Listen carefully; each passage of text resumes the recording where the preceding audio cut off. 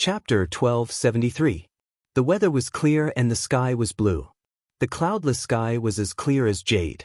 The sunlight was like water, but it was dazzling. It was still early in the morning.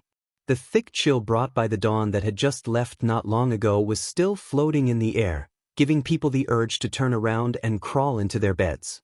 However, today, the students in the Ansari State Dragon Riding Academy still woke up early and began to tidy themselves up in preparation for the upcoming opening ceremony. That's right. Today was the first day of the new semester of the Ansari Dragon Riding Academy. Above the majestic building, pterosaurs with wings weaved into a team, carrying their owners across the sky in an elegant trajectory and landing on the academy's field. The ones running back and forth, causing the earth to tremble, were the earth dragons with towering horns.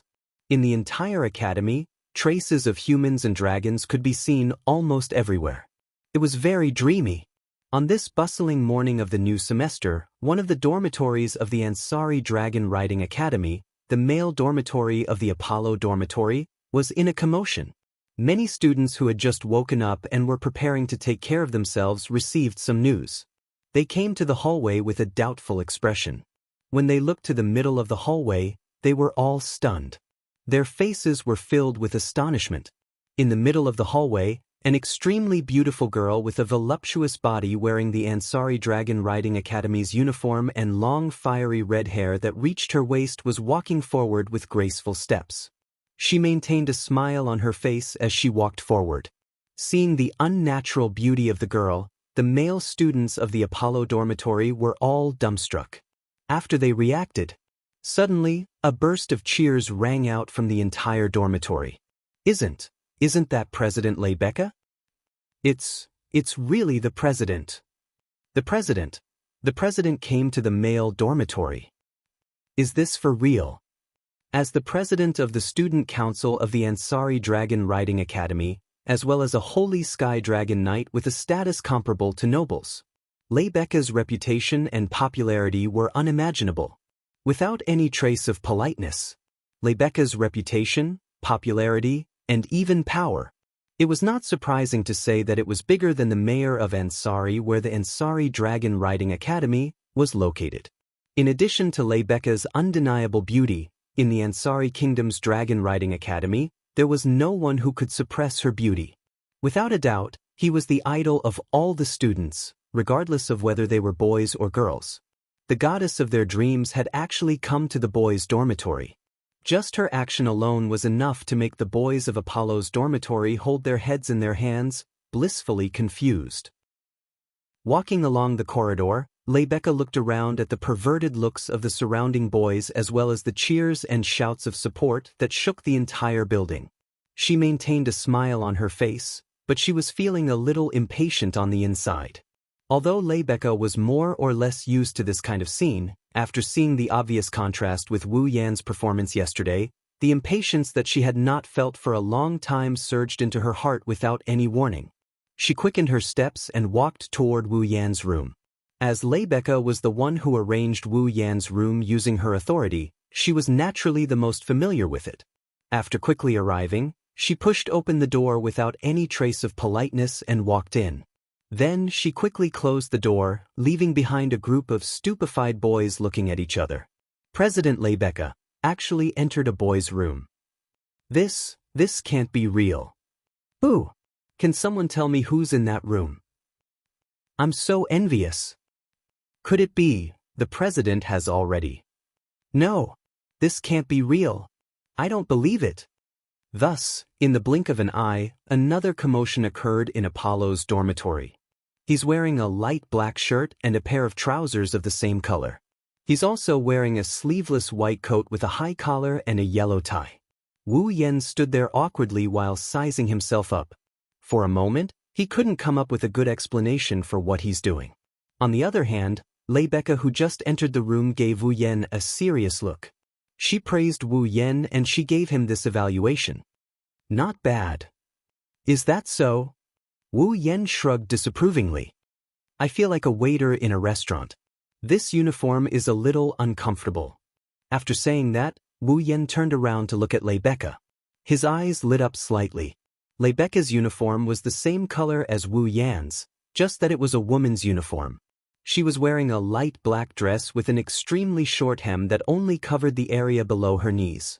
Her coat was a white coat that looked like a tuxedo, but it was hollow in the front, allowing people to clearly see Lebecca's majestic bosom wrapped in the dress. Long boots, pantyhose, red tie, and white gloves. Even if it was just the Academy's uniform, it still revealed an extremely noble temperament. It would instantly steal the attention of those who saw it at first glance, as if there was a radiance around him. Seeing Lebecca like this, Wu Yan couldn't help but say, "Does the dean of this academy have a preference for girls? Why do the boys' uniforms look like waiters and the girls' uniforms look like princesses?" Hearing this, Lebecca couldn't help but chuckle. Complaining about the dean on the first day of school, you're the first. Others can't even get into this academy. Ma, I am just speaking the truth.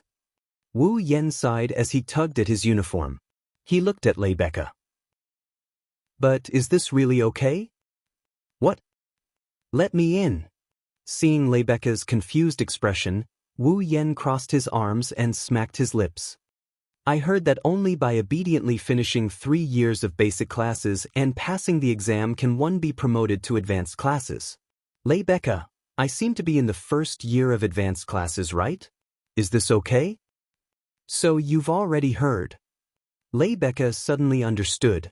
Her noble smile didn't diminish in the slightest. Indeed, when I went to explain to the academy yesterday, there was a strong objection. Strong objection?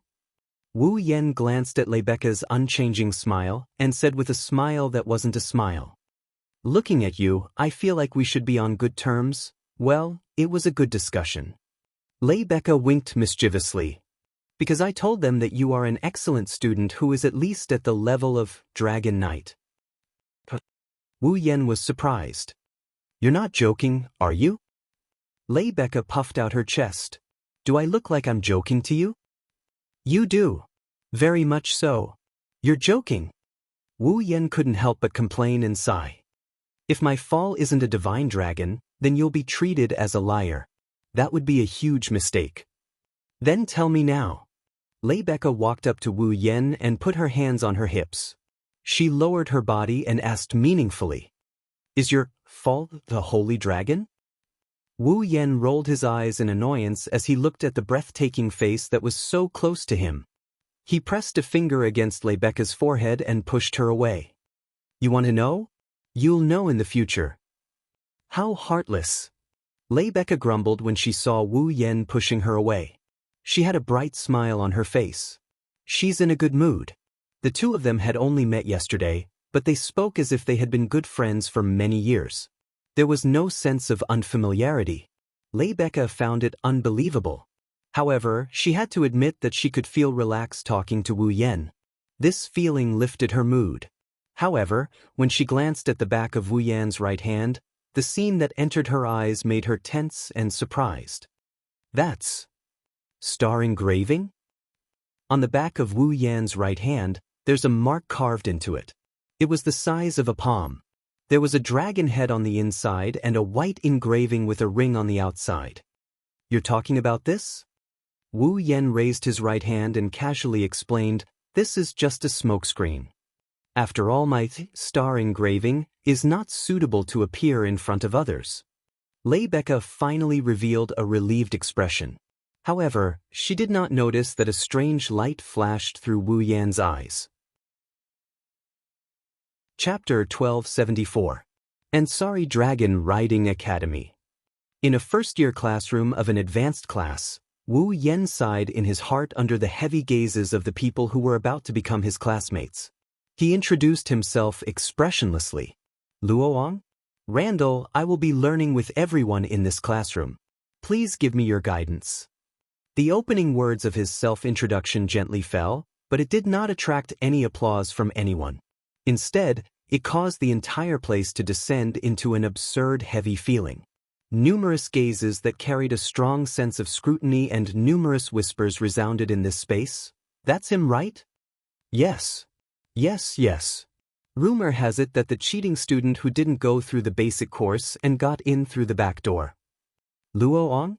I've never heard of that name before. He said he's called Luoang?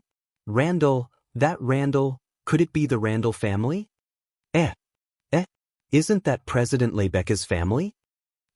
Listening to the whispers coming from the trapezoidal-shaped audience seats and the content of the whispers, even though he already expected this, he still didn't know whether to laugh or cry. He sighed again and again. The Ansari Dragon Riding Academy was the dragon-raising academy of the Night Kingdom of Loriaman. It specialized in cultivating dragon cultivators. Its threshold was high, its reputation was great, and its status was something that even the capital of the Night Kingdom did not have. In order to study in such a prestigious academy, apart from being a dragon cultivator, one had to have a reasonable identity. Otherwise, who would know whether or not the newcomer had bad intentions? However, Wu Yen did not have any identity in this world. He had also lost his memory when he explained to Lebecca. Under such circumstances, Lebecca gave Wu Yen a reasonable identity. Exclusive to Lebecca? Randall's guard.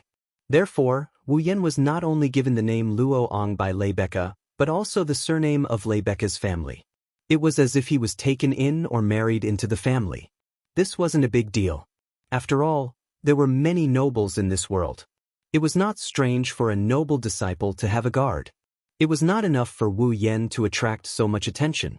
Unfortunately, the person he was guarding was not someone else. It was the student council president who was very popular. In addition to the rumors of him getting in through the back door, Wu Yen became the most eye-catching existence on the first day of the new semester. Of course, this attention was more focused on the bad than the good. Thinking about this, Wu Yen could not help but reach out and touch the star carving on the back of his right hand. If it was not for this fake star carving, Wu Yen would be even more eye-catching. His explanation to Lebecca was that the star carving was just a smokescreen. However, it wasn't completely useless. Wu Yen had to think long and hard before engraving this seal on the star. Yes, it was a seal. It sealed all the power in Wu Yan's body. In other words, Wu Yen had no mana, no superpowers. He could not even open the gate of Babylon. These superpowers were all sealed into the star carving on Wu Yan's hand. It was not that Wu Yen wanted to pretend to be a pig to eat a tiger, but he realized that if he did not seal his power, the star essence that had been circling around him since he woke up would continue to follow him. The star essence that should only exist in the body of a living being, invisible to the naked eye, constantly circled around him. Was that not eye-catching enough? According to the system's explanation, this is a side effect of Wu Yen's surviving the explosion of the star goblins. It didn't affect him in any way, but the aura he exuded made it easy for him to attract the star goblins, turning him into a star goblin's magnet, attracting the star goblins around him and causing them to move around him in a way that defies common sense. If Wu Yen sealed his powers and turned into a normal person, the star essence's aura would disappear and disappear by itself. Although star essences could not be seen with the naked eye, once the amount of star essences reached a certain level, dragon cultivators with star carvings could be seen with the naked eye. Lebecca was a living example. Yesterday, the star essences went berserk. Today, there was a person surrounded by star essences that defied common sense. Anyone would think that there was something wrong with Wu Yen. Helpless, Wu Yen could only carve a seal to seal the power in his body. In any case, he was the one who set the seal. He could remove it whenever he wanted. It would not affect him. Moreover, even without mana or superpowers, Wu Yen still had the peerless skill of infinite martial refinement and the physical strength of the true ancestor body. The combination of the two would allow Wu Yen to reach level 70 rank 8. This had already surpassed the strength of ordinary dragons, and even the majority of holy dragons. Even Lebecca was only at the 8th step after equipping the Holy Knight armor, and the holy dragon she rode was only slightly stronger than Lebecca herself. With his current strength, Wu Yen could deal with many situations and save himself a lot of trouble. He could focus on his own dungeon missions. Everyone, please be quiet. Seeing that the whispers in the classroom were becoming more and more intense, the teacher hurriedly spoke out to stop them. The new semester has begun. Everyone who has finished the basic course will receive 3 years of advanced courses. I hope that everyone can help each other and improve together. One day, you will become an outstanding dragon knight. The sensei tilted his head and looked at Wu Yen. Student Loon, find an empty seat and sit down. Let's start the class. Wu Yen regained his senses and nodded. Just as he was about to walk up the stairs to his seat, he felt a sharp glare directed at him. His footsteps paused for a moment before he put his foot down without anyone noticing. As he walked to his seat, he vaguely looked at the source of the gaze. The next moment, Wu Yen met a pair of blue eyes and saw the person's full appearance. It was a beautiful girl whose looks were not inferior to Rebecca's. Her slender golden hair shone with a dazzling brilliance under the beret. Her fair skin and her blue eyes that were like an eternally frozen glacier reflected a seductive luster, as if that was the only color left in the world. However, not only did the owner of those eyes have a cold expression, the gaze she looked at Wu Yen with was filled with all sorts of indescribable emotions. It seemed like contempt, indifference, indignation, anger. To be honest, Wu Yen could not remember how he offended her to attract such a gaze. Although there was no hostility in that gaze, it was definitely not friendly either. It was as if she did not agree with him. No, she did not agree with him. Lightly frowning, he retracted his gaze and moved to the last row of seats. He sat at the edge of the corner. Only then did the blonde girl retract her gaze and look away from him. This also confirmed his suspicions that the girl didn't really have a grudge against him. Then what did that sharp gaze mean? Wu Yen did not understand. Hello. At this moment, a male voice sounded from the side, waking Wu Yen from his thoughts. Turning his head to look beside him, he found out that his desk mate is a pretty boy with blonde hair. Blinking, Wu Yen looked around. When he made sure there was no one else around, he pointed at his nose and asked in confusion, "Are you talking to me?" "Other than you, there is no one else here." The handsome boy laughed heartily. "My name is Raymond." "Raymond? Cakerland?" "Oh." Wu Yen nodded at the boy who called himself Raymond with a slightly surprised expression. "Roan. Randall. Hello. Roan." Raymond called Wu Yen by his name in this world. He lowered his voice and he asked Wu Yen in a sneaky manner, "That Randall, is he really the same Randall that President Rebecca mentioned?" Raymond's words sounded a bit strange, but Wu Yen understood what he meant. He couldn't help but bitterly smile. "Yes, I am President Rebecca's bodyguard." "President Rebecca's bodyguard?" Raymond widened his eyes. Just when Wu Yen thought he was going to show a surprised expression, Raymond's face turned into a pig's face that ruined his image. To be President Rebecca's bodyguard, what an enviable fellow. Wu Yen thought Wu Yen was right. Chapter 1275. Ansari's Dragon Riding Academy didn't have a long teaching time. Although basic knowledge was equally important, and the teachers of Ansari's Dragon Riding Academy didn't look down on basic knowledge courses, people would still subconsciously focus on actual combat compared to the knowledge in books. After all, dragon cultivators didn't need to be knowledgeable. Every dragon cultivator wanted to become a dragon knight, or even a Saint Sky Dragon Knight with a high status, so that they could possess great power in the future. Every dragon cultivator studied in the Ansari Academy, hoping to become a dragon knight or even a Saint Sky Dragon Knight with a high status. By that time, even if they didn't want to, they would still have a good status and power, becoming one of the top existences in Loriaman's knighthood. Therefore, the new semester had just begun, so there wasn't much time to sit in the classroom and listen to the class. When the bell rang, the teacher left this sentence. "The next class is about the training of dragon riding combat. After 30 minutes, please gather at the training ground. Above." To put it bluntly, the so-called dragon riding combat technique was actually the technique of riding a dragon in battle. The wisdom of a dragon was actually not lower than that of a human. Or rather, the dragon could create all kinds of Saint Knight armors. Its wisdom was even higher than most people. However, dragons were too straightforward and didn't know how to turn. Therefore, when riding a dragon, it was usually the dragon cultivator who gave the order to fight, maximizing the dragon's combat power. For example, two dragons of equal strength, because of their different masters, could suppress the other dragon. It wasn't rare. Therefore, actual combat training similar to dragon riding combat had always been the most important in Ansari's Dragon Riding Academy. After the lesson in the classroom was over, the students began to tidy up their books.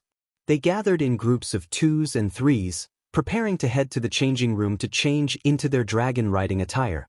Then they would go to the training ground to practice dragon riding combat. Wu Yan was also quite interested in the battles between dragons in this world, so he also tidied up his books and casually threw them on the table, ready to ask someone for directions. Going to the training ground. But before Wu Yan stood up, a familiar voice called out to him. Roland. He saw Raymond, who had disappeared after class, dragging a young man with short brown hair towards him. He immediately pushed the young man in front of him and flicked his hair. Without giving Wu Yan a chance to react, he quickly introduced his companions to him. He's my friend. We used to go to the same basic class and dorm. Hello. The young man did not seem to be here voluntarily. There was an awkward expression on his face, but he still nodded at Wu Yan and introduced himself. My name is Yashur. Yashur? Hello. Wu Yan was about to nod his head when he saw his new desk mate introducing him to a new friend. His pupils suddenly constricted, and his gaze quickly swept over the self-proclaimed secondary cultivator. Blake's left hand was on the teenager's left hand. The hand that came into view was very ordinary. There was nothing special about it. If there was anything special about it, it would be that Wu Yan could faintly see that there seemed to be a bandage wrapped around the wrist. However, it was an ordinary hand, but Wu Yan sensed something unusual from it. No, to be more precise, it was the blood in his body that sensed something unusual. It was the blood of a true ancestor. It was slightly restless. It was just like when he first saw the ancient city of the fourth true ancestor and the black light that could turn people into monsters, the agitation that came from his bloodline and life form. However, compared to the ancient city and the strange black light that was also a true ancestor, this restlessness was undoubtedly a little smaller. On the other hand, Yashur frowned when he saw Wu Yan looking at his left hand without saying a word. Does this newcomer know about my star carving too? Yashur involuntarily covered his left hand with his right hand, covering it behind his back. Wu Yan narrowed his eyes when he saw this. Something's wrong. He looked at Yashur again with a smile. Hello, I'm Roland. Rendell. I know. Perhaps due to Wu Yan's actions, Yashur's reply wasn't friendly. You introduced yourself on the podium earlier. As soon as he said that, the entire place fell into an awkward silence. Ha! Raymond jumped out like a clown, trying to change the topic to Wu Yan. Speaking of which, it's strange. It's the beginning of the new semester. Why do you have to introduce yourself on the podium? The teacher said the class has already been filled. Since I joined later, it's best for me to introduce myself on the podium. Wu Yan explained. Besides, since I didn't attend the basic classes, I'm not familiar with the new advanced classes. It's good for me to introduce myself. That's true. Raymond nodded and looked at Wu Yan curiously.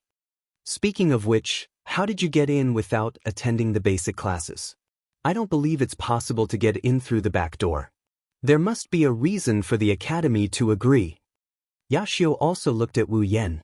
It seems like he has the same question as Wu Yan. Well, how should I put this? Wu Yan scratched his cheeks. He didn't know how to explain this to her. Roland. While Wu Yan was at his wit's end, a familiar voice came from the door. Compared to Raymond, this voice was much sweeter. Everyone looked towards the source of the sound. Becca walked into the classroom with her fiery red hair. She stood close to the door and she smiled sweetly at Wu Yan. Looking at that breathtakingly beautiful smile, everyone in the classroom, regardless of whether it was a boy or a girl, was attracted by that overwhelming sense of presence, and there was complete silence. Becca. Wu Yan looked at her in surprise. Roland. Becca waved her hand. Come out, I have something to say to you. Instantly, all the students in the classroom looked at Wu Yan. Their eyes were filled with all sorts of emotions. Among them, the most common one is envy. Wu Yan bitterly smiled as he stood up. He told Raymond and Yashur about it. Sorry, I have to leave for a moment. Yeah, sure. Raymond and the rest of the class were stunned. Wu Yen ran to the door and grabbed Rebecca's hand.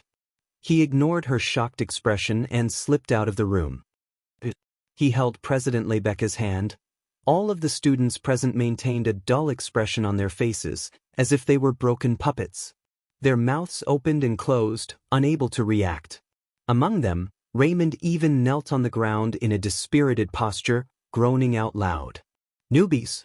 I hate them the most. Rebecca, you're making me wonder if you're doing this on purpose. Wu Yen let go of Rebecca's hand when they arrived at a deserted corridor.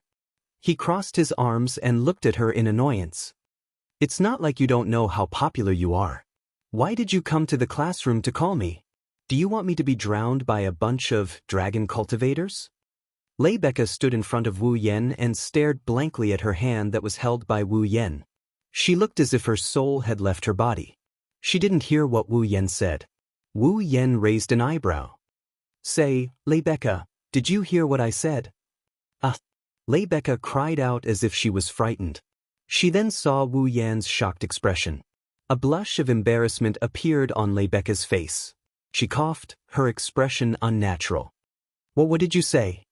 If the students in the Ansari Academy who were familiar with Rebecca were to see the gentle, virtuous, noble and approachable student council president in such a state, their jaws would probably drop off from shock. Of course, Wu Yen, who wasn't familiar with Rebecca, didn't notice anything. He sighed helplessly and waved his hand disinterestedly. Forget it. That's not important. What's important is that you came to me personally. Do you have something important to say? That's right. Rebecca finally remembered why she came to see Wu Yen. She immediately became serious. I came to see you this time mainly to tell you two things. Chapter 1276. Two things? Wu Yen was taken aback, his face filled with innocence. So there really is something important?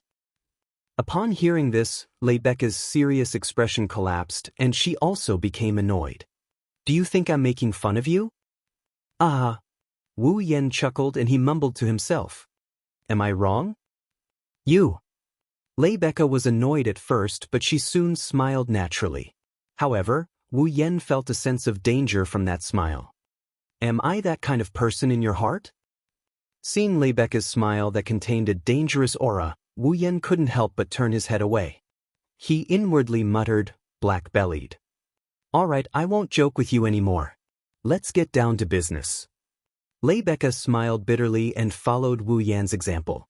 She crossed her arms in front of her chest. However, when she did this, it only served to accentuate her huge boobs. Wu Yan almost lost his composure when he saw this. On the other hand, Rebecca, who didn't realize how seductive her actions were, made such a shocking declaration. First, I plan to let you join the student council. Wu Yan was almost thrown off his feet by this sudden decision. He had a surprised look on his face. No way. Why not?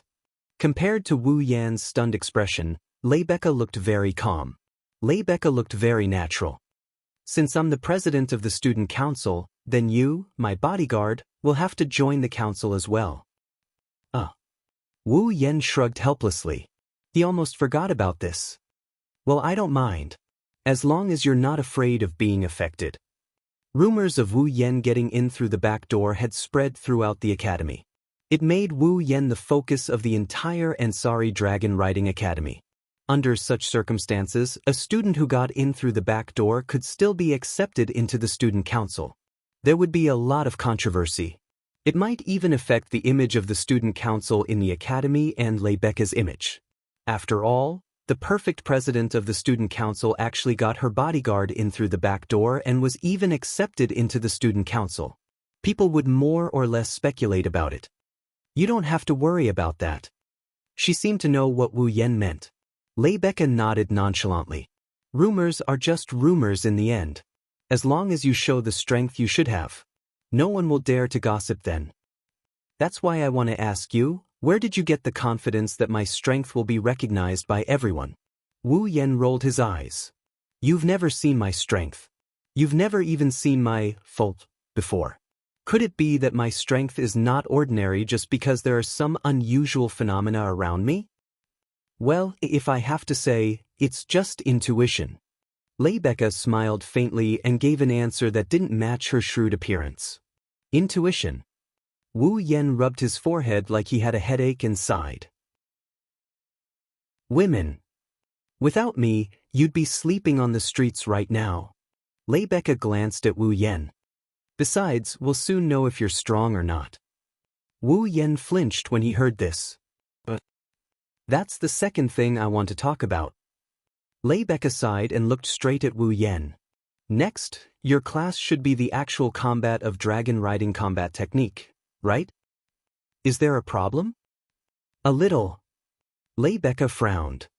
It's because when I first proposed for you to enter the academy, I relied on the fact that you're a dragon knight to gain their approval.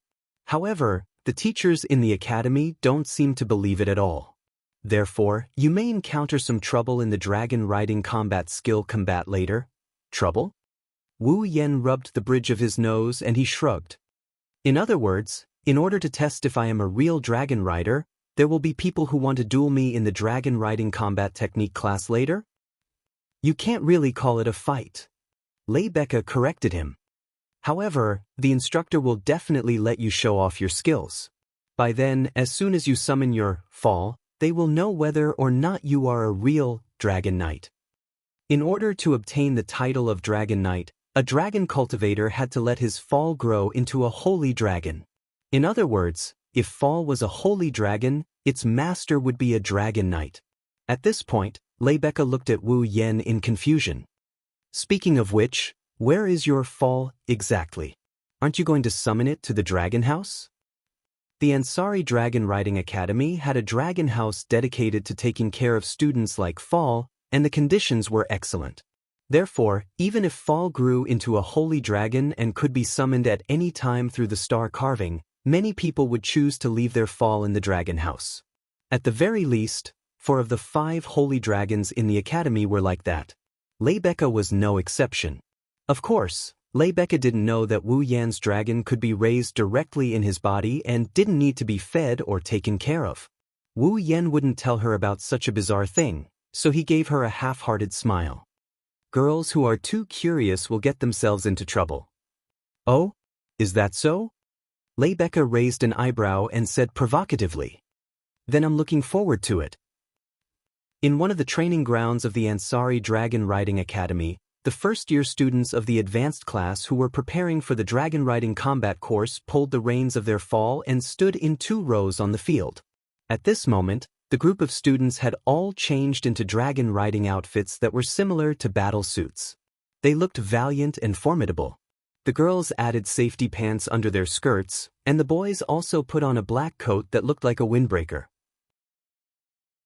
Just on the surface, the boys' dragon riding outfits were countless times more handsome than the uniforms. At the front of the 2 rows of rows, the instructor in charge of the dragon riding combat technique stood at the head of the row, sweeping his fierce gaze across the entire field. First of all, I must tell everyone that the dragon riding combat technique without using any weapons is the foundation of all dragon riding skills. If you train with a playful attitude, you will definitely pay a price when you learn higher-level dragon riding skills in the future. Therefore, in the upcoming dragon riding combat technique practical course, I hope that everyone will be cautious and follow my instructions seriously. Wu Yen, Yashur, and Raymond stood side by side on the other side of the row of humans and dragons. They listened to the instructor's words and chatted softly. Rune, why didn't you bring your fall here? Raymond held the reins of his fall, Brigid, and looked at the silent Wu Yen in surprise. It's fine if Yashur doesn't have a fall, but you don't have one either? Yashur doesn't have a fall? Wu Yen didn't answer Raymond's question. Instead, he looked at the gloomy Yashur in confusion. Yashur, you don't have a fall? How can I not have one? Yashur retorted without hesitation and his voice weakened. It's just that it's not born yet. It's not born yet? Wu Yen didn't feel relieved after hearing Yasha's explanation. Instead, he looked even more confused. Isn't Par of the Dragon Nurturer usually born in the first year of the basic course? Who am I supposed to ask? Yashur pursed his lips in annoyance. Raymond smiled bitterly. Roland, Yashur is an exception. His fall has never been born. It's already one of the big events among the 7 unbelievable events in the academy. Everyone wants to know the reason. When Raymond reached this point, he even shrugged. However, that won't affect Yashur's lessons. He can ride on anyone's fall. A fall that can be ridden by anyone? Wu Yan didn't know what to say. Isn't everyone's fall only allowed to be ridden by their own master? That's why our genius dragon tamer, Yashur, is an exception. Raymond chuckled. This is also one of the 7 great unimaginable events of the academy. Wu Yan smiled helplessly. He looked at Yashur and said, I didn't think you'd be so good. It was Yashur's turn to smile bitterly. Chapter 1277. While Wu Yan, Yashur, and Raymond were chatting happily in private, the instructor finished his speech and warning. Also, when you're in combat, remember to never let your fall come into direct contact with a dragon other than your practice opponent. That's extremely dangerous. The instructor reminded them patiently. If something happens, you might even be punished by the school rules. That's why you must pay attention to your surroundings when you're training. Do you understand? Understood. Understood. The instructor was satisfied when he heard the students' resounding responses. Then, he seemed to think of something and his gaze landed on Wu Yan. He pretended to cough and speak. Randall, where's your fall? Yes. Following the instructor's voice, the whole place went silent. All the students looked at Wu Yan with inquisitive eyes. Clearly, all the students present wanted to see what this cheating student, Par, was like. They wanted to see his strength even more. On the surface, they didn't say much, but in the hearts of these students, they must be somewhat unconvinced, right? They were dissatisfied with Wu Yan's ability to skip the basic classes and enter the advanced classes. It wasn't just the students. Even the teachers and instructors didn't approve of Wu Yan. However, compared to the students, the teachers and instructors knew that Wu Yan was a dragon knight and that Fall was a holy dragon. Thus, even if they didn't approve of him, as long as Wu Yan could show them the strength they approved of, it didn't matter if he got in through the back door. They might be able to accept it. Sensing the gazes of the surrounding students and instructors, Wu Yan thought to himself, Lei Becca was right. He looked around at everyone and rolled his eyes. An imperceptible smile appeared on his face as if he had an idea. Instructor. As if he's asking a question, Wu Yan raised his hand with a half-smile on his face. He asked with a smirk. I'm sorry. Because I'm new here, I didn't know that I need to bring my own fall to practice the dragon riding combat skill. Hearing this, the surrounding students immediately cried out in shock. Even the instructor felt as if he had been fooled and frowned. Since this is combat training, you must bring your fall with you. You'll have to bring your own fall with you. Do I have to remind you of that? The rest of the students also looked at Wu Yan with contempt. Among them, the blonde girl who used to look at Wu Yan with a cold expression, her blue eyes are filled with a chill that can pierce one's nerves. Is that so? However, Wu Yan ignored all of this. He asked curiously, then why can Yashun not bring his fall? In an instant, the entire place was silent. Roan. Raymond looked at Wu Yan in shock. Perhaps he felt like Wu Yan was poking at Yasha's sore spot. Yasha clenched his fists. He felt bad. However, no matter how unwilling he was, he couldn't deny his fall. The fact that she was still sleeping in his body. According to the rule of the knighthood of Loriman, children who had reached the age of 7 had to go to a Bayan forest for the youngling ritual after a month. Yashu was the same. Ever since he was chosen as a dragon breeder when he was 7, the dragon breeder in Yasha's body hadn't changed at all. It was an eternal pain in Yasha's heart. After all, to the students of Ansari Dragon Riding Academy, awakening the infant that was lodging in their bodies was the most basic duty of a dragon cultivator. It was normal. A dragon breeder's dragon breeder would be born in the first year of the basic course. They would then have their own fall. Yashu was the only exception. He was still in his dragon breeder state. To put it bluntly, Yashu didn't even have the right to have his fall. He was just a dragon breeder who hadn't even been born yet. If it had been anyone else, they might have already repeated a year because of this incident and not be able to advance to the advanced class. However, Yaksu had the title of Genius Dragon Tamer and could ride other people's fall. That was how he passed the combat test and advanced to the advanced class. Everyone in Ansari Academy knew about this. Therefore, everyone knew why Yashu didn't have his fall. They also knew that even without his fall, Yashu could still rely on the fall he borrowed from others for combat training. Naturally, no one would say anything about it. But Wu Yen. Roan? Randall, you might not know, but Yashu is a dragon breeder. Blake is an exception. The instructor thought Wu Yen didn't know about Yashu's situation, so he explained. His fall hasn't been born yet, but he can ride other people's dragons for combat. That's why the academy allowed him to borrow other people's fall. That is to say. Wu Yen interrupted the instructor with a, "I've been waiting for you for a long time" expression. As long as he can ride other people's fall and fight in combat, he doesn't have to bring his own fall, right? The instructor was at a loss for words. He waved his hand half-heartedly.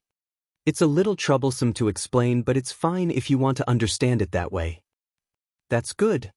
Wu Yen looked at Raymond with a calm expression. Then, he said something that shocked everyone in the arena. You're right. You're right. You're right. Hey Raymond. Can you lend me your fall for a moment? The air froze. The clear words reverberated in everyone's ears like an echo, causing everyone to look at each other in dismay, including the instructor and the blonde girl. Raymond and Yashu, on the other hand, were completely dumbfounded. Loang. Raymond was at a loss. He forced a smile. You're kidding, right? What? Wu Yen raised an eyebrow. You don't want to? It's not that I don't want to. Raymond stuttered. His brain must have short-circuited. But you know what? Everyone's fall is only allowed to be ridden by their own master. If you ride other people's dragons, Dragon 1 will go crazy and it won't be a joke. Listening to Raymond's stuttering and cautious words, Wu Yen rolled his eyes. But Yashu is an exception, isn't he? How do you know I can't? You. Raymond immediately understood Wu Yen. Randall. The instructor reacted and began to voice his dissatisfaction. Even if you're a freshman, you should at least know how dangerous it is to ride other people's dragons. What if something happens? Wu Yen didn't answer. Instead, he looked at Raymond and asked one last question. Well, let me borrow it for a while. Raymond hesitated. It was obvious that he didn't believe Wu Yen could do it. Even Brigid bared its fangs at Wu Yen and roared angrily. Roar! Although it was only an earth dragon, it was still a dragon. Brigid's roar turned into a small gust of wind that blew at Wu Yen. His dragon robe and hair fluttered wildly in the wind. Seeing this scene, almost everyone at the scene rejoiced in his misfortune, and some even laughed mockingly. Enduring Brigid's roar with an expressionless face, Roan's wine-red eyes shifted to Brigid. He stared into the dragon's eyes, a trace of golden light flashing in his eyes. Shut up! A cold shout echoed without warning. The expressions on everyone's faces froze. They felt that it was ridiculous. A man yelling at a dragon. Wasn't that ridiculous? Just when everyone thought that Brigid was going to get angry and Raymond was about to calm him down, a shocking scene occurred. Awoo! Brigid, who was roaring majestically just now, looked like a puppy that saw a stick. It let out a whimper filled with fear. Its 4 limbs trembled as it closed its mouth. It even fell to the ground. Its dragon eyes were filled with fear. Impossible! Raymond was the first to cry out in disbelief when he saw his fall do something that even he had never seen before. Yashu also had a look of disbelief on his face. The boys and girls who were looking at Wu Yen with disdain were also stunned. They looked at Brigid, who was bowing down, and gradually lost their minds. Chapter 1278. Dragons are prideful by nature. This is a fact that every dragon cultivator and even ordinary people know. To put it bluntly, if it wasn't for the fact that dragons can't replenish their star essence and are facing extinction, humans wouldn't be able to get involved with the powerful dragons at all. And now, a human was yelling at a dragon, and the dragon was actually lying on the ground like a puppy, as if it was prostrating itself on the ground in a subservient posture. If this scene is reported to the higher-ups of the academy, it will probably be recorded in the history books and be treated as a legend. After all, even if the masters of dragons want their dragons to bow down like this, no one knows if there are any examples, but at the very least, they've never seen it before. Therefore, the first-year students of the advanced course class can only look at this scene dumbfoundedly, unable to react for a while. The blonde girl stared at Wu Yen standing in front of Bridget, her cold blue eyes trembled, not knowing what to think. Of course, Wu Yen, as the person involved, doesn't know what others are thinking, neither does Bridget. To the others, Wu Yen just yelled at Bridget. However, Bridget could feel the pressure coming from Wu Yan's yell. Bridget's blood started trembling and it felt like its heart was being crushed by Wu Yan's yell. That kind of oppressive feeling, Bridget had also felt it before, for example. In this Ansari Kingdom's Dragon Riding Academy, there were 5 holy dragons of the same race. That was the pressure that came from a higher level of life form. Moreover, the pressure that Bridget felt from the skinny human in front of him was the strongest he had ever felt in his life. It's stronger than the 5 holy dragons in the academy. Otherwise, Bridget wouldn't be in such a sorry state. For the dragon race, it was part of their prideful nature to pay their respects to a higher level of life. Therefore, the scene that others see as absurd is natural for the dragons who also feel the pressure from their life forms, so the students didn't notice. His own fall is also looking at Wu Yen with a respectful gaze. Of course, this is also because Wu Yen is the true ancestor, the king of vampires. That's why the dragons who follow the higher bloodlines are paying respect and fear to him. If the king of dragons comes in person. If the king of dragons came in person, it would bring pressure to the dragons. It's not just simple respect and fear. Ignoring the dumbfounded gazes of the people present. Wu Yen patted Bridget's thick back, then jumped on its back. He sat down on the riding gear. Bridget seemed to have received some kind of order. He no longer looked like a coward. Instead, he raised his head and roared. He exerted strength on his 4 limbs and stood up. He did not resist the rider on his back at all. Raymond rubbed his eyes. After confirming that the scene in front of him was real, he cried out in shock. He's really got on it. The students who were awakened by Raymond's voice all burst into an uproar. Among them, Yashu, the instructor, and the blonde girl were still staring at Wu Yen, their hearts full of shock. The most special student after Ansari's Dragon Riding Academy, Yashu? After Blake, another genius dragon tamer, who could ride someone else's fall, had appeared. However, they didn't know that unlike Yashu, Wu Yen could only ride fall because of his physique, not because he's a genius dragon tamer. Instructor. Wu Yen finally smiled as if his prank had worked. He said to the instructor in a mocking tone, "Now I can fight too, right?" "Ah." The instructor nodded his head in a daze. When he regained his senses, he quickly opened his mouth and said something that shocked all the students. "But you're clearly a dragon knight. Why don't you ride your own holy dragon and engage in dragon riding combat?" Dragon rider? A dragon rider? All the students trembled. No way. Yashu and Raymond were shocked as well. A dragon rider? The blonde girl's eyes narrowed slightly, and the way she looked at Wu Yen gradually changed. She no longer disagreed with him, but a sense of competition. Apart from that, she couldn't help but be suspicious. There were only 5 holy dragons in the entire Ansari Dragon Riding Academy. In other words, among all the students in the academy, only 5 could be called dragon knights. If Wu Yen was a dragon rider, then it wasn't impossible for the academy to allow him to skip the basic classes and directly enter the advanced classes. At this thought, the students looked at Wu Yen with disdain and shock in their eyes. Now, their gazes were filled with curiosity. Wu Yen was helpless when he saw this. To be honest, even the mother of dragons in this world might not be as strong as his dragon, let alone a holy dragon. After all, it was one of his trump cards.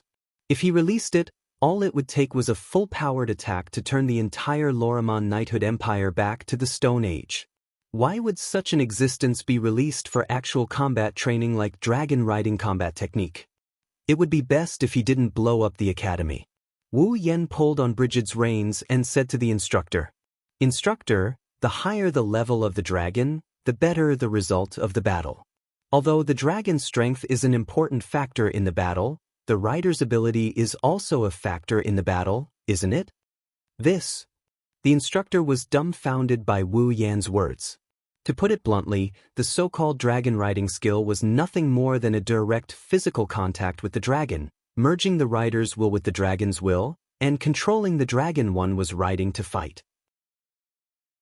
Therefore, if a rider's ability is far superior to the other riders, then even if the dragon's level is disproportionate to the other riders, the rider will still be able to win. Wu Yen forced a smile when he saw the instructor's dumbfounded expression. Besides, isn't it unfair to ride a holy dragon against an earth dragon, a winged dragon, or a water dragon? You don't have to worry about that. However, the instructor gave such an answer after being startled for a moment. There are 5 holy dragons in our academy. The owner of one of them is in our class. In our class? This time, it was Wu Yan's turn to be stunned. Sylvia? Her Highness, Princess of Lorimon. The instructor tilted his body slightly and called out to the students. Following a cold response, a young girl holding the reins stepped forward and looked at Wu Yen. Seeing this young girl, Wu Yen was stunned again.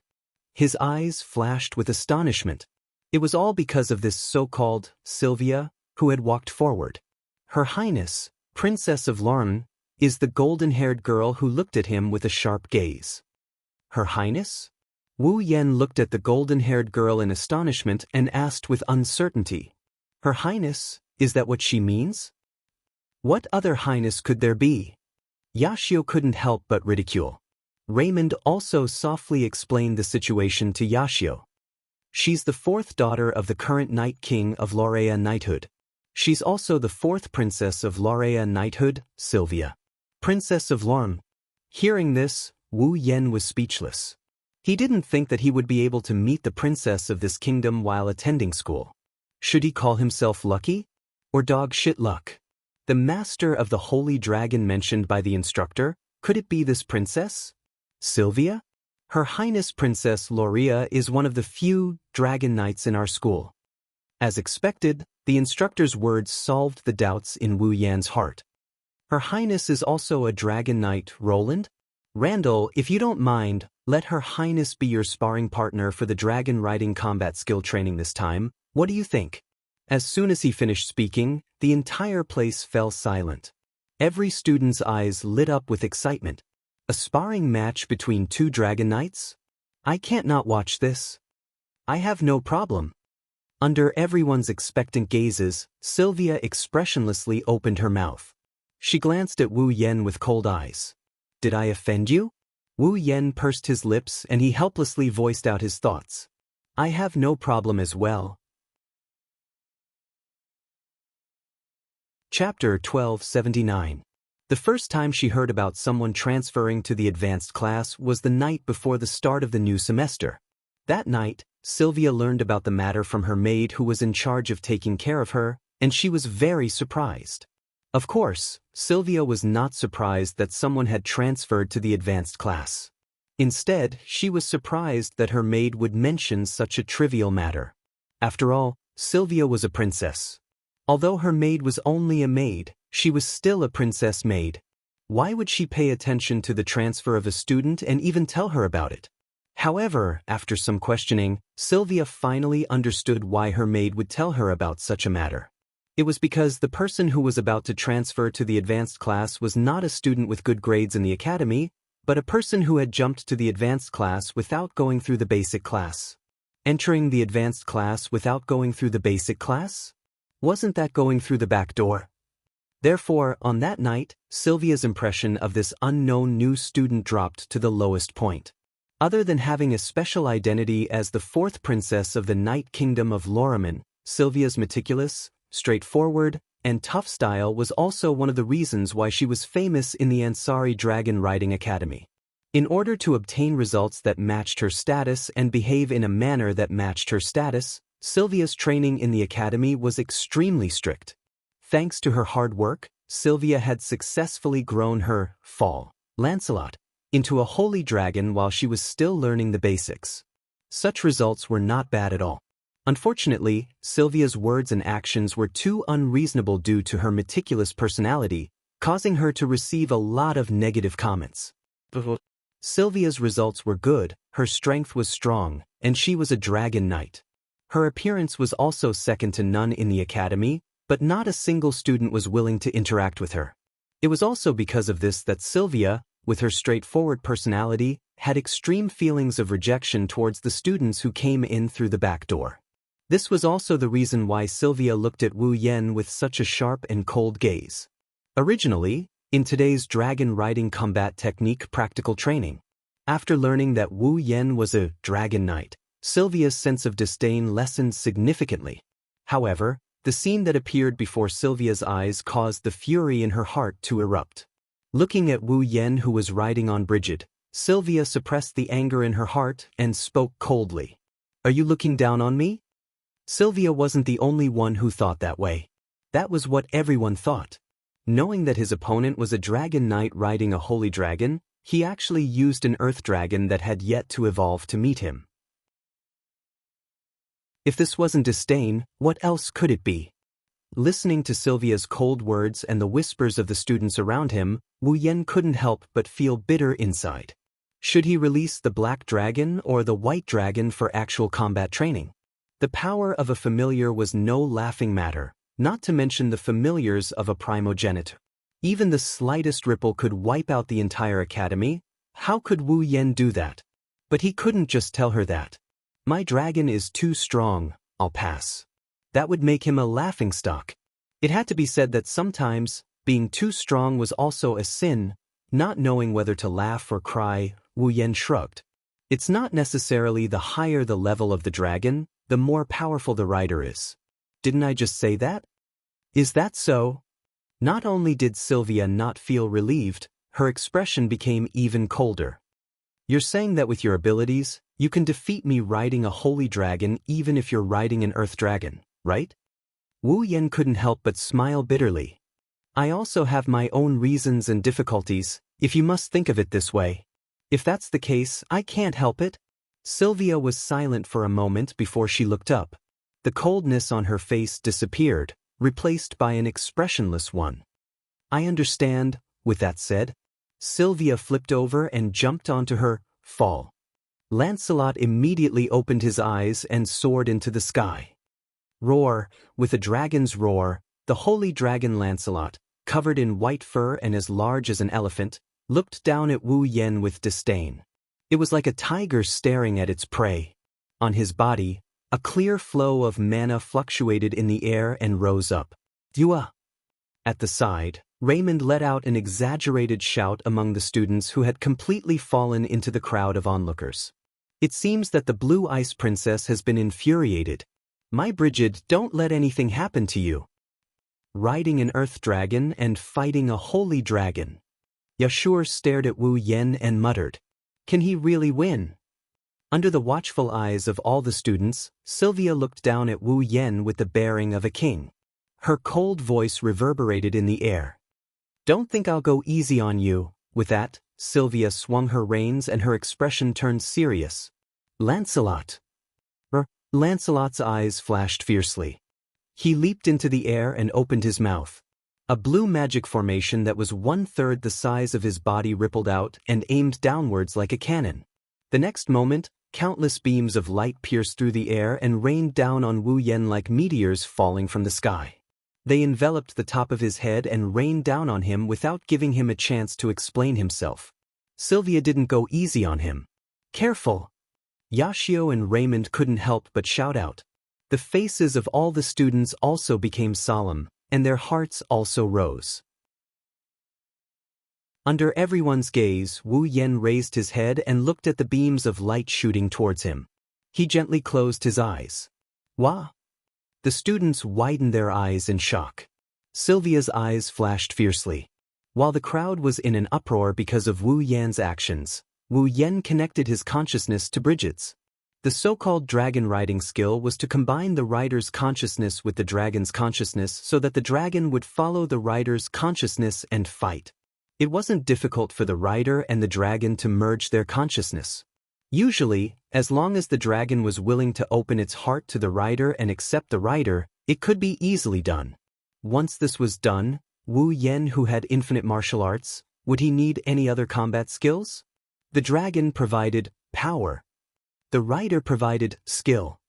Even if the power wasn't enough, Wu Yen, who had the strongest skill, would not lose to any rider. At least, he wouldn't lose to a dragon knight, who could only control a dragon and didn't have a paladin armor. Under the astonished gazes of the audience, Bridget also closed his eyes and started to dance. Bridget began to dance. Like a stream of light with afterimages, Bridget seemed to be able to see the incoming beams with his own eyes. His powerful dragon legs kicked the ground, and his body flashed. Everyone could only see a dragon figure gliding in the field with ease, leaving afterimages behind as he dodged the beams one after another. Bang bang bang bang bang. The beam of light directly dispersed the afterimage left by Bridget in the field and landed on the ground, exploding a burst of dust and smoke, stirring up small waves of wind that enveloped the entire training ground. When the beam of light fell, small pits had already appeared in the field. As for Bridget, he flashed once again and appeared in the center of the field, undamaged. What? Sylvia's pupils shrunk to the size of a needle. Heavens! The students outside the training field murmured in a daze. What kind of dragon riding skill is that? Yashur's face was filled with disbelief. My Bridget can still fight like that? Raymond was also stunned. While everyone was stunned by Bridget's miraculous dodging technique, Wu Yen opened his eyes and met Sylvia's gaze. The corner of his lips curled up. Dong! Bridget stomped on the ground and shot into the sky. In the blink of an eye, he arrived in front of Lancelot. Sylvia's expression finally changed. Chapter 1280. In everyone's eyes, Bridget rose to the sky like a rocket. With a sharp piercing sound, he shot up like an arrow and flashed in front of Lancelot, who was flying in midair. In Sylvia's eyes, she only felt her eyes on Wu Yen blur for a moment. Following a muffled stomp, Wu Yen appeared in front of her on Bridget. Sylvia's heart clenched and her expression changed when she met the wine-red eyes right in front of her and saw the cold glint flashing in them. No matter if it was an earth dragon, a pterosaur, or a water dragon, once a dragon that could fly or not, once it evolved into a holy dragon, it would definitely grow wings and soar in the sky. Thus, in the eyes of others, in a battle between an earth dragon rider and a pterosaur rider, the pterosaur that had the advantage in the air would definitely have the upper hand. Not to mention, the one in the battle was not a pterosaur, but a real holy dragon. An earth dragon jumping into the air in a battle with a flying opponent was undoubtedly a very foolish action. But such a foolish action brought Sylvia a frantic sense of danger. Sylvia's nerves immediately tensed up and she pulled the reins in her hand. Just as she wanted to control Lancelot to use a defensive spell, but before she could do so, a shadow of a whip appeared in front of Sylvia's eyes. That was Bridget's tail. Bang!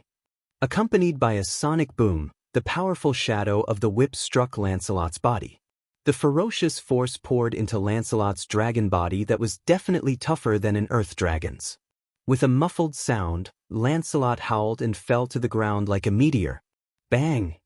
The huge dragon body smashed into the ground. A thick cloud of dust was stirred up. Lancelot let out a painful howl. Clearly, it had suffered quite a bit of damage. Lancelot. Although Sylvia, who was riding Lancelot, did not suffer any direct damage, she still turned pale with fright. At this moment, a sharp whistling sound. It reached Sylvia's ears. Sylvia raised her head abruptly. She looked at the sky, and in the next second, Blyked's equally large figure was imprinted in her eyes again. In her eyes, it was as if a heavy mountain had smashed onto Lancelot's body. Boom!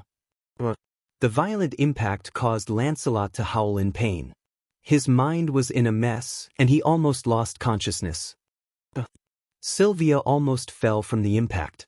She grabbed onto the reins with all her might and barely managed to survive.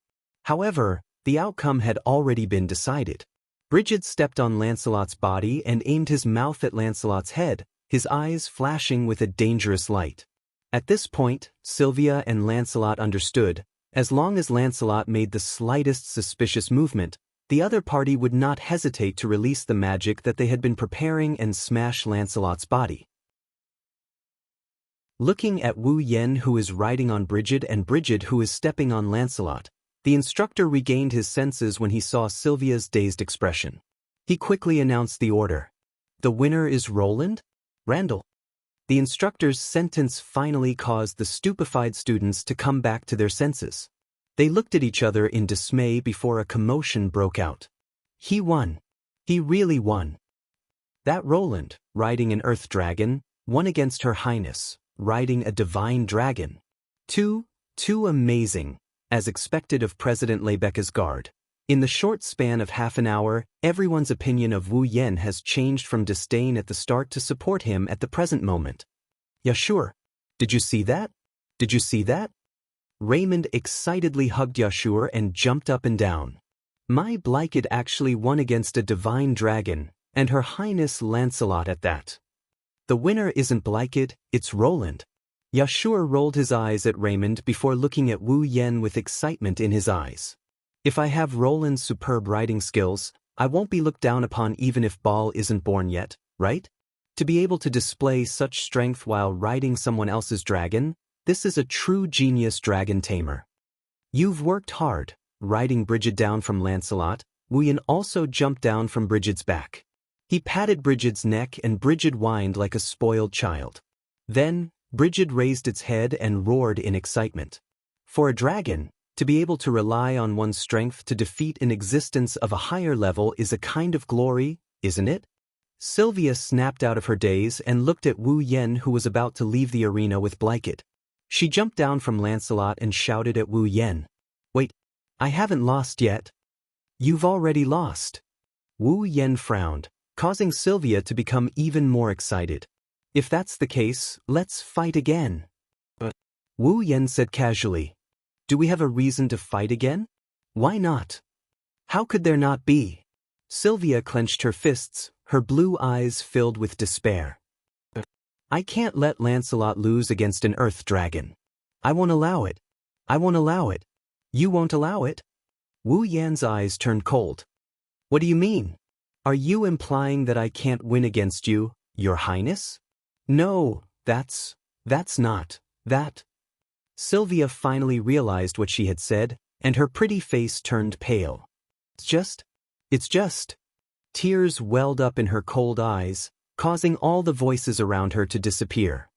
How am I supposed to become a good knight? A good knight? Wu Yen raised his eyebrows, looking at Sylvia, who was trying her best to hold back her tears. He sighed.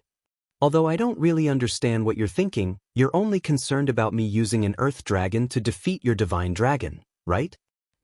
Sylvia's expression tensed up, her thoughts were clearly exposed. Wu Yen closed his eyes, and when he opened them again, his wine-red eyes were filled with sharpness. Listen carefully, Sylvia. Sylvia was stunned. She didn't expect Wu Yen to call her by her name. It wasn't just her, even the surrounding students were in an uproar, their voices filled with shock.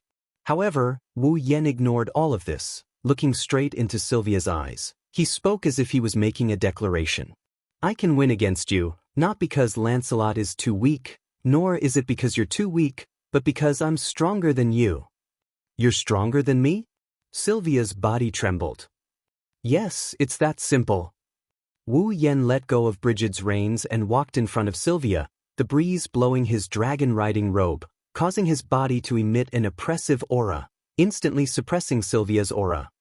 If you're really stubborn and want to prove your strength, then you should go back and seriously absorb the experience of this battle, improve yourself, and when you're stronger, come and challenge me again, Not like a stray dog, unwilling to accept your defeat and recklessly challenging me. Or do you think that I was the one who used underhanded means to win against you? No. No. Sylvia bit her lips, her eyes filled with emotions. Although she didn't want to admit it, anyone with eyes could see that Wu Yen had been fighting head-on, not using any underhanded means. Just like what Wu Yen said, he won because he was stronger than Sylvia. Since that's the case, do you think you can win if you fight me again? Wu Yen narrowed his eyes. If you dare to say that, then I can accept your challenge. Sylvia was silent, the surrounding students were silent as well. So, if you want to win against me, then become stronger. When you become stronger, then challenge me again. When that time comes, I won't refuse. Wu Yen didn't say anything else. He turned around, took Brigid's reins, and walked out of the arena. Become stronger. Sylvia stared blankly at Wu Yan's departing figure. After a while, she clenched her fists, the despair in her eyes turning into determination. Yes, become stronger. Even if it's for him. I have to become stronger. Chapter 1281. The Student Council President, Lebecca? Randall's guard, Rune?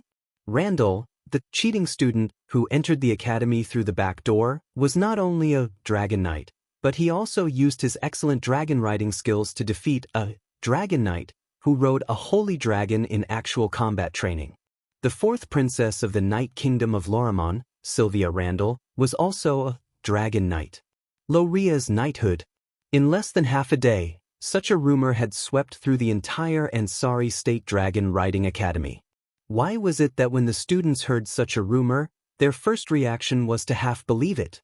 That was only natural. Who was Sylvia? Not only was she the fourth princess of Loria's knighthood, but she was also a true dragon knight. Her grades were always first in the year, and no student of the same grade could surpass her. Although her interpersonal relationships weren't very good due to her personality, at least in terms of strength, there was no doubt about it. First in the year, another dragon knight.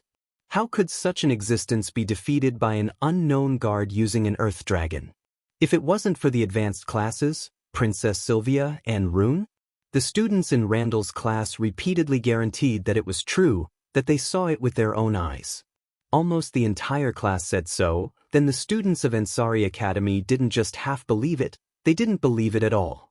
Until the instructors used this as a textbook example to tell the students the importance of dragon riding skills. All the students had no choice but to believe it. It was indeed true. Realizing this, the students were both shocked and relieved. They were shocked by the miraculous nature of Wu Yan's dragon riding skills, and they also understood why Wu Yan could be taken in by the academy through the back door. And so, in just half a day, the negative comments of taking the back door and cheating student all disappeared. In their place, there were positive rumors of miraculous dragon riding skills and another genius dragon tamer.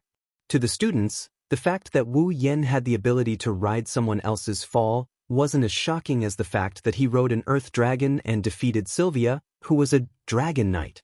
As such, many of the aristocratic children who were studying in the Ansari Dragon Riding Academy were coveting Wu Yan's magical dragon riding skill that allowed an earth dragon to defeat a holy dragon. One by one, they rushed to pay him a visit. Hopefully, he can learn the skill that can turn something rotten into something magical from Wu Yan. Of course, it wasn't just the nobles. The rest of the students and even those outside the academy who had heard the news expressed their hope that Wu Yan would teach them the skill of riding a dragon. Because of this, they even offered a lot of tempting conditions. There are even a lot of people who want to be apprenticed to Wu Yan directly. The academy is also hoping to incorporate Wu Yan's dragon riding skill and teach it to the students. Unfortunately, when the entire Ansari State's Dragon Riding Academy was in an uproar in order to find Wu Yan himself had disappeared from the eyes of others and came to the academy's library. As the famous Dragon Breeding Academy in the Lorraine Kingdom, the Ansari State's Dragon Riding Academy's library was quite valuable. Basically, as long as it was related to dragons and dragon breeding, One could find it in the library of the Ansari State's Dragon Riding Academy. That was why Wu Yen came here to look for books that were useful to him. Walking through a passage filled with bookshelves, he scanned the books on the shelves while opening up his system tab without batting an eyelid. Dungeon World, Star Carvings Dragon Rider Dungeon Mission. Acquire Mission 1. Enter Tokisaki Kurumi's Red Jade mode and use the ability of his angel, Zafkiel, to use the Bullet of 12, Yod Bet. Return to the infant ritual in Abayan Forest when the Mother of Dragons placed the last descendant of the Holy Dragon Royal Family in the Avalon Holy Dragon Royal Family. Obtain a drop of the first blood of the last descendant of the Holy Dragon Royal Family before he was born. Mission Reward: 10,000 Equipment Points, Item Points, Ability Points, Summoning Points. Mission 2, Yet to be activated. Mission 3, Yet to be activated. After confirming his dungeon mission, Wu Yen put away the system list and started looking for books related to the Holy Dragon Royal Family. The world of Star Carvings Dragon Rider was a world that Wu Yen had never seen before. Naturally, Wu Yen had no idea who the Holy Dragon Royal Family was. Because of this, he could enter Kurumi's Red Jade mode at any time and use the ultimate ability of his angel, Zafkiel, Bullet of 12, Yod Bet. Returning to the past and continuing his own dungeon mission, but because he did not know anything about the Holy Dragon Royal Family, the dungeon mission was stuck in a stalemate. If he did not have enough information about the Holy Dragon Royal Family, he would not be able to continue the dungeon mission.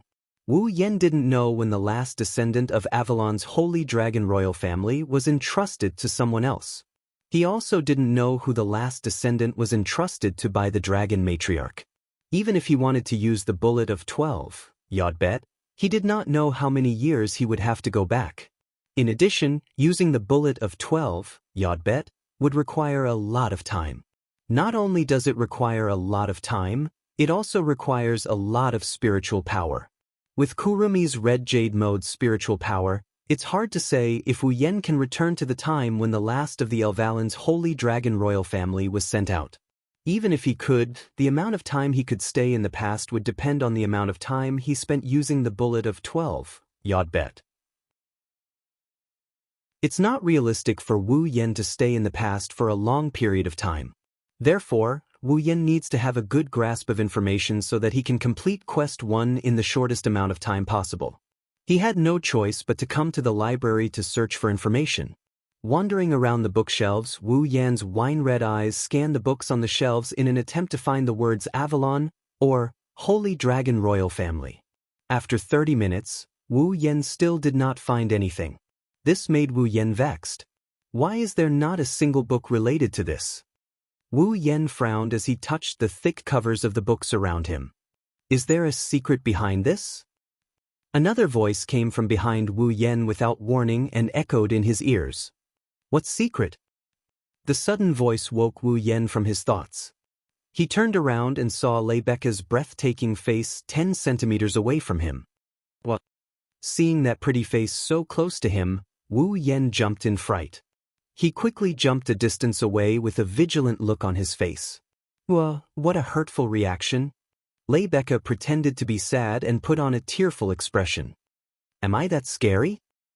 The normally majestic and gentle student council president had a unique style when she put on a tearful expression. It should be easy to attract a pack of wolves to fawn over her. However, Wu Yen, who was used to Shokuhun Misaki and Kurumi's teasing, rolled his eyes in annoyance. Lebecca, you are doing this on purpose? How could I? Lebecca's tearful expression disappeared and was replaced with her usual elegant smile. The speed at which she changed her expression was astonishing. Instead, I would like to ask, why did the second famous genius dragon tamer of the academy come to the library? Wu Yen raised an eyebrow and smiled. Then, why would the famous Empress True Red appear here? Of course it's to find you. Lebecca narrowed her emerald eyes. Do you know that after you disappeared, everyone came here to ask about you? They even asked me to teach you how to ride a dragon. It's so annoying. Ugh. Wu Yen was speechless. Did you come here to take refuge? How could that be? Lebecca refuted without thinking. Although those people are annoying, it's not hard to brush them off. I came here to ask if you want to participate in the Ares Temple Dragon ritual. Chapter 1282. Ares Temple Dragon Ritual? Wu Yen froze on the spot. In this world, although the time and year were still represented by year, month, and day, it wasn't purely using numbers as the prefix of year, month, and day to express the time and year. For example, the 12 months of the year were represented by 12 constellations. The Ares Temple, for example, was the month of this world. It was also known as the Ares Temple month, the 4th month of the year. As for the Ares Temple Dragon Sacrifice, as the name suggested, it was an annual event held during the month of the Ares Temple. At the same time, it was also the spring activity of the Ansari Dragon Academy. During the Ares Dragon Rite, the students of the Ansari Dragon Academy would each ride their own fall and compete in a race similar to a marathon. Whoever could ride their own dragon first according to the route set by the academy and reach the finish line first would be the winner of the Ares Dragon Rite and would be rewarded handsomely. Of course, the so-called handsomely rewarded was just the result being recorded in the record. It would be used as a reference for the students when they graduated. Therefore, even though Wu Yen learned about the Ares Temple Dragon ritual from Yashur and Raymond, he didn't give it much thought and tossed it to the back of his mind. After all, he didn't know if he could stay in this world until he graduated or if he could stay in the academy until he graduated. That was still an unknown quantity. If Lei Becca didn't mention it, Wu Yen might have forgotten about it. In other words, scratching his face, Wu Yen looked at Lei Becca with uncertainty. You want me to participate in that sports meet? The Ares Temple Dragon Rite isn't just a sports meet. It's a fine tradition of the Ansari Dragon Riding Academy. The results of the competition will be recorded in the official records. Lei Becca corrected him and sighed. Even so, it's not wrong to describe it as a sports meet. Since you have nothing to do for now and the matter of joining the student council is still being arranged, why don't you participate in the dragon ritual? Is that so? Wu Yen looked a little disinterested. Wu Yen looked a little disinterested. Forget it. He had the time. I might as well stay here and read a book. It's not a good thing to be so uninterested in the activities of the academy right after entering. Lei Becca put on a serious expression. If it weren't for the fact that the members of the student council are the executive committee members of the Ares Temple Dragon Rider Ritual Competition and can't participate in the competition as a contestant, I would also like to participate in the Dragon Rider Ritual Competition. In other words, Wu Yen had already turned around. Once again, he began to search for books. You're not joining either? Although I'm not participating. However, the Ares Palace Dragon Sacrifice this time isn't completely unrelated to me. Lei Becca suddenly curled her lips into a smile. I have decided to announce it during the Ares Temple Dragon Sacrifice. Whoever gets the final victory will get the right to have a date with me. The right to a one-day date? Wu Yen couldn't help but look at Lei Becca in astonishment. Lei Becca responded with a smile and an extremely seductive tone. How is it? Do you want to join? I feel like your invitation is filled with malice. Wu Yen faced Lei Becca directly. He looked directly into her eyes, full of meaning. Is it because I didn't use my fall in the dragon riding combat training, and you didn't get any information about my fall?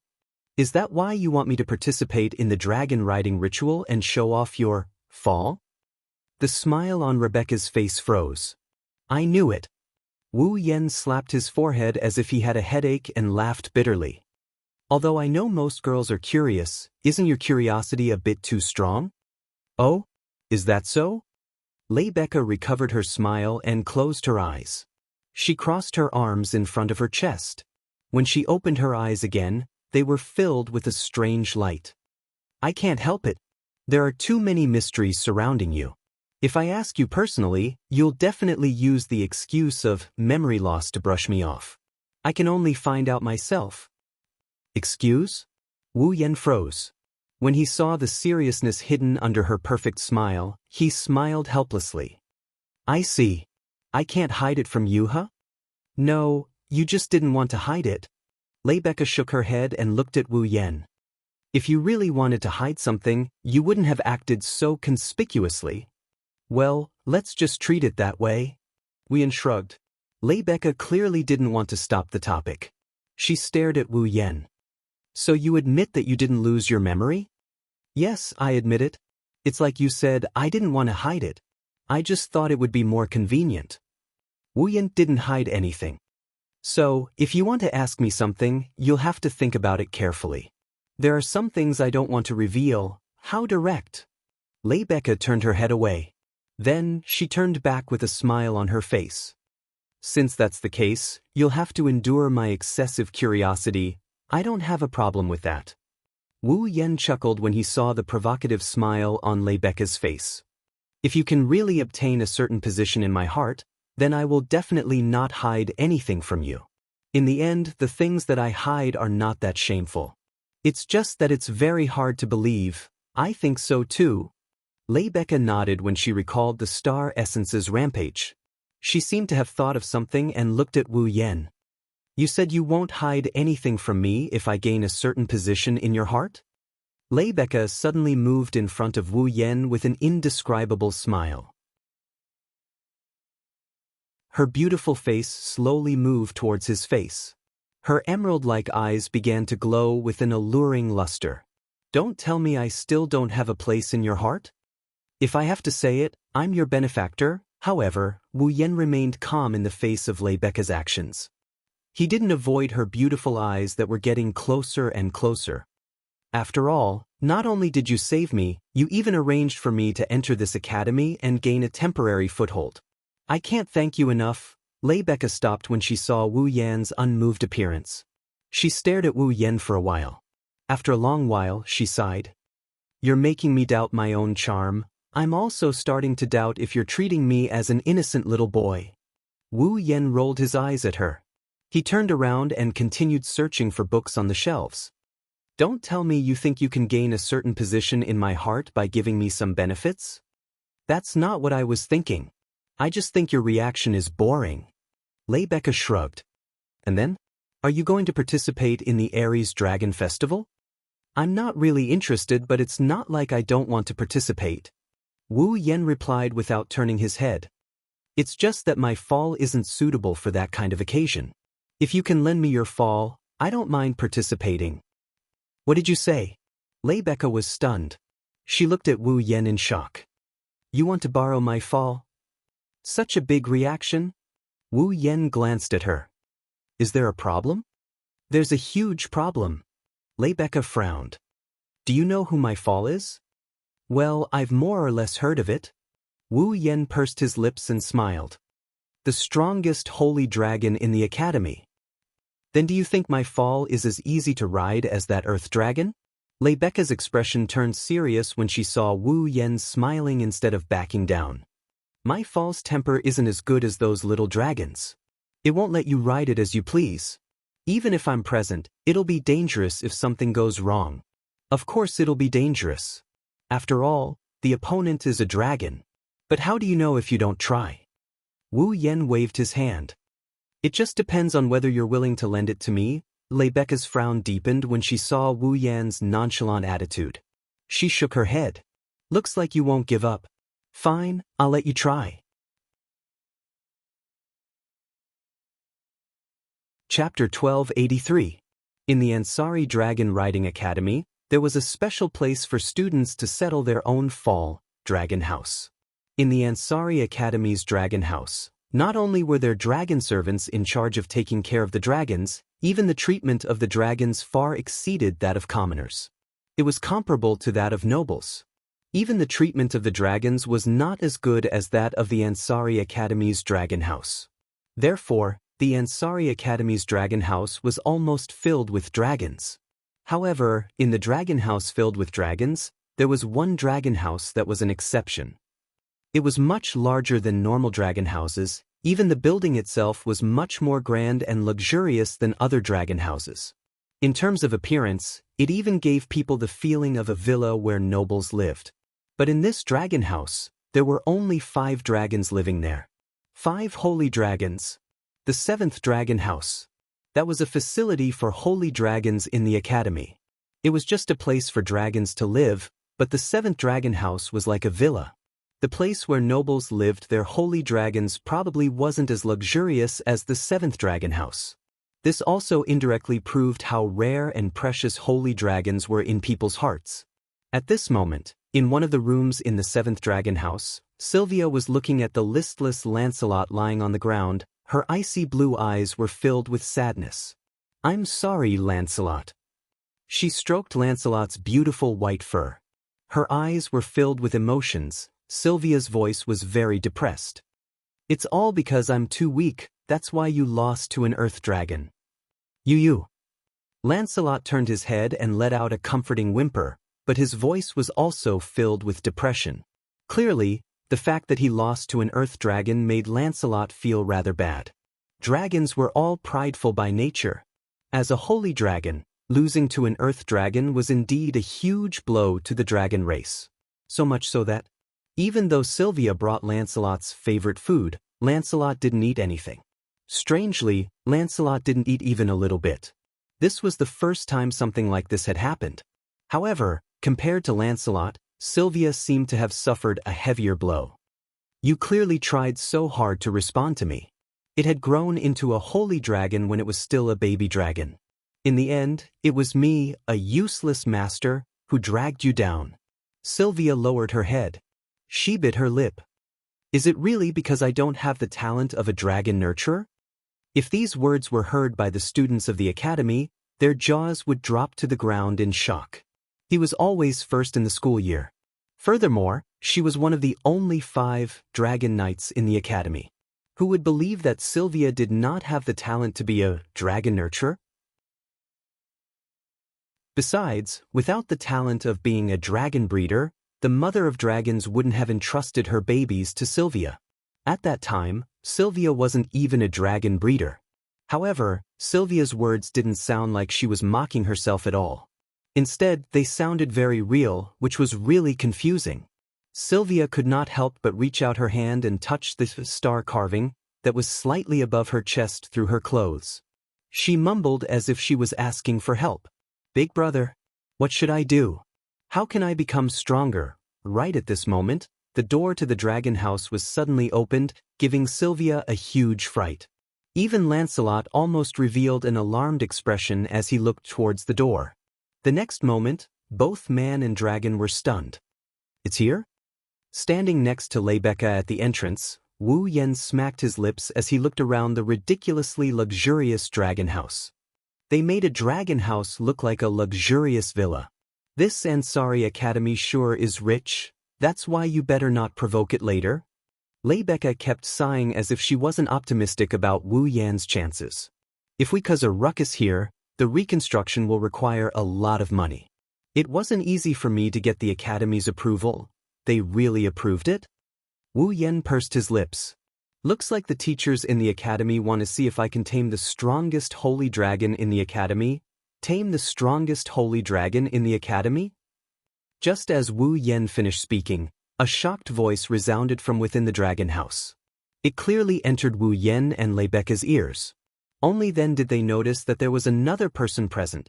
Seeing the shocked Sylvia standing next to Lancelot in one of the dragon houses, Wu Yen and Rebecca were both shocked. "Sylvia? Your Highness?" Hearing 2 different names at the same time made Sylvia feel strange. This was the first time someone called her by her name in the academy. However, now wasn't the time to care about this. Compared to this, Sylvia was more concerned about what she just heard. Sylvia walked out of Lancelot's dragon room and stopped in front of Wu Yen. Before the two could react, Sylvia stared at Wu Yan's face and said in a low voice, "You did say that you want to tame the strongest holy dragon in the academy, right?" That's right. He just beat the crap out of him this morning and now he's talking to him face to face."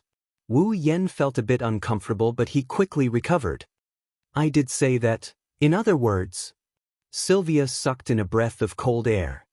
"You want to ride President Rebecca's fall? Well, that's what it is." Do. Sylvia's eyes widened and was instantly dumbstruck by Wu Yan's words. He actually wants to challenge a holy dragon as a mortal, and the strongest holy dragon in the academy at that. Does this person really have the ability, or is he just being arrogant? If it's the latter, Sylvia wouldn't even look at Wu Yan. But if it's the former, thinking back to his miraculous dragon riding ability in the morning, Sylvia felt extremely conflicted. Your Highness. Seeing that Sylvia had calmed down, Rebecca stepped forward and stood in front of her. We've already received permission from the teachers. As a precaution, Your Highness should take Lancelot away from the dragon house for the time being. Sylvia remained silent but still obediently walked into Lancelot's room. She took Lancelot's reins and walked out of the dragon house. However, she stopped at the entrance and didn't intend to leave. It seemed that Sylvia wanted to watch Wu Yan ride the strongest holy dragon in the academy. Rebecca only looked at Wu Yan after Sylvia walked out of the dragon house. Then be careful. I'll use star carving to comfort Fall. If necessary, I'll make you give up. Rebecca's expression was extremely serious. So, are you sure you want to ride my Fall? Wu Yan didn't say anything. Instead, he raised his hand. In that hand, an exquisite knight sword was in his hand. The blade of the sword was flashing with a cold light. Don't worry, I can still protect myself. Rebecca shook her head with a bitter smile. She clearly took Wu Yan's words as a joke. Listen well. If you can't do it, don't force yourself. Wu Yan nodded nonchalantly. He raised his head and looked forward. In the depths of the 7th dragon house, dragon rooms were lined up side by side. They were separated by walls. Inside was an empty space. In the center of the row of rooms was an extremely large body lying there. It radiated a dangerous aura that made one's hair stand on end. It was a gigantic dragon the size of a house. Its fur was a deep red. The fur on its limbs was thick like armor. Its sharp claws flashed with a cold luster. Its eyes were closed as if it was taking a nap. Was that the holy dragon knight, Rebecca? Randall's Fall, the Academy's strongest holy dragon, Gyvlin. As if it was only natural, Gyvlin, who was much larger than an adult holy dragon, occupied the center of the 7th dragon house. It was as if he was showing off his position as the Academy's strongest dragon. A dragon's might permeated the surroundings, indicating his extraordinariness. Apart from Gyvlin, Sylvia brought Lancelot to the dragon house. The other 3 holy dragons weren't there either. It was unknown if it was a coincidence or a deliberate arrangement. In any case, this meant that Wu Yan could use his power as much as he wanted here. Since the Academy had given permission, even if the dragon house was destroyed, Wu Yan wouldn't be held responsible. Wu Yan's lips slowly curved upwards. He looked at the dragon sitting across from him and tightened his grip on his sword. His heart surged. The next moment he charged forward. Chapter 1284. President Rebecca. Outside the 7th dragon house, Rebecca had her eyes closed. She was focusing her consciousness on her star carving. She was releasing comforting emotions to the star carving in an attempt to get Gyvlin to accept Wu Yan. However, Sylvia suddenly spoke. Do you think he can do it? The words sounded rather strange at first, but Rebecca knew what Sylvia was referring to. She didn't open her eyes, but continued to soothe star carving as she answered. To be honest, I don't know either. You don't know? Not only did Sylvia not show any confusion, she even became serious. President, do you mean he has a chance of succeeding? He is a mysterious and unfathomable person. Rebecca did not answer Sylvia's question directly. Instead, she said this sentence. Fall isn't by his side and his identity is unknown. Yet he has Yashu? Blake also has the ability to ride other dragons and can make a dragon kneel down in front of him with just a shout. Coupled with that incomparably magical dragon riding skill and some mysterious phenomena surrounding him, no matter which point it is, it all indicates that he is not an ordinary person. As though she was talking to herself, Rebecca's red lips parted slightly as she conversed with Sylvia. She didn't know that she had already self-destructed. She had been paying close attention to Wu Yan's affairs. After all, the matter of making a dragon kneel down with just a shout hasn't been widely circulated in the academy yet. Most of the students were so engrossed in his dragon riding skill that they forgot that Wu Yen once made a dragon kneel down with just a shout. This also proves that Rebecca has been keeping an eye on Wu Yen all this time. However, Sylvia clearly didn't notice this and looked at Rebecca with a puzzled expression. But isn't he President Rebecca's guard? Why does it sound like the president has just met him? I have indeed just met him. Sylvia was stunned. Well. Rebecca opened her eyes and smiled at Sylvia. Your Highness, just think of it as me taking a fancy to him and recruiting him as my guard. All of a sudden, Rebecca's face froze and her expression changed drastically. Not good. Sylvia was shocked. She didn't have time to react. A loud explosion came from the 7th dragon house ahead. Bang. The deafening explosion caused the ground to tremble slightly and set off a gust of wind. Rebecca and Sylvia abruptly raised their heads to look in the direction of the 7th dragon house. They saw it. They didn't know when it happened. The top of the 7th dragon house was blasted open, revealing a rather large hole. In the dragon house, a red shadow shot up into the sky at an extremely fast speed. It shot into the air and stopped in midair, revealing the silhouette of the red silhouette. Red fur, a huge body, muscles as thick as a suit of armor. It was Guffrin. Above Guffrin's head, in the middle of the dragon horns, was Wu Yen with his sword in hand. He looked like a dragon-slaying knight. However, Rebecca and Sylvia didn't feel the slightest bit of fascination when they saw Wu Yan's majestic appearance. Instead, they looked anxious. Guffrin! Rebecca took a step forward and shouted. Calm down. Roland? Randall? What are you doing? Sylvia couldn't help but shout. Get out of Guffrin's way. Wu Yen looked at Rebecca and Sylvia when he heard the two girls. His lips curled into a grin that only he himself could see. He looked at Guffrin with lightning speed and he closed his eyes. He started connecting with Guffrin through his consciousness as a rider. However, if a rider wanted to connect with a dragon's consciousness, the dragon had to open its heart to the rider. Otherwise, it would be impossible. Last time, Bridget felt that Wu Yen was suppressing him in terms of life force. He was only an earth dragon and a young one at that. He couldn't resist this suppression in the slightest, so he simply followed Wu Yan's wishes and accepted Wu Yen. This time, however, was different. Not only was Guffrin a holy dragon, but he was also a fully matured holy dragon. His growth rate was even higher than that of an adult holy dragon. He was also the strongest existence in the Ansari Kingdom's Dragon Riding Academy. Even if a primogenitor like Wu Yen could suppress him in terms of life force, he still had the ability to resist. Thus, Guffrin could accept Wu Yen. The condition was that Wu Yen had to gain Guffrin's approval. This was the respect Guffrin had for an existence that suppressed him in terms of life force. At the same time, it was the dignity of a holy dragon. Without gaining his approval, he wouldn't be able to lower his head. That was Guffrin's intention. Roar! Raising his head, Guffrin let out an earth-shattering roar. His voice turned into sound waves that swept through the area like a storm. Whistling sounds instantly enveloped the entire area. Not good. Rebecca's expression was completely unsightly. Guffrin is getting serious. So this is the strongest holy dragon in the academy? Sylvia raised her hands to block the incoming sound waves. She forcefully supported her body that was about to be blown away and pulled on Lancelot's reins. She looked at Guffrin in shock. So strong. A young Lancelot can't compare to him at all.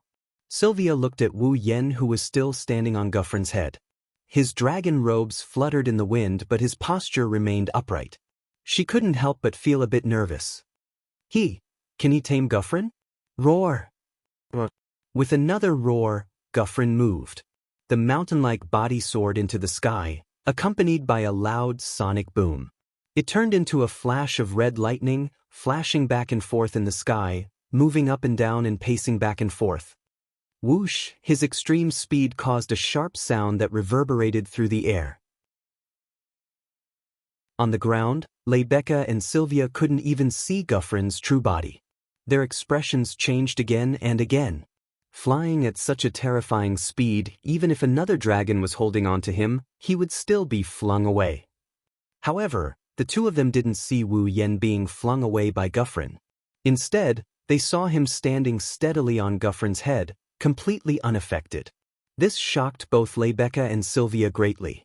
As long as they could hear the sharp sound of air braking, the two of them could tell what kind of speed Gu Feline was flying at. Under such a powerful centrifugal force, let alone consciousness, even his organs might be flung out of his mouth. Under such circumstances, Wu Yen was still able to stand steadily on Guffrin's head. It was a miracle.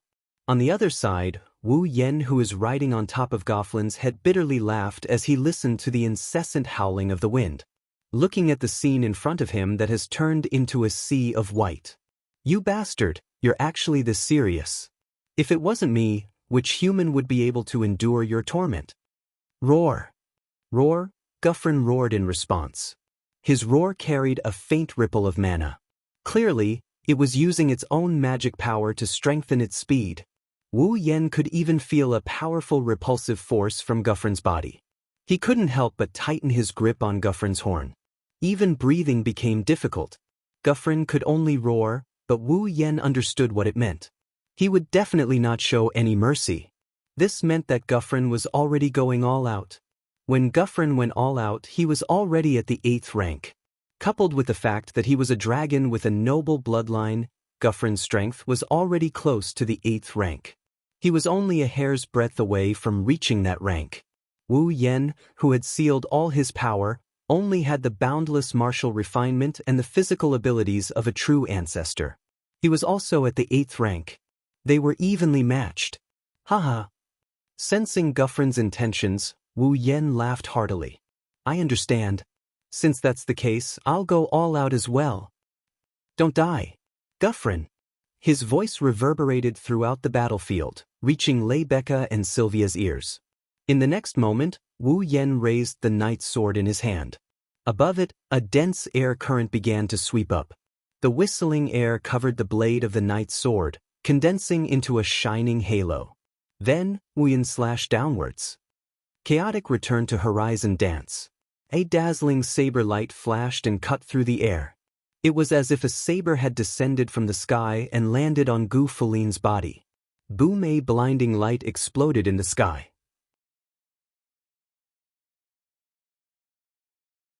Chapter 1285. Boom!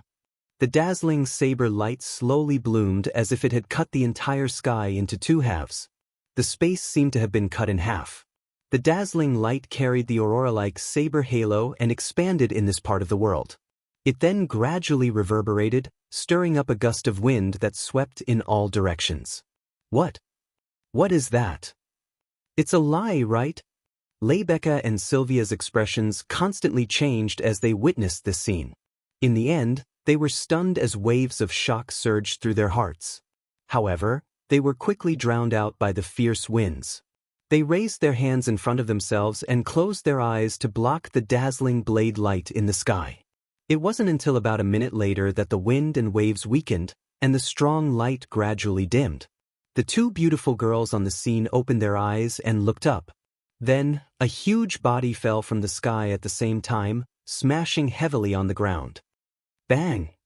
With a muffled thump, a gust of wind that was much weaker than before was stirred up. The falling figure was instantly hidden, and only when the dust settled did Rebecca and Sylvia finally see the true identity of the falling figure. It was Gyvlin, who had been soaring through the sky like a god. However, at this very moment, Gu Feline no longer had his previous awe-inspiring posture. He was like a heavily injured ferocious beast, lying on the ground with traces of pain in his eyes. On his back, there was a hideous wound that stretched from his shoulder to his ribs. Blood seeped out of it. His scales and fur were already in tatters. Gyvlin! Rebecca paled in fright and hurriedly ran towards Gyvlin. Sylvia also reacted and quickly followed after her while holding onto Lancelot's reins. Just as the two girls were about to jump in front of Gu Feline, a voice stopped them. Alright, don't be so nervous. Most of the damage was absorbed by Gyvlin's scales, fur, and the magic barrier around him. The wound on Gyuvlin's body is very shallow and will only hurt a little. It's just a superficial wound. Rebecca and Sylvia abruptly stopped in their tracks when they heard this. Only then did they stop. The two girls saw Wu Yen standing on Guffrin's neck. He's patting Guffrin's mane with a bitter smile on his face. Looks like I was a little too serious. Roar. Gyuvlin also roared, but it didn't have the same momentum as before. It was a cry of agreement. Although it sounded weak, it didn't seem to be in much pain. It was clearly fine. Rebecca sighed in relief when she heard Wu Yan's words and Gyuvlin's cry. She ran to Gyuvlin's side and imitated Wu Yan, stroking his hair. That's great. Looks like he's fine. Rebecca then asked Wu Yan with a frightened expression as she thought of something. Oh, what was that just now? Just now? It's the saber light that struck Guffrin down. Sylvia, who had caught up to them, added in a hurry. Her face was also full of shock. That was your attack, right? You're not a sacred sky dragon knight, are you? Rebecca looked at Wu Yan with a solemn expression. It was clear that Rebecca had the same thought. That was to be expected. When it came to attacking dragons with a human body, the first thing that came to mind was the Holy Sky Dragon Knights equipped with the Holy Knight armor and possessing extraordinary strength. If it was an earth dragon, pterosaur, or water dragon, then it wasn't impossible for a powerful human to fight it with their own strength. However, Gyuvlin wasn't an earth dragon, pterosaur, or water dragon. He was an adult sacred dragon. The Holy Sky Dragon Knight equipped with the Holy Knight armor was the #1 possibility for a human to fight a holy dragon head-on. Wu Yan's attack just now definitely came from his own body. It wasn't an additional effect from an item, it's a real head-on attack. Since that was the case, it was reasonable to interpret Wu Yan as a sacred sky dragon knight equipped with sacred knight armor. Unfortunately, Wu Yan only smiled helplessly at Rebecca and Sylvia's grave expressions. You're thinking too much. Putting aside whether or not I'm a Saint Sky Dragon Knight, the attack just now wasn't launched because I'm wearing the Holy Knight armor. Besides, did you see me summon my fall? If I didn't summon my fall, how would I get it to offer up sacred knight armor? The Holy Knight armor was a piece of equipment made by the Holy Dragon level dragons with their own magic power. Every time a Holy Dragon Knight equipped the Holy Knight armor, they had to summon their own holy dragon and use their magic power to create a piece of equipment for the owner to equip. As a result, once the magic used to create the sacred knight armor was used up, the sacred knight armor would disappear. It could only be used again if the sacred dragon knight created it and offered it up again. As a result, if a sacred sky dragon knight wanted to equip the sacred knight armor, they had to summon their fall and offer up the sacred knight armor. When the sacred knight armor ran out of magic, the sacred sky dragon knight would be able to use it. At that time, it wouldn't matter if fall left their sacred knight armor. Speaking of which, the sacred knight armor was quite similar to vassal beasts.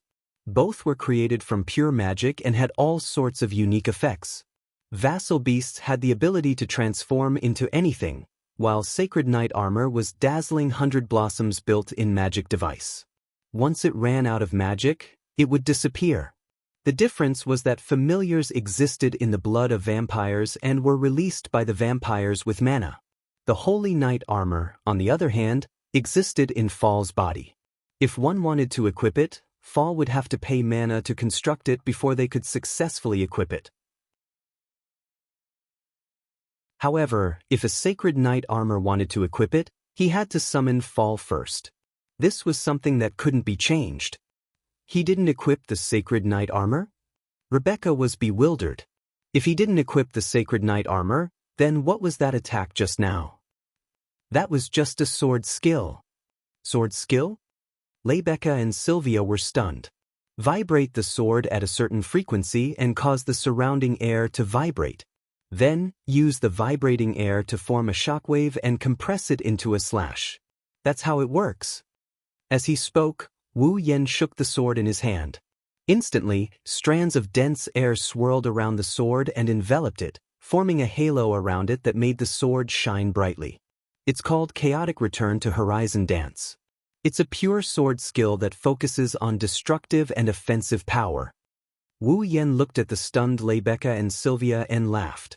If you want to learn, I can teach you too. Rebecca and Sylvia immediately looked at each other, and then Rebecca laughed bitterly. After the miraculous dragon ride skill, you showed off such a terrifying sword skill. Are you even human? So strong. Sylvia's face was filled with shock. Can I still win against him?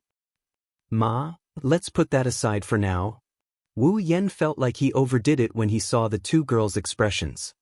He rubbed his nose and patted Goflin's neck as if he was trying to change the topic. Let me tell you some good news. Guffrin has acknowledged me. I can ride Guffrin from now on. Rebecca and Sylvia recalled that Wu Yen came here to tame Guffrin. Acknowledged? Rebecca looked at her in shock. Really? Wu, you. Gufflin whimpered. It rubbed its head against Wu Yan's body in a very obedient manner, proving Wu Yan's words to be true. He really did tame it. Sylvia's expression was complicated. Well, I've finally achieved my goal.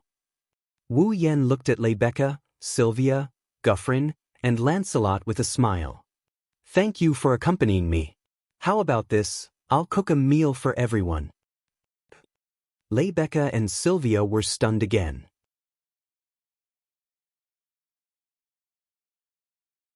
Chapter 1286. The Ansari Dragon Riding Academy took up a vast amount of land. In this dragon riding academy where humans and dragons coexisted, there were already several school buildings. Other than the school buildings, there was also a church, a lecture hall, a library, and a student cafeteria. In addition to that, there were also 7 dragon houses and 4 student dormitories, as well as various training grounds, sports grounds, and arenas for activities. It would not be an exaggeration to call the entire Ansari Dragon Riding Academy a small city. Compared to the Ansari Dragon Riding Academy, the Ansari city seemed to exist just for the sake of the academy. The scale of the inside and outside of the academy couldn't be compared at all. It was like comparing a bustling area to a residential area. The difference was obvious. Because of this, the Ansari city was also known as the Academy City. One could see the importance of the Ansari Dragon Riding Academy with a single glance. However, due to the vast land, the male dormitory and female dormitory were very far apart. It would take up to 30 minutes to walk from one dormitory to the other. At this time, Wu Yen, Rebecca, and Sylvia were in another dormitory building extremely far away from the male dormitory of the advanced course class, Apollo Dormitory. The female dormitory of the advanced course class, Epona Dormitory. To be precise, it should be the top floor of Epona Dormitory, the royal room. This was a royal room specifically for Sylvia, the 4th princess of the Lorraine Kingdom of Knights. Not only was the activity space not inferior to the suites of 5-star hotels, it was also extremely luxurious. It wouldn't be an exaggeration to say that it was dazzling. Other than that, there were also facilities that normal dormitories didn't have. There was a living room with a fireplace, a dining room for eating, a study room for studying, a bedroom for living, a bathroom for bathing, a kitchen for cooking, etc.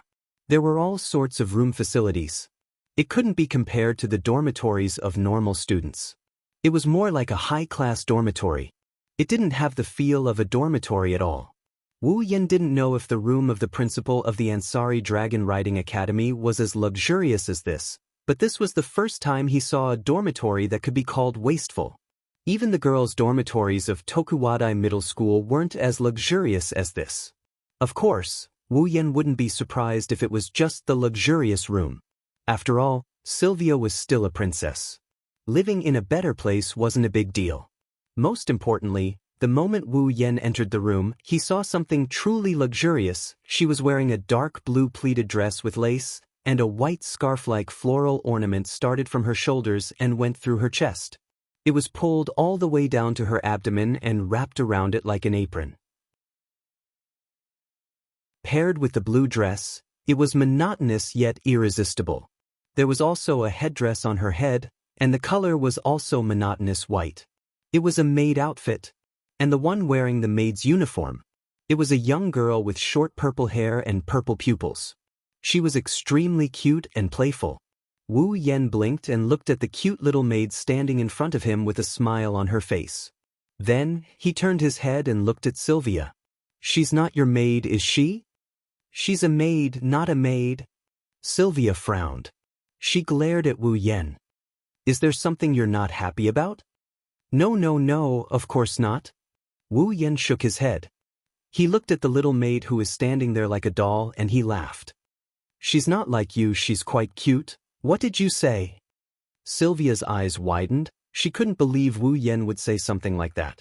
Rebecca covered her mouth and snickered. The little maid who had been pretending to be a doll also snickered and lifted the corner of her skirt. She bowed to Wu Yen. Thank you for the compliment. I am Cosette Shirley. Shirley? The maid who called herself Cosette tilted her head and pursed her lips into a smile.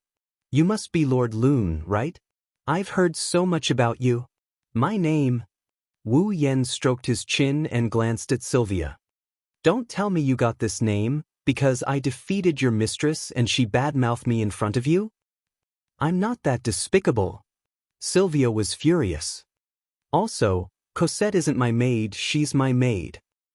Well, well. Wu Yen waved his hand nonchalantly. It's all the same, it's not the same. Cosette's gaze wandered between Wu Yen and Sylvia. Her smile turned frivolous.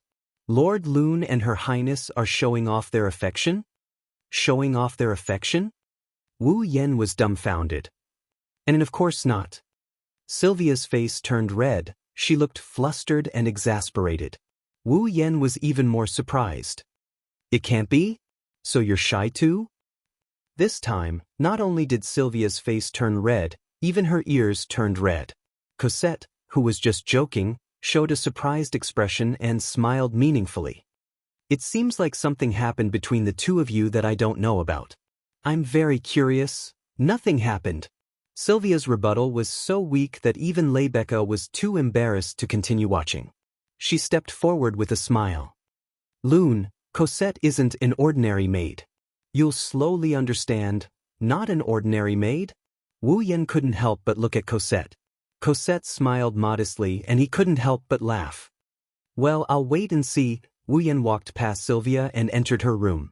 Sylvia panicked for no reason as she chased after Wu Yen with a red face. As a knight? How dare you be so rude as to wander around someone else's room? Can't I wander around? Wu Yen looked back at Sylvia innocently and shrugged helplessly.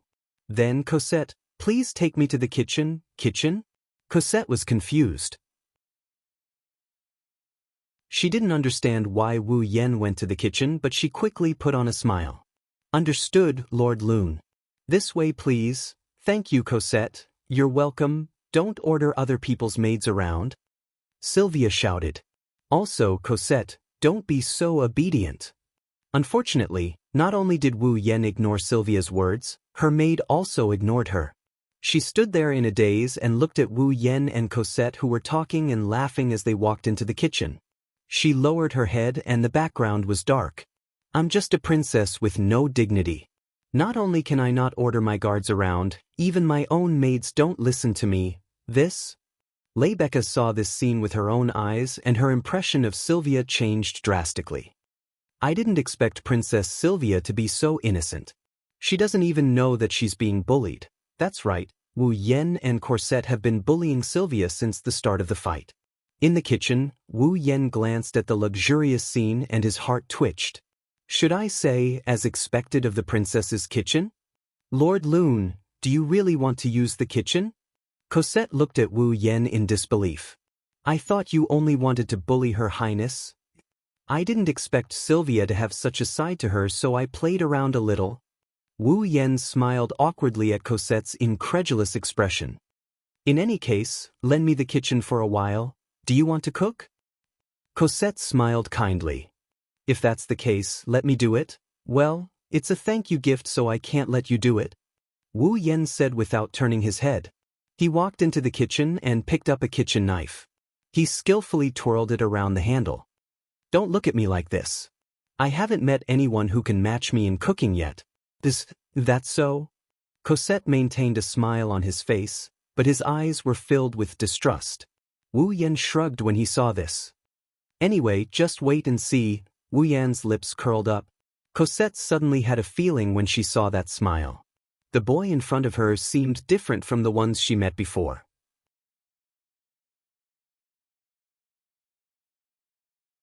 Chapter 1287. Ansari Dragon Riding Academy, Epona Lodge, Royal Family Room. Rebecca, Sylvia, and Cosette sat on both sides of the table and looked at the steaming and fragrant dishes on the table. Their eyes were filled with astonishment.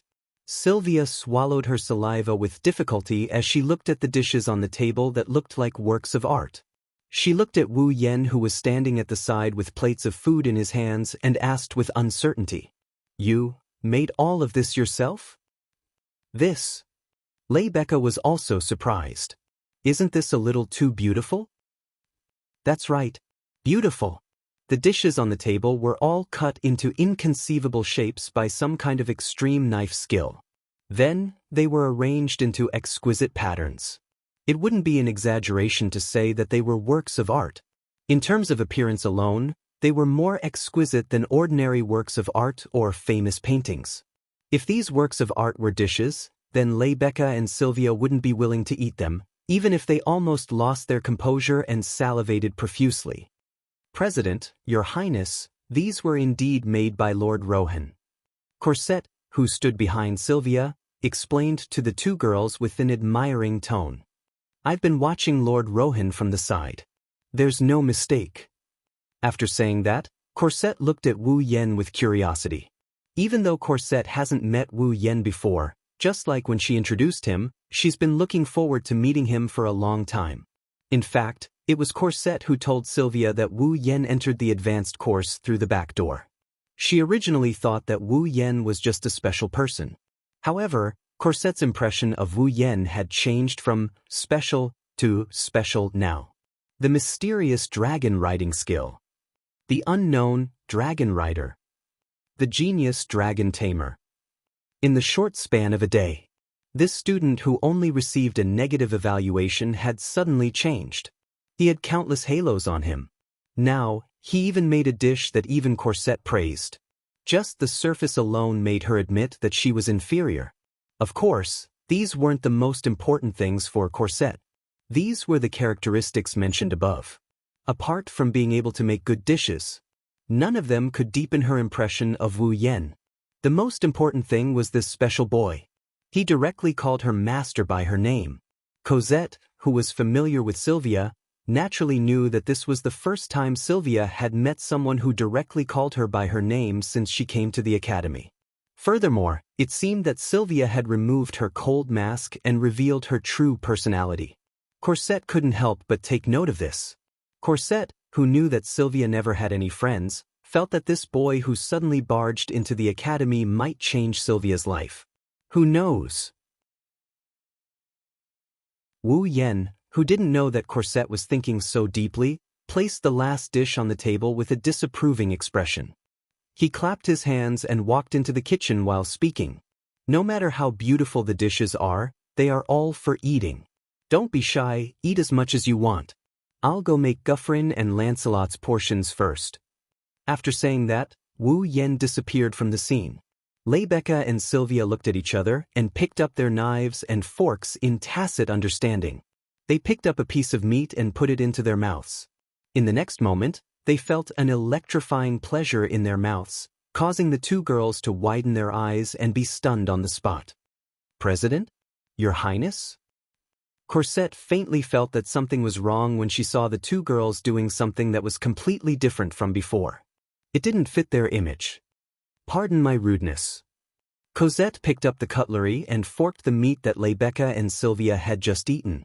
After taking a small bite, Cosette finally understood why his master and the perfect president of the student council was in such a state. So delicious." Cosette blurted out from the bottom of her heart without even thinking about it. She recalled the arrogant declaration that Wu Yan made in the kitchen and now believed it. In this world, there shouldn't be anyone who could compare to him in terms of cooking. As a maid of the princess, Wu Yan's cooking is the most delicious dish she has ever tasted. She has tasted a lot of delicacies since she was a child. She can also make excellent dishes herself. Wu Yan's cooking is the most delicious dish she has ever tasted. When they came back to their senses, the three girls exchanged glances. Then, Rebecca and Sylvia began to eat silently. Their movements were still graceful, but their speed was unbelievably fast. Beside her, Corsette also quietly went against her principle of waiting for Sylvia to finish her meal and secretly left some food for herself. Phew! Even with their graceful movements, Rebecca and Sylvia couldn't hide the contorted expressions on their faces. Wu Yan, who had just bribed Gufflin and Lancelot with food, had a hard time breaking free from their entanglements. Wu Yan couldn't help but feel embarrassed. Although I am very confident in my cooking, I didn't think that the perfect president of the student council and the fourth princess would become like this just because of a meal. What the surprise! Rebecca and Sylvia blushed when they heard Wu Yan's teasing words. They coughed dryly and turned their heads away, pretending like they didn't hear anything. Wu Yan couldn't help but ridicule them for it. Forget it. Wu Yan pursed his lips and he sat in front of Rebecca and Sylvia. He poured them a cup of black tea he just brewed. Have some black tea, it'll make you feel better. Rebecca and Sylvia resentfully looked at the black tea. They reached out and picked up the cup. After a moment of hesitation, they took a small sip. Their eyes lit up. What a fragrant black tea! Sylvia couldn't help but praise. Rebecca looked at Wu Yan with a puzzled expression and said something that almost made Wu Yan stumble. Rune, are you really a boy? I really want to ask you why you would ask such a question. Wu Yan's mouth twitched. How can you tell that I'm not a boy? Can a boy really make such delicious food and black tea? Rebecca gave a reason that seemed reasonable but was actually quite unreasonable. If you're a girl dressed as a boy, please don't hide it anymore. We won't look down on you. If we have time, we can go shopping and take a bath together. Wu Yan wanted to retort, but when he heard the words, take a bath together, his expression wavered and he almost admitted that he was a girl dressed as a boy. However, to prove that he was a man, he endured the pain and forced a smile. It's best if you don't question my gender. Otherwise, I'll definitely do something irrational to prove my body. Sylvia's face flushed red once more when she heard those words. Then she put on a stern face and snorted threateningly. If I had guards by my side right now, you would have been sent to prison for being rude to the princess. That's scary. Wu Yan pursed his lips and tapped the messy tableware in front of him. I spent so much effort to make so many dishes. I didn't think there would be people in this world who would turn their backs on me. I'm so pitiful. Who's turning their backs on me? Sylvia couldn't take it anymore. Kindness must be repaid. This is the family rule of the royal house of Lorman. In other words, Wu Yan smirked as if he was waiting for Sylvia to say that. Your Highness, you admit that you've accepted my kindness, right? Of course. Sylvia stuttered. Speaking of which, since you're already calling me by my name, then don't call me Your Highness anymore. No problem. Wu Yan agreed without hesitation. He suddenly stopped smiling and looked at Sylvia. Then, Sylvia, I have a question for you. Do you know what the Avalon Holy Dragon royal family is?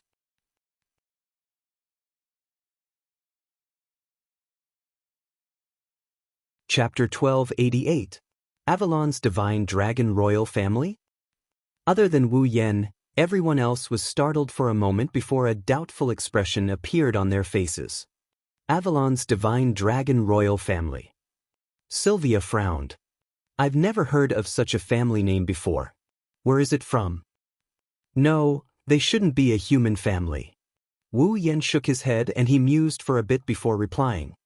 It should be related to the dragon race. Related to the dragon race? This time, Rebecca and Sylvia were both surprised. Is there a family system within the dragon race? Sylvia's face was filled with confusion. I've never heard of it before. Could it be the Earth Dragon, Water Dragon, Winged Dragon, or Divine Dragon Royal Family? If that's the case, Roland wouldn't be asking this question. Rebecca closed her eyes with a solemn expression. Avalon's Divine Dragon Royal Family. Divine Dragon Emperor. Since it's related to the Dragon Emperor, it's definitely not an ordinary dragon race. Rebecca turned to Wu Yen and asked, Roland, where did you hear about this family name? This. It's troublesome to explain it to you. Wu Yen scratched his face and shrugged.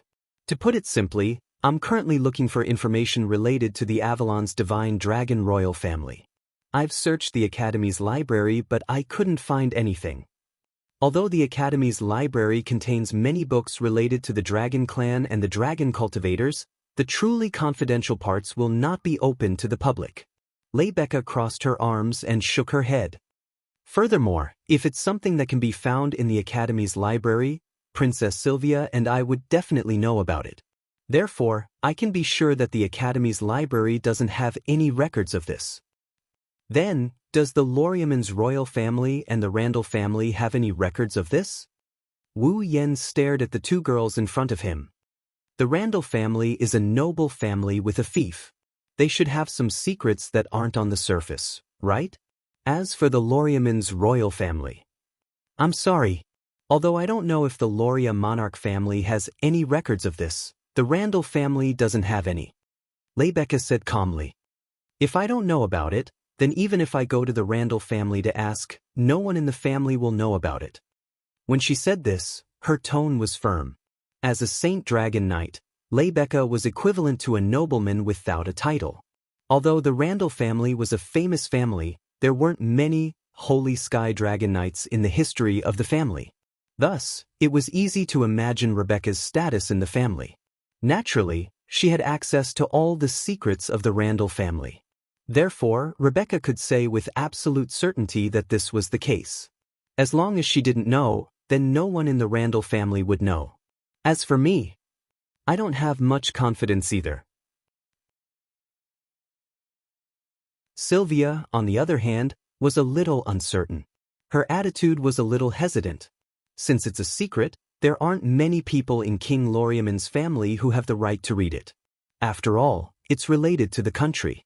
Even if I'm the princess, reading these state secrets is against the law, in other words. Even if King Loriaman's family has records of the Avalon's Saint Dragon royal family, not many people know about it. Wu Yen frowned deeply and rhythmically tapped the table. This is a little troublesome. Rebecca looked up and stared at Wu Yen for a while before asking, Is it important to you to know about the Avalon's Saint Dragon royal family? Important. Is it important? Wu Yen nodded after a brief moment of silence. That's right. It's very important. Is that so? Rebecca stared at Wu Yan's wine-red eyes. After a while, she smiled and looked up. I understand. As the student council president of the Ansari Dragon Academy, I have quite a bit of power and authority. I will help you find information about the Avalon's Saint Dragon royal family and keep an eye out for you. Hearing this, Wu Yan's eyes lit up and looked at Rebecca gratefully. Thanks, Rebecca. Well, it's a small matter. No matter what you do, you must give it your all. This is King Loriaman's family rule. Sylvia became serious. Since I owe you one, I will do my best to find information about the Avalon Saint Dragon royal family. Cosette. Before Wu Yen could react, Sylvia turned around and looked at Cosette behind her. Sorry to trouble you. Yes.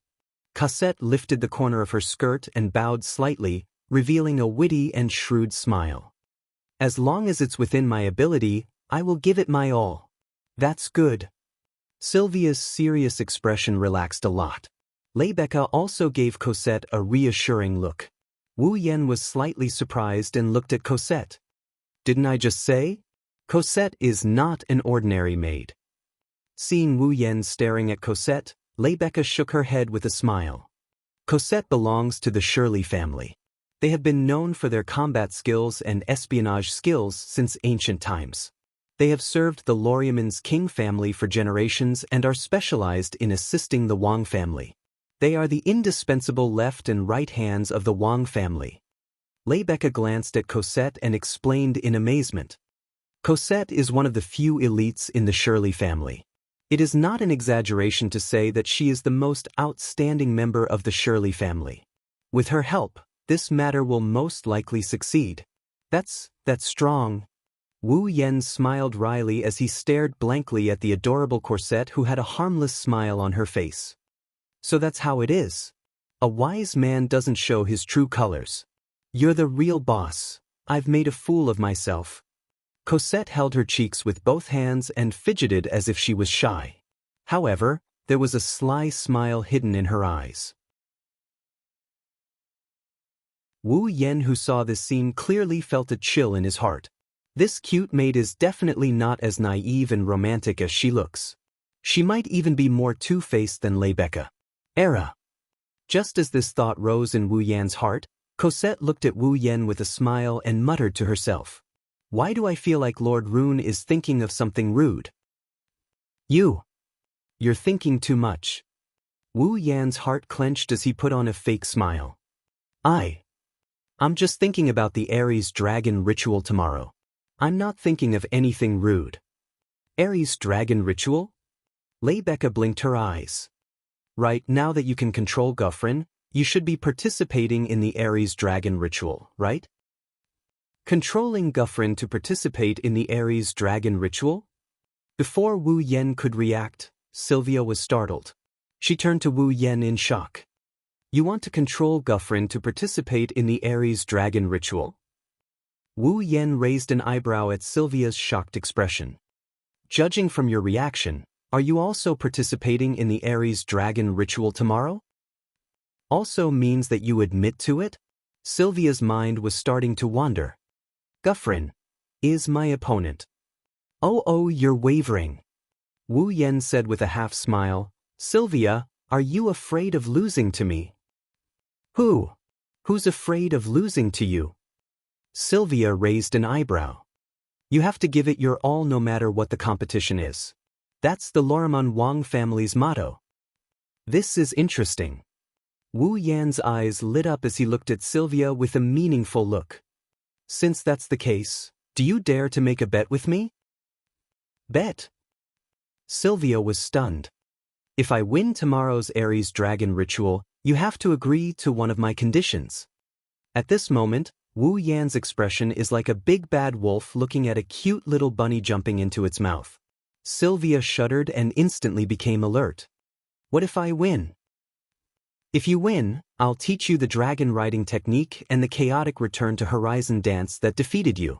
How about it?" Sylvia's expression changed instantly. If she could learn that mystical dragon riding technique and the sword technique that could even injure the strongest holy dragon in the academy, her strength would increase by leaps and bounds. This was a huge temptation for Sylvia. Sylvia clenched her teeth. "All right, it's a deal then." Wu Yen grinned. His grin is deceitful.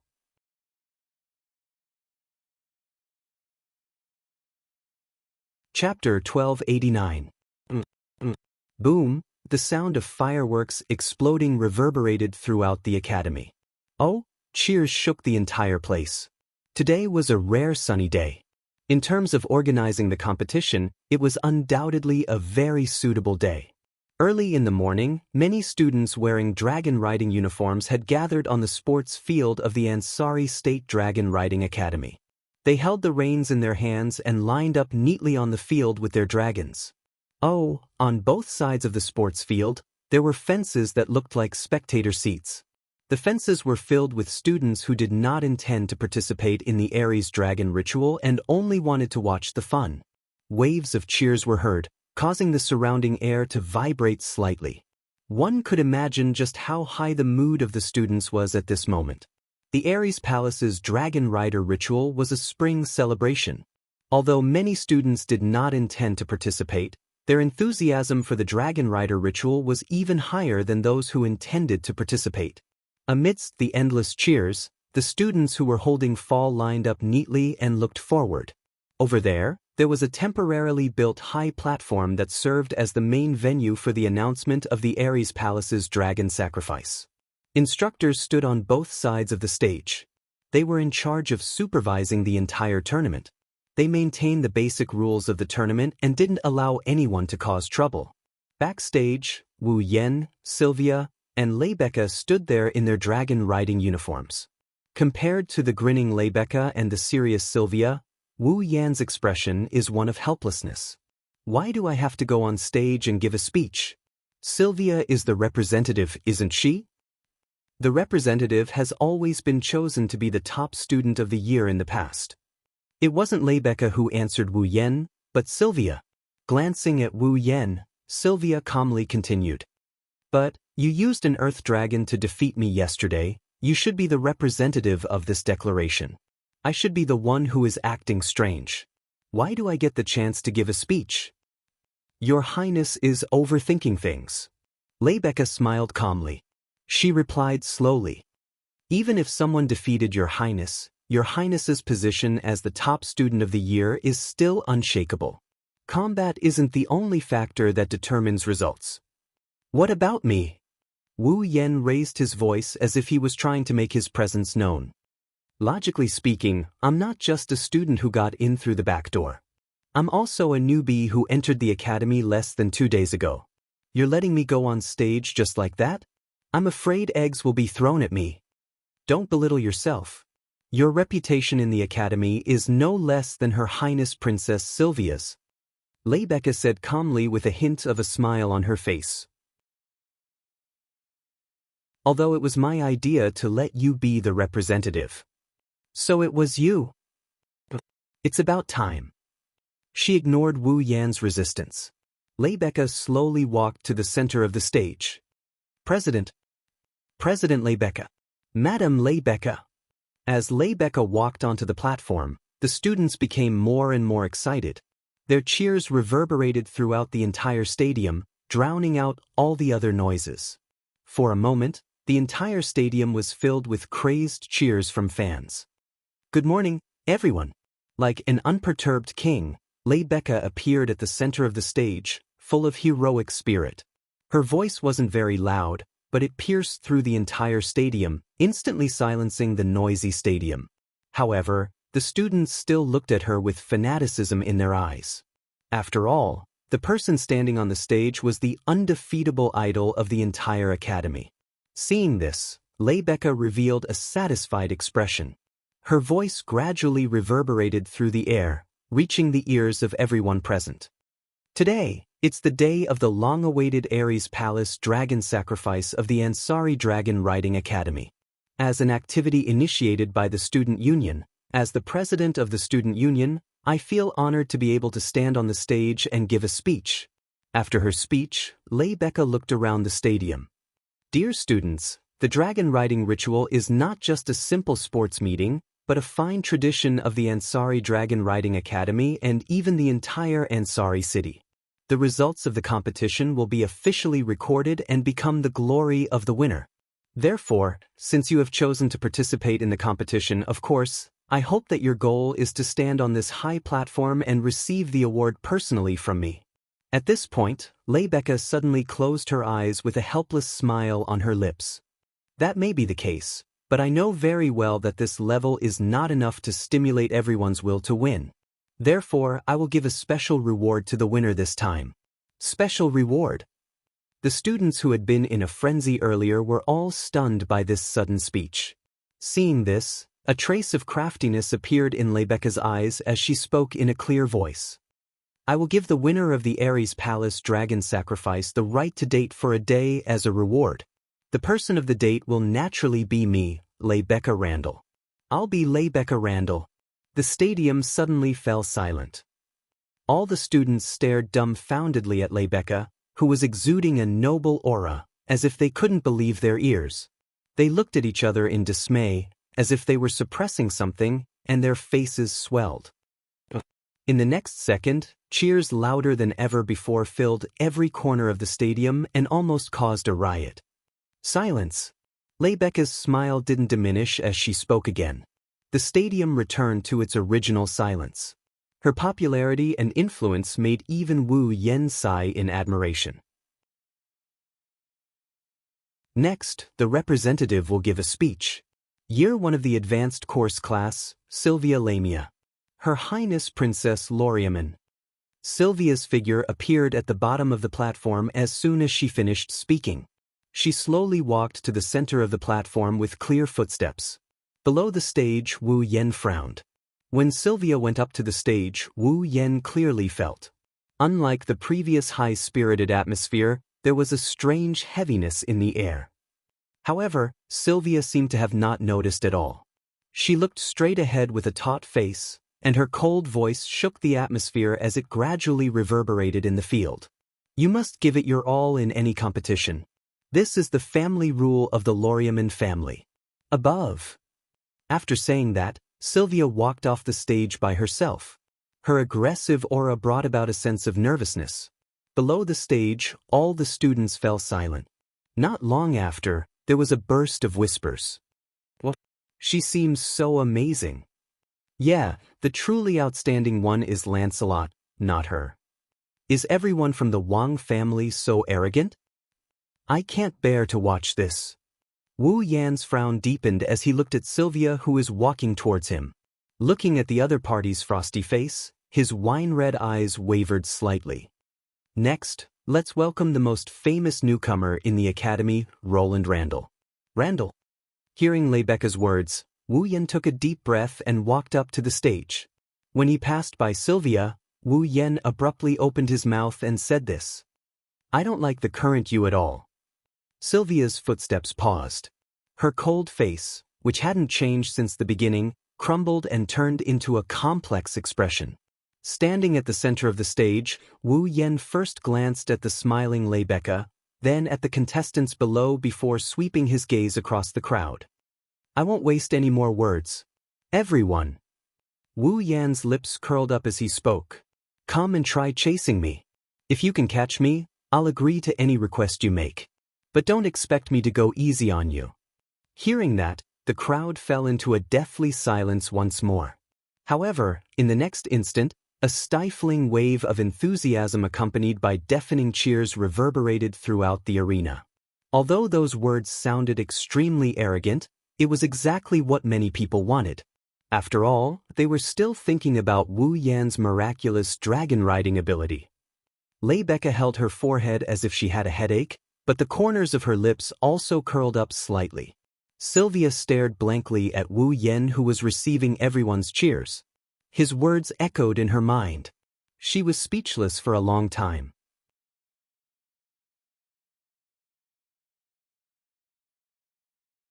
Chapter 1290. The order of the contestants for the Ares Draconic Rite had its own rules as well. In the Ares Temple Dragon Rite, there was no such thing as a fair starting line. The starting line of the contestants was based on the results of their training sessions, and the starting line was very orderly, divided into front and back. In the past, the starting line for the Ares Draconic Rite was set so that the contestant with the best results and fastest speed would be at the front, and so on. The lower the results, the slower the contestant would be at the back of the starting line. However, this year's Draconic Rite was different. The contestants at the very front weren't the ones with the best results, but the ones with the worst results. This was Rebecca's suggestion. The reason was simple: it was more exciting this way. Therefore, according to the new rules of this year's Ares Dragon Sacrificial Competition, Sylvia, who had won the first place in the mock competition, obediently lined up at the back of all the contestants on her holy dragon Lancelot. Aside from Sylvia, Wu Yan was also at the very back of the line. This is to be expected. After all, Wu Yan has only been in school for 2 days and he hasn't participated in any mock competitions, so he doesn't have any results to speak of. However, due to the fact that he once performed a miraculous teleportation dragon riding skill during the dragon riding combat training, the students in the academy unanimously agreed that his speed isn't any lower than Sylvia's. Thus, Rebecca arranged for him to be at the very back of the line. Of course, there was another reason as well. No. Way, right? Outside the arena, inside the arena, everyone present, regardless of whether they were teachers or students, was staring at a huge figure in the last row of the contestants. They looked at the figure riding on top of that huge figure, and their faces were filled with shock. A fur as alluring as fresh blood. His chest and limbs were as thick as armor. His wings were completely disproportionate to his body, supporting his enormous body that seemed to be able to blot out the sun. He stood above all the dragons present, emitting a chilling sense of oppression. The strongest holy dragon in the academy, Gufflin. This was a holy dragon that everyone in the Ansari Academy and even the entire Ansari city didn't know about. It was quite famous. After all, it was the one who made Rebecca Randall famous. The most fundamental reason why the name Rebecca Randall became so famous. However, this was the Academy's strongest holy dragon. However, the one riding on it was not the most powerful person in the Academy who was full of heroic spirit, but the new student who had become a hot topic after entering the Academy for less than 2 days. Randall. The entire place was silent. Obviously, the strongest holy dragon in the Academy, the perfect mount of the student council president, was being ridden by someone else. Everyone's hearts were shaken. Among them, the person who was the most shocked was undoubtedly Yashio, who was also in the last row. Riding Brigid, which he borrowed from Raymond, Yashio looked at Guffrin floating above everyone and Wu Yen riding on Guffrin's head. Yashio's heart was in a state of shock and didn't calm down for a long time. Yashur was also known as a genius dragon tamer. But Yashu asked himself honestly, there was no way he could be like Wu Yen. Tame Guffrin. Not to mention Gyuvlin, Yashur didn't even have the confidence to ride an immature holy dragon like Lancelot. Until now, he had only ridden an earth dragon, a winged dragon, and a water dragon. All of a sudden, Wu Yan's image in Yashur's heart grew. Compared to Yashur, Sylvia, who already knew about this matter, was calm and collected.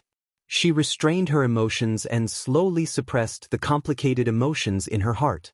She began to concentrate. Sylvia didn't know if she could win.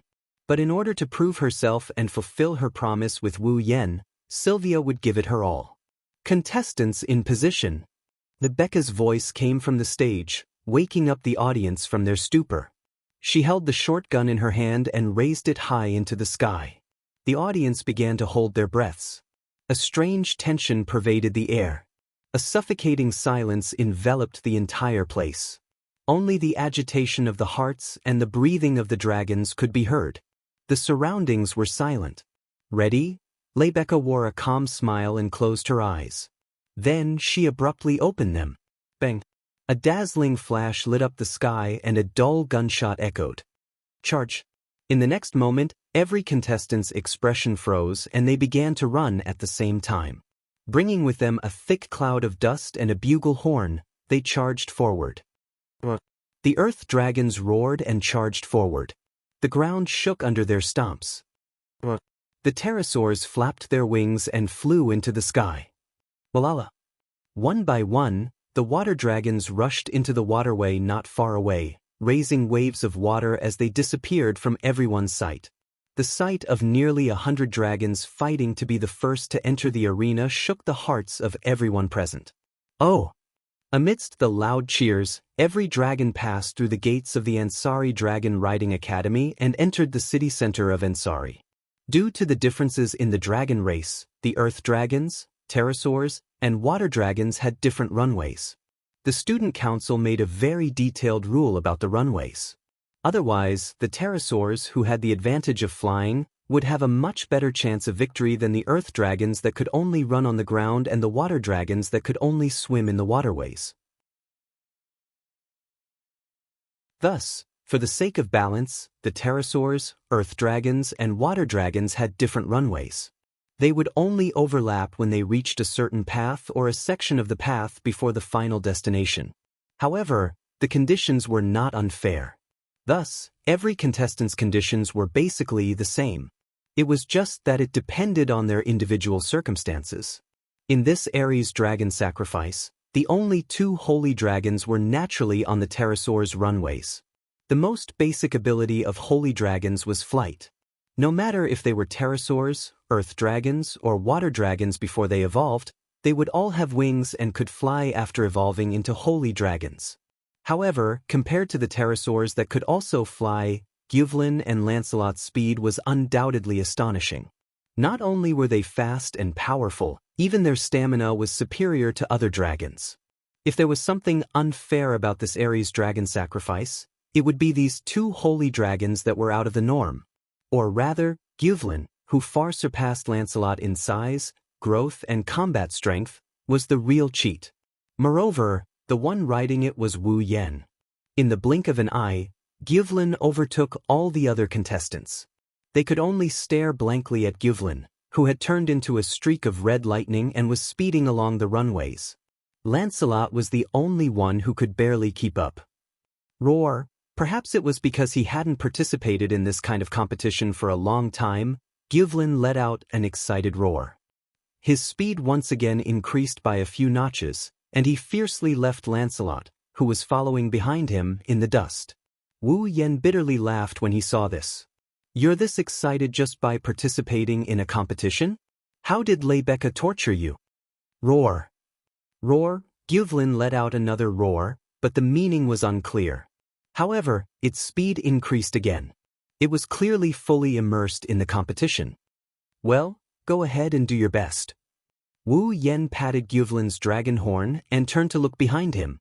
About 20 meters away in the sky, Lancelot is also trying his best to increase his speed. Wu Yan could see Sylvia's sweaty expression. Perhaps she felt Wu Yan's gaze. Sylvia lifted her head and met his gaze. Then she saw Wu Yan's half-smile, which made her angry. "Lancelot." Sylvia immediately cried out. "Don't lose to him. I can lose to anyone, but not to him." Roar. Lancelot seemed to be able to sense its master's anger. With a roar, it channeled all its magic into its wings and flapped them hard. "Oh, you still haven't given up?" Wu Yan let Gyuvlin do his thing. Wu Yan raised an eyebrow and he laughed out loud. "Lancelot, if you lose, I'll make the best dish for you." Lancelot's roar seemed to be stuck in its throat. It couldn't come out. Lancelot had just eaten Wu Yan's dishes yesterday, so this sentence caused its heart to waver. It couldn't help but slow down. "Wah!" Sylvia's eyes widened as she shouted in exasperation. "You despicable person!" "Ha!"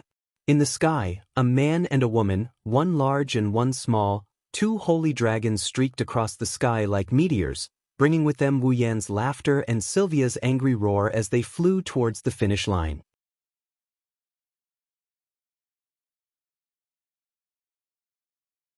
Chapter 1291. Ansari Dragon Riding Academy, Sports Field. On the high platform, Leibeka revealed a breathtakingly beautiful smile, her heroic voice reverberating through the entire arena. The winner of this year's Ares Dragon Riding Festival, first year of the advanced class, Roland Randall. The group of students looked at Wu Yan standing beside Leibeka and cheered enthusiastically. Of course, there were also many voices of envy and jealousy mixed in. After all, the winner of this year's Ares Dragon Riding Festival would be able to get a date with the student council president Leibeka. How could the male students who viewed Leibeka as their goddess and the female students who looked up to her not be envious and jealous? Thus, the cheers that resounded throughout the field had a hint of jealousy that everyone could clearly sense. In the beginning, there was even a hint of powerlessness that made people smile bitterly. Sigh. Under everyone's intense gaze, Wu Yan faintly sighed. Just how many times had he encountered such a situation? Wu Yan had already lost count and didn't have the energy to count. After all, being glared at a few times wouldn't cause him to lose a piece of flesh. On the other hand, a gaze filled with resentment from below the stage made Wu Yan's lips curl into a smile. He glanced down and saw Sylvia clenching her fists and gnashing her teeth as she looked at him. Despicable fellow, shameless fellow. Sylvia's domineering appearance was completely different from before. She didn't have a cold expression on her face. Instead, she was like a resentful woman holding Lancelot's reins as she kept nagging. "Since you used such a method, don't think I'll be satisfied." Ugh. On the side, Lancelot couldn't help but let out an aggrieved whimper. His dragon eyes were filled with pity. Although at the beginning, Lancelot did indeed slow down due to Wu Yan's enticing words, it only slowed down for a short few seconds. Later on, Lancelot got rid of all distracting thoughts and focused on flying. But in the end, Lancelot still couldn't defeat the strongest in the academy, Holy Dragon Gyuvlin. He was defeated without any suspense. However, Sylvia seemed to think that Lancelot had been tempted by Wu Yan's feeding attack, which led to his defeat. That's why the Grand Princess Blue Ice, the fourth princess of the Night Kingdom of Lorraine, is acting like a resentful wife. Regarding this, not only did Wu Yan not avoid the edge of the spear, he did the exact opposite. A provocative smile appeared on her face as she looked down at Sylvia, her mouth twitching a few times. He didn't say anything, but Sylvia read his lips. Don't forget our promise. Sylvia was instantly enraged, but there was nothing she could do.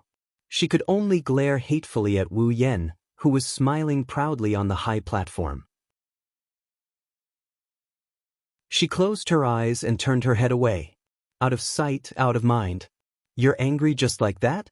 Wu Yan sighed as if he expected better from him. What a child. You're the only one who dares to treat Her Highness Princess Sylvia like that in the entire Raymond knighthood.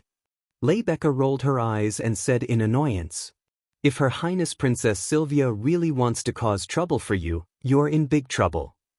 I can't see the trouble, I can only see the benefits. Wu Yan muttered as he stroked his chin. Even though I've already thought of what I'll get Sylvia to do for me, it's a bit of a loss. Should I think of something else? Something else. Rebecca blinked and revealed a meaningful expression.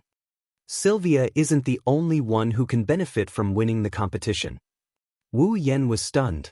When he saw Rebecca's meaningful expression, he remembered that as the winner, he could go on a date with her. Wu Yan's lips twitched at the thought. Rebecca put on a seductive look in front of everyone. She whispered into Wu Yan's ear, and she blew at him. Could it be, you're not happy about going on a date with me? I'm just having a headache. Wu Yan suppressed his heartbeat and coughed as he felt the ticklish sensation in his ear. He looked away awkwardly. I'm not familiar with Ansari City at all. I don't know where to take you on a date. You don't have to worry about that.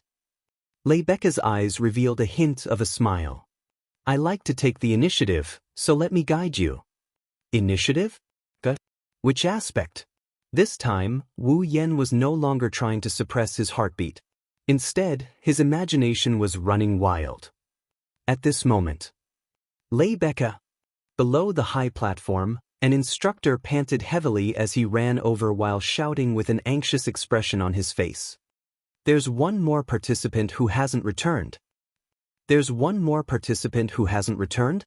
Wu Yan, Rebecca, and even Sylvia were stunned. Rebecca frowned. What's the meaning of this?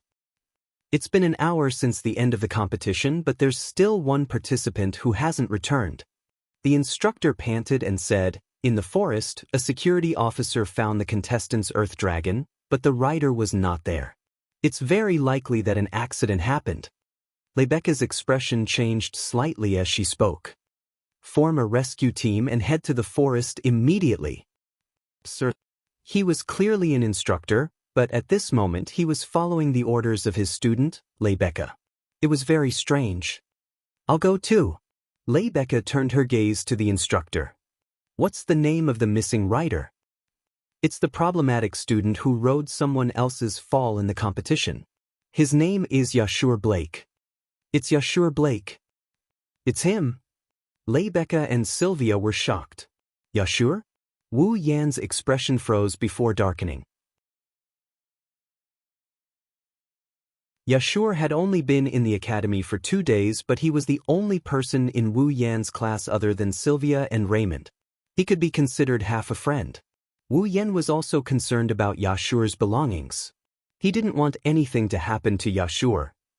Rebecca. Wu Yan turned around to look at Rebecca. Let me join the rescue team as well. All right. Rebecca hesitated for a moment before nodding in agreement. Come with me on Guffrin and we'll search the forest. I'll go too. Sylvia stood up and glanced at Wu Yan with a solemn expression. It's the duty of the royal family to help citizens in trouble. It's also the teachings of the royal family. President Rebecca, please let me join. I understand. Seeing Sylvia's solemn expression, Rebecca found it hard to refuse.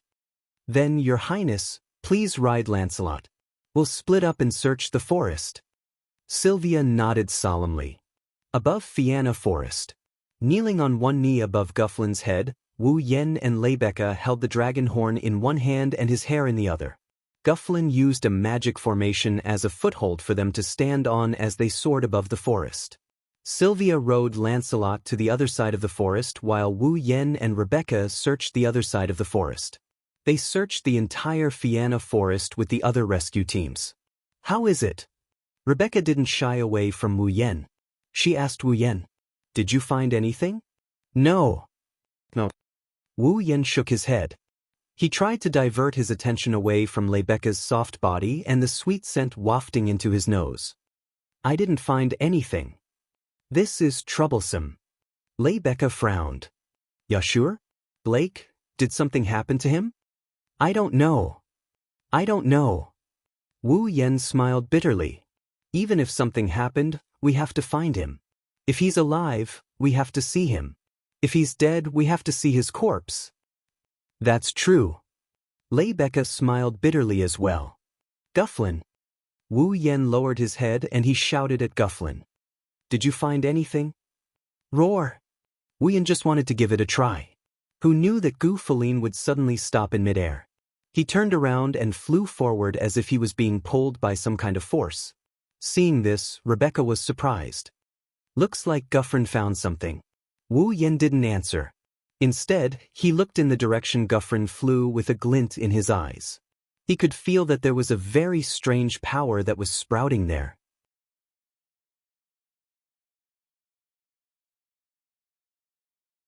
Chapter 1292. In the sky, a red streak of light shot over from the distant horizon and appeared above a canyon.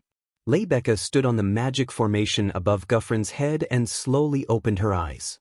She couldn't help but close them due to Gufflin's extreme speed. There was still a trace of lingering fear on her face. There was no helping it. Gufflin didn't listen to Leibecca's orders at all and flew over at his fastest speed. He didn't care about his master at all. If it wasn't for Wu Yen grabbing her shoulder, she would have been flung away long ago. Gufflin. Leibecca took a deep breath and forced herself to calm down. Her eyes flickered with uncertainty. Why didn't you listen to my orders? Don't blame Gufflin. Wu Yen swept his gaze over the canyon below. There seems to be something under this canyon. Gufflin must have sensed it. That's why he's acting so strangely. Under the canyon? Leibecca was taken aback. She lowered her head and looked at the valley below. This is the outskirts of Fianna Forest? Who knows? Well, who knows? Wu Yen shrugged and narrowed his wine-red eyes. However, I am a bit concerned about the thing inside. Me too.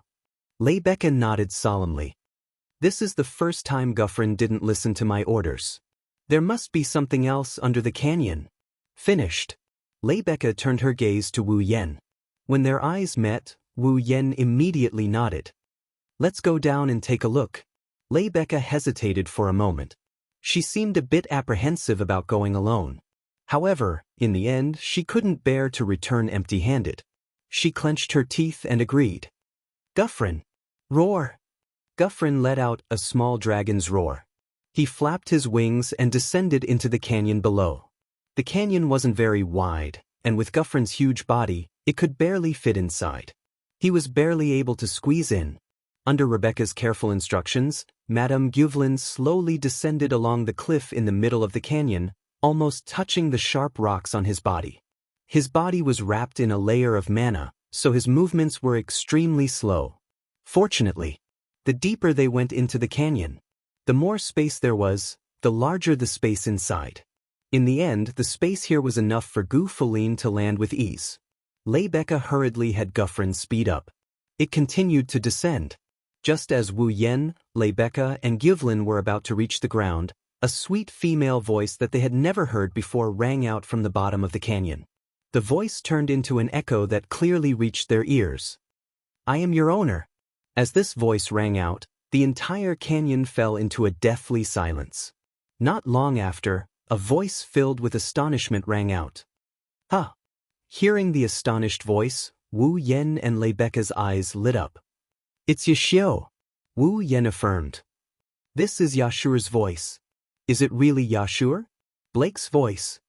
Leibecca perked up and patted Gyvlin's dragon horn. Gyvlin, go down. You. However, Gyvlin disobeyed Leibecca's order again. His huge body seemed to be frozen in the air. He only let out a slightly fearful roar before falling silent. Gyvlin. Leibecca's face was filled with confusion when Gyvlin disobeyed her order again. Wu Yen bitterly smiled and patted her shoulder. There must be something below that forced Gyvlin to disobey your order. Don't mind it too much, I understand. Rebecca retracted her dazed expression and regained her composure. But how are we going to go down? Hug me. This time, it was Leibecca's turn to be astonished. In exchange, Wu Yen looked annoyed. Are you going to hug me or not? You're not going to hug me and go down by yourself? Leibecca panicked slightly when she heard that.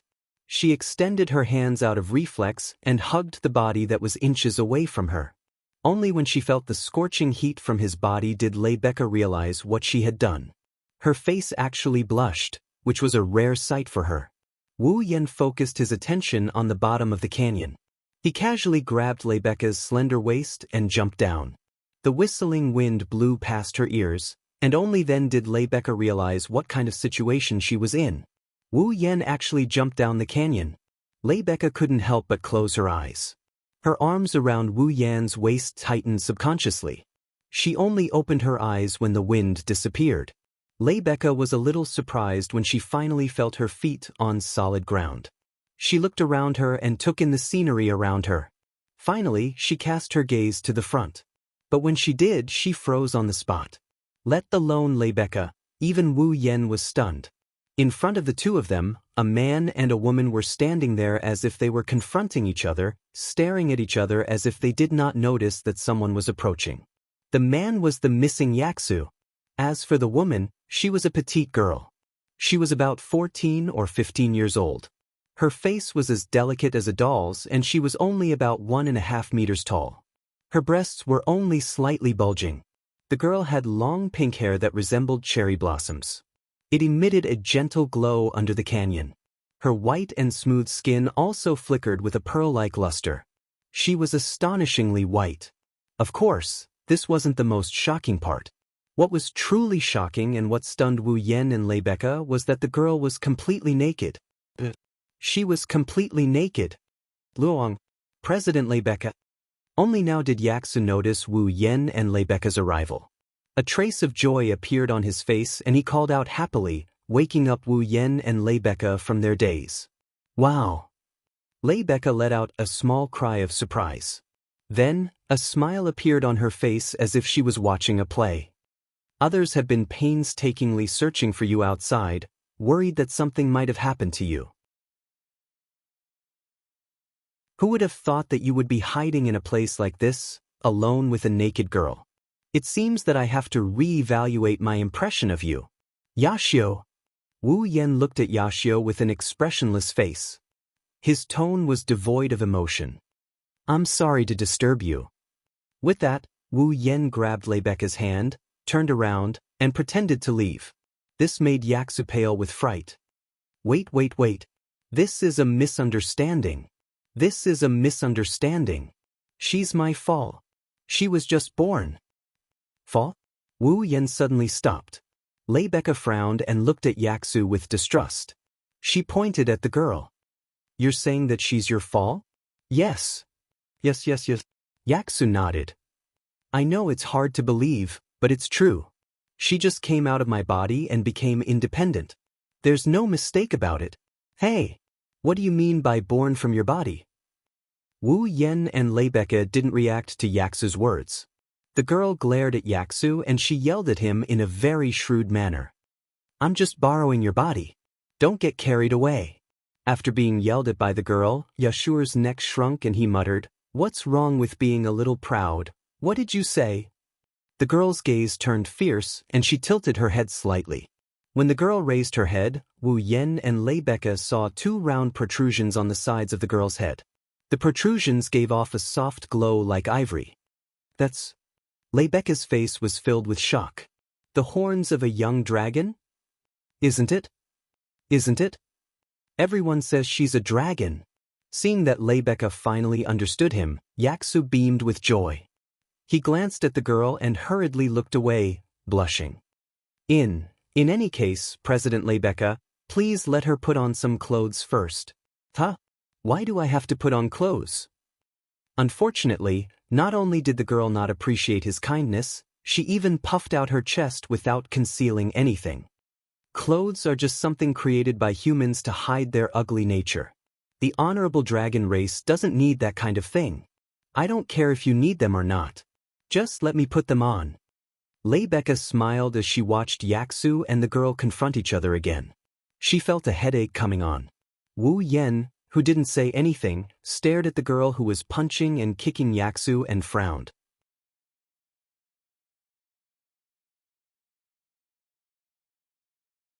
Chapter 1293.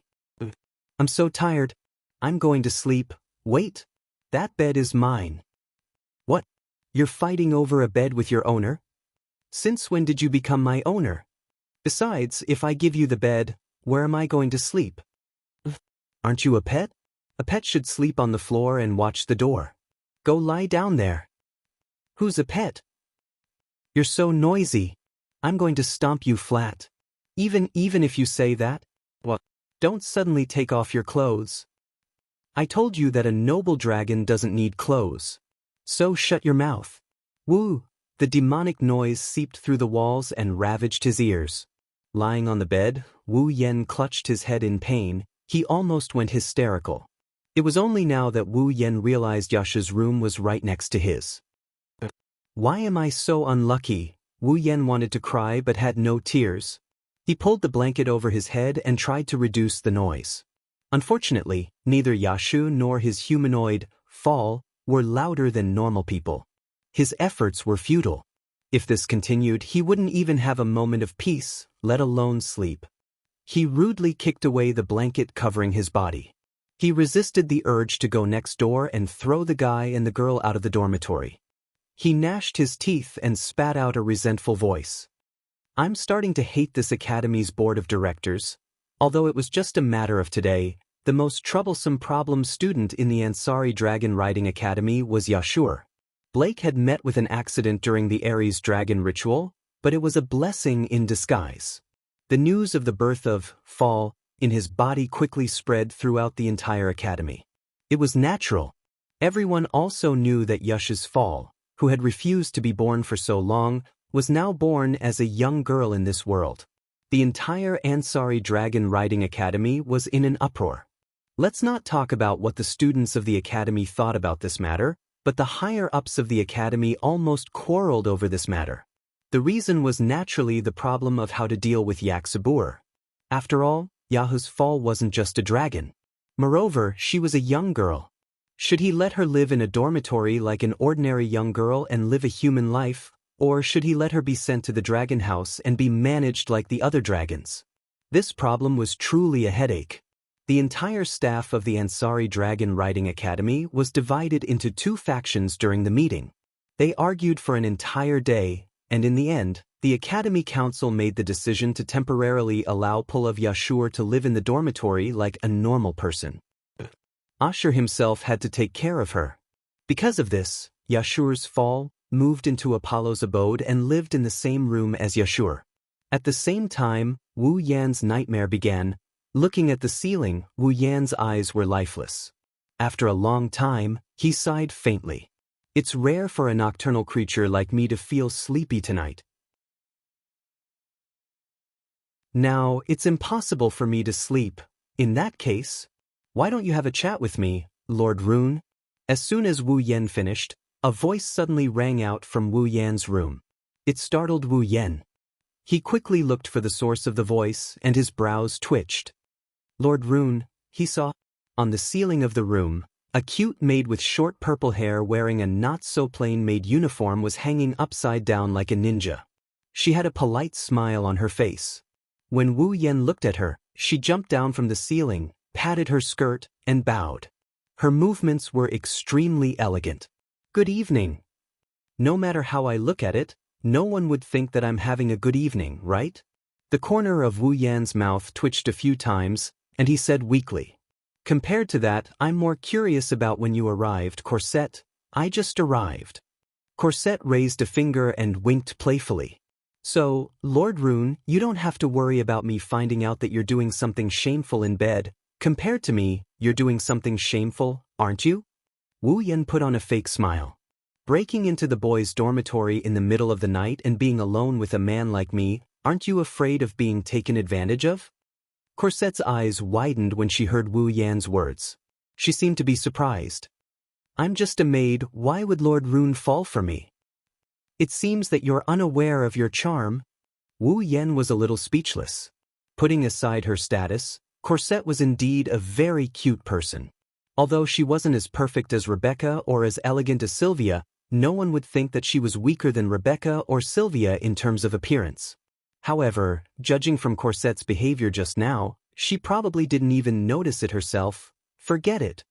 Getting up from the bed, Wu Yan patted his cheeks and looked at Corset. "You must have something important to tell me so late at night, right?" "It's nothing important, I'm just reporting something that Lord Rune asked me to investigate." "Investigate?" Wu Yan's eyes lit up, and his expression became excited. "Is it about Avalon's Holy Dragon royal family?" "Yes." Corset nodded, but her expression wasn't very happy. Even her smile was gone. "Unfortunately, Lord Rune, there isn't much progress on the matter you requested. There aren't even many words related to it. There are only a few records of a dragon similar to the Holy Dragon Emperor in some ancient legends, but Avalon didn't mention a single word about it. I think it would be difficult to find any information related to Avalon's Holy Dragon royal family in Loriamin's knighthood. Perhaps Loriamin's royal family has important secrets, but investigating this information is against the law. Even I can't do anything about it." At this point, Corset's expression became a little apathetic. She was probably apologetic that she wasn't useful. Although her behavior was somewhat helpless, Corset was indeed a very kind-hearted little maid. "All right, it's fine if you can't find anything. Don't take it to heart." Even though he was a little disappointed, Wu Yan still spoke softly. "You managed to find some clues in just one day. Even if it's just a legend, it's already very impressive. Before this, I didn't even find a single word related to it. Shirley's family is good at spying, and this is why I came to Lord Rune." Corset shook her head, then her expression turned serious. "Since even I can't find any clues related to the Avalon Holy Dragon royal family, it proves that this Avalon Holy Dragon royal family is definitely not ordinary. Their involvement might even exceed the level of what the Knight's Kingdom can bear. Corset, please be bold enough to say that if Sir Laurent still wants to continue investigating the Avalon Holy Dragon royal family, please reconsider. If something goes wrong, Loriamin's knighthood might be involved. When that happens, both Lord Rune and Corset will be guilty." Looking at the serious expression on Corset's face, Wu Yan became silent. At first glance, Corset's words sounded like she was exaggerating. After all, she said something like, "Even I don't have it." Clearly, Corset was very confident in her ability. In this case, it was not unreasonable for Corset to come here and give him a reminder. Avalon's Holy Dragon royal family might be involved in many aspects, but Wu Yan wasn't going to give up. After all, this was his dungeon mission, wasn't it? "I understand." Wu Yan smiled at Corset. "I'll proceed with caution, thank you very much." Corset smiled again. She lifted her skirt and bowed to Wu Yan. "Then I'll take my leave first. If Lord Rune needs my help, please don't hesitate, I will." Wu Yan shrugged and he teased her. "Then, I'll have to trouble you to come to me in the middle of the night. Remember to bring me some benefits, I'll think about it." Corset smiled mischievously, then her body turned into a shadow and disappeared. A cheating maid. Wu Yan didn't know whether to laugh or cry.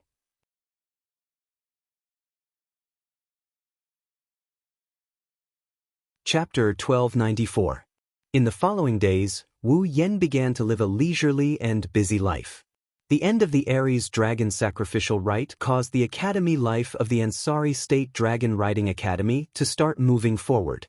Under such circumstances, Wu Yen began to live the same life as every other student in the academy. Every day, he would go to the classroom to attend theoretical classes related to dragon breeding or participate in actual combat exercises with a group of students. He would learn all kinds of dragon riding skills and enrich his experience and knowledge of riding dragons. He lived a very peaceful life. With perfect memory, Wu Yen would be able to get full marks in every theory class he attended. With endless martial training, Wu Yan's dragon riding skills were unmatched in the entire academy. With these two aspects added together, Wu Yan's grades gradually climbed up and he quickly became the first in the school year. At this point, the negative evaluation of Wu Yen completely disappeared from the Ansari Dragon Academy. Now, what Wu Yen left behind in the Ansari Dragon Academy could not be considered a legend nor a miracle.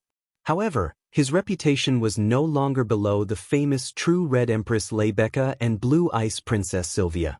The skyrocketing theoretical results and miraculous dragon riding skills gradually raised Wu Yan's reputation.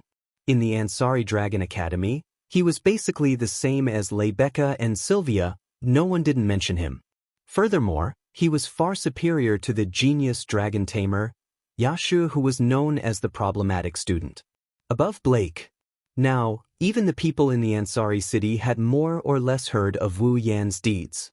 Now, in the Ansari Dragon Riding Academy, if someone were to ask who the strongest person in the academy was, there would definitely be someone who would answer Leibeka. If someone were to ask who the person with the highest status in the academy was, it would definitely be Sylvia. But if someone were to ask who the most talented person in the academy was, it would definitely be the genius dragon tamer Yashu. It would be Wu Yen. Wu Yen also got a nickname in the Ansari University's Dragon Riding Academy. He was known as the rider of the god race. It meant that the talent of the rider was no longer in the category of humans, but a performance that could only be possessed by a true god. Of course, it would be an exaggeration to say that he was comparable to a god. However, to be able to rise from a cheating student to the top of the school year in less than a month. He even had such a miraculous dragon riding skill. Even the academy's strongest holy dragon Guflin had been tamed by him. These feats shocked the students more than just a little bit. Naturally, even the evaluation of the students was upgraded exaggeratedly. But it was undeniable. Wu Yen had indeed received everyone's approval and no longer had any negative comments. What was worth mentioning was that under Wu Yan's stimulation, Sylvia had also been frantically learning and improving her dragon riding skills. Under such hard work, Lancelot had also grown a lot, and his strength had improved significantly. As for Wu Yen, while he was doing his duty as a student, he was observing Yak from a close distance. This Yak was referring to Yahu's fall, who maintained her human form. She was also the petite pink-haired girl at the bottom of the canyon that day. The reason for observing Yak was simple.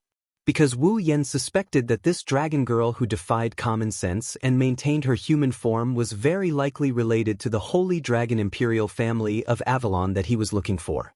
Wu Yen had the bloodline of the true ancestor and had a bloodline level far above humans and dragons. It was also because of this that normal dragons would accept his control, and even the holy dragon would show him respect. After recognizing Wu Yen, they made an exception and allowed him to ride, just like Guflin. However, Yak, this girl who looked even weaker than the weakest dragon, not only ignored the faint bloodline pressure on her body, she was completely unaffected by it, and would even roar at him with a face full of arrogance sometimes. The respect that normal dragons had for Wu Yen could not be seen from this girl at all. This alone was enough to make Wu Yen suspicious. Maybe it's because AI Ku is too weak, she's as weak as a human. She couldn't sense the bloodline pressure coming from Wu Yen. But there was one time when AI Ku told him about it in front of him. It feels like you're a little different from normal stupid, ignorant and stupid humans. The moment he heard this, Wu Yen immediately had this thought in his mind. While ignoring her own bloodline pressure, she could more or less feel something different about him. This Yak was definitely not normal. With this in mind, Wu Yen began to observe Yak and conveniently asked Yahu about his participation in the youth ritual. If he could prove that Yak was the last descendant of the Holy Dragon Imperial family of Avalon, then Wu Yen could basically use the bullet of 12, Yod bet. When he went to Yahu's youth ritual, he could carry out his own dungeon mission. Of course, this was a story for later. Today, the weather was clear. Wu Yen and Yahu had just finished their classes. They walked together and headed to the office of the student council. This was because Leibecca had come directly to the first grade classroom of the advanced class in the morning and made a declaration amidst the uproar. Randall. Yao? Blake. Come to the student council office after school. I have something to talk to you about. And so, under the envious and jealous gazes of their good friend Ramon, Wu Yen and Yaksu left everyone else and went to the student council office. The student council office was located at the top of the central tower of the Ansari Dragon Riding Academy. Although it was not very big, the layout was more luxurious than the dean's office. Just the door alone gave off the feeling of a famous museum or conference room. Standing in front of the magnificent door, Yashu fidgeted around nervously. He glanced at Wu Yen, who didn't seem to care about anything, and he couldn't help but feel sad. Ever since the establishment of the Ansari Dragon Riding Academy, the student council had great power. Not only could they interfere with the matters of the Academy Council, they could also obtain a seat in the Ansari City Council.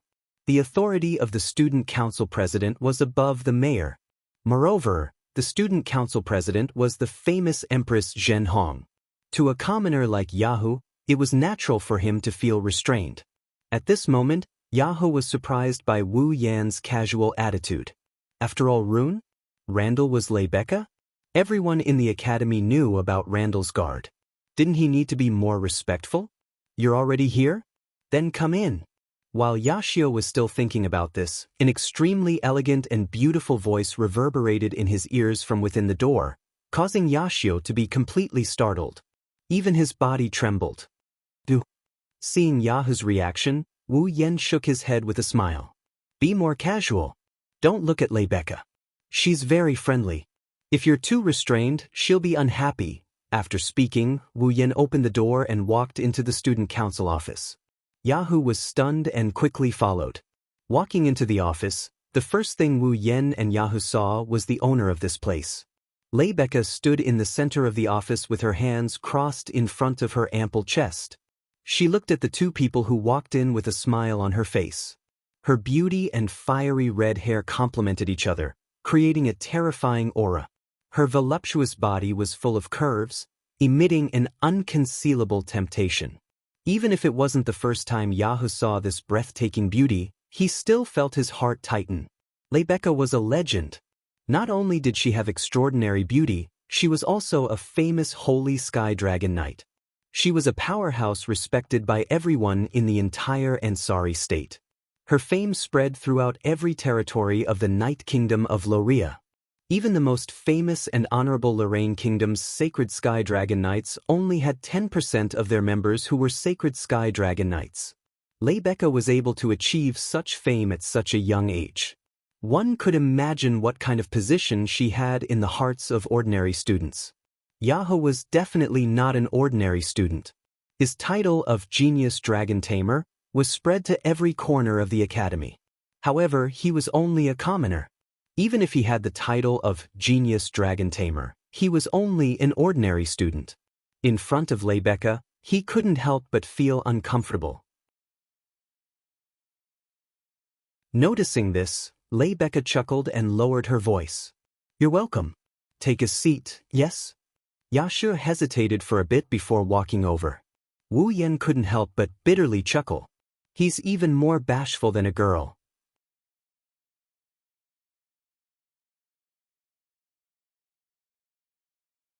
Chapter 1295. Inside the student council office, Leibecca opened up the tea set and the teapot. She smiled at Wu Yen and Yashu, who were sitting across from her. Is black tea okay? Not only did Yashu's expression stiffen, even Wu Yen didn't look too happy about it. Leibecca, if I remember correctly, this is the student council office. What are you trying to do by making it look like a restaurant? Isn't it great? Leibecca smiled mockingly. There was once a restaurant that wanted me to be their waiter for a day. Unfortunately, I rejected them. Now that I think about it, I missed the chance to experience being a waiter. The famous True Red Empress went to be a waiter? Wu Yan blinked. He couldn't help but picture Rebecca wearing a waitress uniform and her cute face. He replied without hesitation. Of course. As soon as he said that, Rebecca gave Wu Yan a knock on the head. I'm sure that your imagination is different from a proper waiter's. Wu Yan face-bombed when he heard that. His expression turned a bit bitter. Didn't you say it was great? I'm talking about the experience of being a waiter, not being a female lead in your delusional imagination. Come up with some weird imaginations. You know that too. Oh? So there really is. That. Yashu raised his hand weakly when he saw Wu Yan and Rebecca leaving him behind and showing off their love. President Rebecca, you called me. You called us here. Is there something you need? Well, it's just some trivial matters. I hope you can relax. Rebecca seemed to have realized that she was playing around with a boy. She coughed and stopped smiling. She went straight to the topic. That par of yours is called Ache, right? How is she now? Ache. Yashu was stunned. He scratched his face. He answered with some uncertainty. It should be considered very good, right? Should? Rebecca raised her eyebrows, causing Yaksu, who had just relaxed, to tense up again. He hurriedly explained. Because I can't bring Yak to class, and I can't leave her alone in the boys' dormitory. In the end, Rune said he would help me. He wanted to see if he could find someone to take care of her. I don't know how Yak is doing. Find someone to take care of her? Rebecca looked at Wu Yan and received a nod from Wu Yan. I asked Cosette to take care of Yak. She has nothing to do during Sylvia's classes anyway. Cosette? Rebecca nodded in relief. So that's how it is. Then I can be at ease. Despite saying that, Rebecca's gaze turned sharp. She glared at Wu Yan, who was about to grab the tea. Wu Yan froze in midair. He froze in midair and his body stiffened. Rebecca narrowed her eyes and stared at Wu Yan's face. When she saw Wu Yan's unnatural expression, she revealed a meaningful expression. Your relationship with Cosette seems to have improved by quite a bit. Why would you think that? Rebecca clearly didn't have any special relationship with him, and he didn't develop any unspeakable feelings with Cosette. However, when Rebecca asked that question, Wu Yan felt an inexplicable sense of guilt, causing a trace of a smile to appear in Rebecca's eyes. It seems that when I didn't know, as a guard, you seem to have hidden something from me. Seeing Rebecca's sudden display of aggression, Wu Yan couldn't sit still and turned his head away. He kept recalling in his mind. What did I do to anger Rebecca to make her like this? Rebecca lightly snorted when she saw Wu Yan remaining silent. She sat back down and cast her gaze at Yashur. She coldly asked, Do you want to join the student council? The sudden invitation stunned Yashur, who had stayed out of the matter. He didn't react for a long time. Join the student council? Yashur stupidly muttered.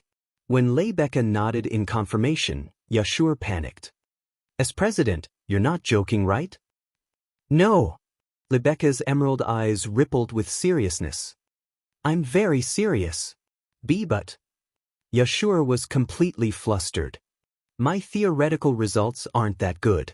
My actual combat results were obtained by riding someone else's fall. Is it all right for someone like me to join the student council? You're underestimating yourself too much. Rebecca shook her head slightly. Just being able to ride someone else's fall is already an amazing ability. Even I can't do that, but you've done it. It proves that you're capable. Does Long have the ability to ride someone else's fall too? Yashur took a deep breath and directed his attention to Wu Yan, who was drinking his black tea innocently as if it had nothing to do with him. Furthermore, his dragon riding technique can be said to be the best in the academy. His theoretical results are also the best in the entire year. He even managed to tame Guffrin, president. He is much more outstanding than me. So, Roan also needs to join the student council, and he has already agreed. Rebecca said slowly. I feel that your ability is also extraordinary. Therefore, if possible, I hope that the student union can also recruit you. Lei. President Leibecca. Please consider it carefully, Leibecca said with a solemn expression, causing Yashio to hesitate. Right at this moment, woo, woo, woo. A long rhythmic cry suddenly rang out above the academy, startling all the students. Leibecca and Yashur stood up abruptly and looked out the window. That's a second-level emergency alert. Leibecca went to the window and opened it. She looked out the window and Yashur did the same. Wu Yan didn't know what's going on and he kept asking questions. A second-level emergency alert? What's that? As the land of dragon breeding, Ansari will always encounter emergency situations. Based on the danger caused by these emergencies, the Academy has divided them into several levels of alerts. Leibecca continued to look out the window as she explained without turning her head. A second-level emergency alert means that the dragons in the Academy have suddenly lost control for some reason and left the dragon house. With that, Leibecca and Yashur turned their gazes to a certain corner below. There, a small pterosaur was wantonly running back and forth on the ground like an earth dragon, crashing into one tree after another. A few dragon servants from the dragon house rushed over in a panic and surrounded the pterosaur with weapons that didn't deal much damage. Then, under the watchful eyes of everyone present, a figure charged straight towards the frenzied pterosaur and jumped onto its back. It was Sylvia. What is Her Highness doing? Yashur couldn't help but jump in fright when he saw this with his own eyes. That was to be expected. After all, apart from their master, dragons wouldn't allow anyone else to ride on their back. Only Wu Yan and Yashur were exceptions due to different reasons. As for Sylvia, she didn't have the ability to do so. Thus, the moment Sylvia jumped onto the pterosaur's back and hugged its neck, the pterosaur began to shake its body even more violently. Sylvia could only hold on with all her might, but she wouldn't be able to hold on for much longer. And because of Sylvia's actions, Long Ding was at a loss for what to do and panicked. That idiot! Wu Yan didn't care about Sylvia's identity as he cursed out loud. He jumped out of the window and charged towards pterosaur and Sylvia. Yashur was shocked to see Wu Yan jump out of the window. Leibecca watched closely as Wu Yan charged out, a strange look of anticipation in her eyes. Let me see more of your talents. Calm down. On the other side, Sylvia hugged the pterosaur's neck with all her might while suppressing the fear in her heart. The strength in her body was gradually dissipating. Competing with a dragon in terms of physical strength was undoubtedly a foolish thing to do. But Sylvia had done it. Even if she didn't regret it, she couldn't help but feel fear. It was a mistake, and the pterosaur had flung Sylvia out of the window.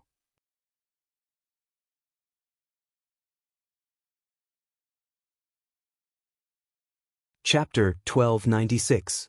The scene of the sky and earth spinning was imprinted into Sylvia's eyes. When her body was also spinning in the air, Sylvia's screams also resounded through the sky. It was clearly a young pterosaur that hadn't even grown its wings yet and couldn't fly. However, Sylvia's voluptuous body was thrown high into the sky by the other party's fling, and she flew out fiercely like trash. In such a position, if she were to land on the ground uncontrollably, then Sylvia's slender body would definitely be severely injured from the impact of the landing. It might even endanger her life. Understanding this, the draconic guards were all shocked. They also let out sharp screams that echoed through the sky along with Sylvia's screams. Just as Sylvia was about to fall to the ground and become the victim of this accident, a figure suddenly charged down from the sky, leaving behind afterimages as it streaked across the sky. It was extremely fast and arrived at a certain location in the blink of an eye. Sylvia's body also flew towards the figure and was picked up by the waist. Then, the figure lightly landed on the ground as if it was weightless. Sylvia, who had closed her eyes and was about to endure the pain of landing, slowly opened her eyes with lingering fear. A face close to her entered her field of vision. Her expression froze in place. Seeing Sylvia open her eyes, Wu Yan coldly snorted and put her on the ground. I'll teach you a lesson later. After saying that, Wu Yen stomped on the ground and flew in front of the pterosaur. He then jumped high into the air and landed heavily with a sharp explosion. Below him was the berserk pterosaur. Boom! Woo! A muffled sound rang out. The berserk pterosaur felt as if a heavy mountain had smashed down on its back. It almost hit the pterosaur. The pterosaur thought that someone had overestimated themselves and rode on its back. It was about to explode when a cold voice seemed to freeze the air and entered its heart. Don't mess around. Don't blame me for being merciless. As these cold words were spoken, a wave of pressure from a higher existence pressed down on the pterosaur from above. This caused the pterosaur's body to tremble, and the madness in its heart instantly collapsed. Woo! The pterosaur, which was as crazy as a beast a second ago, let out a soft moan as if it was begging for mercy. At this moment he suddenly became like a puppy. He opened his teary eyes and laid on the ground, not daring to act rashly anymore. For it, who was still young and had yet to grow, Wu Yan's pressure was really a burden. Therefore, it had no choice but to be obedient. Stop. It stopped. The group of draconians who witnessed this scene stared blankly at Wu Yan, who was standing on the back of the pterosaur. Then, as if they had thought of something, they exclaimed in surprise. He's Luoang? Is it Randall? Really, that young rider of the Protoss? No wonder he could subdue the pterosaur so easily. Too powerful. The excited cheers of the dragon subordinates were all heard by Sylvia, making Sylvia feel a little uncomfortable. But why can't I do it? With that thought, Sylvia's eyes welled up with tears. She turned around and wanted to leave the scene. However, as soon as Sylvia turned around, a hand grabbed her and pulled her back. A crisp sound echoed in the air. Sylvia was stunned. It wasn't just Sylvia. The Draconians, Leibecca and Yashur, who were standing by the window of the student council office, as well as the scattered staff who heard the alarm and rushed over, were all stunned. Sylvia stared blankly at Wu Yan, who was standing in front of her with his hand in the air. She reflexively touched her cheek with her hand. The next moment, a strange stinging sensation spread to her nerves. She finally realized she was just slapped by Wu Yan. Sylvia stared in disbelief at Wu Yan, who casually withdrew his hand as if nothing had happened. She rubbed her cheek and muttered in confusion. You slapped me? Yes, I slapped you. Wu Yan admitted frankly and looked at Sylvia with a smile. However, there was no trace of a smile in his eyes. It was chilling. What? Your Highness, are you going to punish me? Sylvia yelled at Wu Yan in a fit of rage when she heard that. What right do you have to hit me? Just because you have a disgusting head. Wu Yan didn't care about Sylvia's identity as princess at all. He didn't care about the crowd's stunned expressions. Do you know that you almost died just now? What does my death have to do with you? Sylvia's anger, resentment, and all other emotions exploded with Wu Yan's slap. What is your relationship with me? Do I need to be slapped because I'm an eyesore to you? That's right, you have nothing to do with me. So, if you want to die, please find a place with no one around and die on your own. Wu Yan laughed coldly. Let's see if the fourth princess of the Night Kingdom of Lorea overestimated herself and fell to her death while riding another dragon sounds better, or the fourth princess of the Night Kingdom of Lorea committed suicide because she lost to someone else and couldn't get first place sounds better. You. Sylvia's face turned ghastly pale. What? Not saying anything? Wu Yan didn't show any mercy as he looked at Sylvia's pale face. Risking your life to challenge another dragon, isn't it because you don't have the ability that others have, so you feel indignant, unwilling to admit defeat, and unwilling to see it happen? That's why your IQ dropped. You thought that if others could do it, you could also do it, so you jumped over. Isn't that right? You don't understand how I feel at all. With a pale face, Sylvia tried her best to hold back her tears as she shouted at Wu Yan. However, Wu Yan responded coldly. Indeed, I don't understand how you feel, nor do I understand what kind of obsession you have in your heart. However, I can't be like you and watch my friend die with a cold face. Friend. Sylvia was stunned. Riding another dragon won't bring you any pleasure, nor will it make you stronger. Wu Yen pointed at the pterosaur that just went berserk. If riding that little fellow can satisfy you, then I definitely won't stop you. Sylvia was speechless at Wu Yen. No matter what kind of dragon you ride, it won't bring you as much joy as watching your own dragon grow. Don't you understand? Wu Yen glanced at Sylvia before turning around. If you really want to become stronger, then Lancelot is the only dragon in your eyes. He is the one that you can rely on to become stronger. On the other hand, if what you mean by becoming stronger is nothing more than neglecting the essentials and focusing on trifles to prove that you have the talent that others have that you can have as well, then I advise you to give up early and obediently be a princess. With that, Wu Yen didn't look at Sylvia anymore and left the scene. Sylvia still stood there, covering her face as she looked at Wu Yan's back. She didn't say anything for a long time. In the student council office, Yashur looked at Wu Yen dumbly as he left, full of admiration. He's really strong. Leibecca couldn't help but smile. Her smile was strangely beautiful. After leaving everyone's sight, Wu Yen stopped and sighed. I know you're here, Corset. I'm afraid you're the only one in the academy who slapped Her Highness, Lord Roland. Behind a tree on the side, Kersel walked out with a bitter smile. After being slapped by you, Her Highness will be disappointed for a long time. Her head is as hard as an ox's. Wu Yen snapped at Corset. So please keep an eye on her, don't let her go down a dead end. Thank you for your concern, Lord Roland. I'll accept it on behalf of Her Royal Highness. Corset smiled, lifted her skirt, and bowed. Please continue to teach Her Highness from now on, Lord Roland. With that, Cosette turned around and ran in the direction of Sylvia, causing Wu Yen to shout in ridicule. Remember to give her benefits next time. Being a maid is a benefit in itself. With these words, Cosette disappeared from the scene.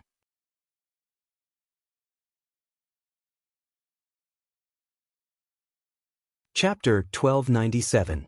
Ansari Dragon Riding Academy, 7th Dragon House. In the dragon room that belonged to Lancelot, Lancelot, covered in silver-white fur, was lying on the floor with his mouth wide open as he munched on an extra-large portion of beef placed in front of him. Judging from the speed at which he ate and the faint pleasant dragon roar, it was obvious that he was in a good mood. Sylvia, in her uniform, stood beside Lancelot, wiping its body as she watched it happily eat, but her heart was filled with bitterness. Lancelot wasn't a particularly gluttonous dragon. He rarely displayed a particularly good mood because he was able to eat good food. As Lancelot's master, Sylvia couldn't be more clear about this. However, recently, Lancelot had been in a particularly good mood every time he ate. When it was time to eat, he seemed particularly eager and impatient. When it was time to eat, he was in a very good mood. Due to his joyful mood, his performance was much better than usual when he practiced his dragon riding skills with Sylvia. All of this was due to the food that Lancelot loved so much. And this food was personally prepared by Wu Yen.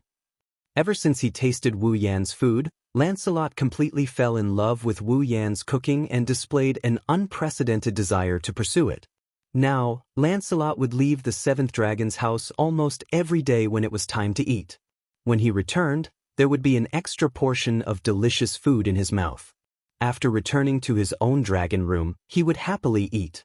Long Ding of the 7th Dragon House didn't know where Lancelot went after leaving the 7th Dragon House without permission or where the food came from. However, Lancelot didn't cause any trouble when he left. They were happy to be idle and let it go. Only Sylvia knew that ever since Lancelot tasted Wu Yan's food for the first time, every time he left the dragon house without permission, it was to look for Wu Yen. The food he brought back was also made by Wu Yen. It wasn't just Lancelot. Even Guffrin, who was tamed by Wu Yen, was the same. When it was time to eat, he would leave the dragon house without permission and look for Wu Yen to ask for food. In other words, almost 50% of Lancelot's growth during this period was due to Wu Yan's food. Sylvia's mood darkened when she thought of this. Herself, I lost to him again in another aspect. On top of that, even his fall had received his care. He had contributed to his growth as well. He was truly outstanding. Compared to him, she really was like a child. She recalled how she recklessly challenged a berserk dragon to prove that she had the ability to ride another fall and was slapped by Wu Yen. Sylvia subconsciously touched her face. It was as if it was still aching. Sylvia knew that she didn't have any talent. It wasn't that she didn't have the talent to ride another fall, it was that she didn't even have the talent to become a dragon nurturer. Loriamin had a rule that all citizens of 7 years old must go to a Bayan forest to undergo the youngling ritual and have the dragon mother appraise them to see if they had the talent to become a dragon nurturer. If they did, they would receive the dragon mother's nursery and receive the star carving. They would become a dragon nurturer. If they didn't, the dragon mother wouldn't even appear in front of them and they could only leave dejectedly. Logically speaking, Sylvia who obtained Lancelot should have the talent to become a dragon nurturer.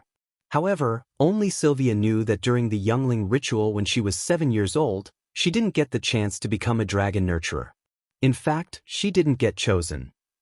The only reason she was able to obtain Lancelot and become a dragon nurturer was because someone had given her a hand. Sylvia couldn't help but recall the conversation she had with him when she was 7 years old. Why do you want to become a dragon nurturer so badly? Woo, because. I must have my own fall. Why? Because.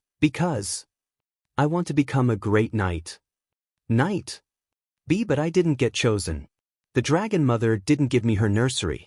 I failed to live up to my royal father and royal sister's expectations. I can't become a great knight. Woo-woo. Sigh. All right, stop crying. Woo-woo. All right. Stop crying. Didn't you want a fall? I'll give you one, all right? Give me one. In the dimly lit forest, pressed a mysterious ball of light into the body of the 7-year-old Sylvia. In that instant, Sylvia felt that some sort of change seemed to have occurred in her body. Then, a star carving appeared on Sylvia's body. I have fall now? I've given you fall. So stop crying, okay? But, is this okay? Well, it's useless to give it to me. I don't really need it anyway. If you need it, I'll give it to you. I'm leaving. Remember, stop crying. Wait. Big brother. What's your name? My name is Wu Yen. Sylvia muttered subconsciously, calling out that name that was etched in her heart. Then she thought of her own performance, and her bright and beautiful eyes were filled with heart-wrenching gloom. She even began to mock herself. If Big Brother sees me now, he'll be very disappointed, right? As Sylvia said that, she even had an extreme thought. He had entrusted Lancelot to someone else, then Lancelot would be better than staying by her side, right? Perhaps he might even be stronger than when he was by my side. That might not necessarily be the case. After all, she didn't have the talent to be a dragon nurturer, did she? Just as that thought rose in her mind, a familiar voice that was also etched in her heart coldly echoed in Sylvia's heart. No matter what kind of dragon you ride, it won't be as joyful as watching your own dragon grow. Don't you understand? If you really want to become stronger, then Lancelot is the only dragon in your eyes. He's the one you need to become stronger. And if what you mean by becoming stronger is nothing more than neglecting the essentials and focusing on trifles to prove that you have the talent that others have that you can have as well, then I advise you to give up early and just be a princess obediently. The cold voice was like a bucket of cold water that poured over Sylvia's heart. She, who had almost gone to the extreme, suddenly came back to her senses. No, I can't think that way. Sylvia hurriedly shook her head and took a deep breath to get rid of the distracting thoughts in her mind. He's right. I only need Lancelot. I only need Lancelot in my eyes. He's the one I need to become stronger, not to prove that I have the talent to be a dragon nurturer. Become stronger. I have to become stronger. Sylvia's dim eyes lit up as she clenched her fists tightly. To not let down Big Brother who entrusted Lancelot to me, I have to become stronger. I have to become stronger. Kaboom! Just as Sylvia's fighting spirit was reignited, a thunderous boom came from the sky outside. The sudden sound of thunder caused Sylvia's face to turn pale with fright. Her awe-inspiring image was shattered, and she covered her ears like a timid little girl, trembling as she squatted down. Although it was hard to imagine, the famous Princess Blue Ice was indeed afraid of thunder. Roar! While Sylvia crouched down in fear, Lancelot stood up abruptly and let out a huge roar filled with enmity towards the window. It was as if he had seen a parasite. It was only then that Sylvia, who was trembling as she lifted her head to look outside the window, realized that the clear sky outside was now covered in a thick layer of ominous dark clouds. It was pitch black and hard to imagine. What is that? Looking at the sky covered by ominous dark clouds and the sticky feeling of discomfort that permeated the air like a rotten swamp, Sylvia's icy blue eyes trembled violently, and a trace of unease surfaced in her heart.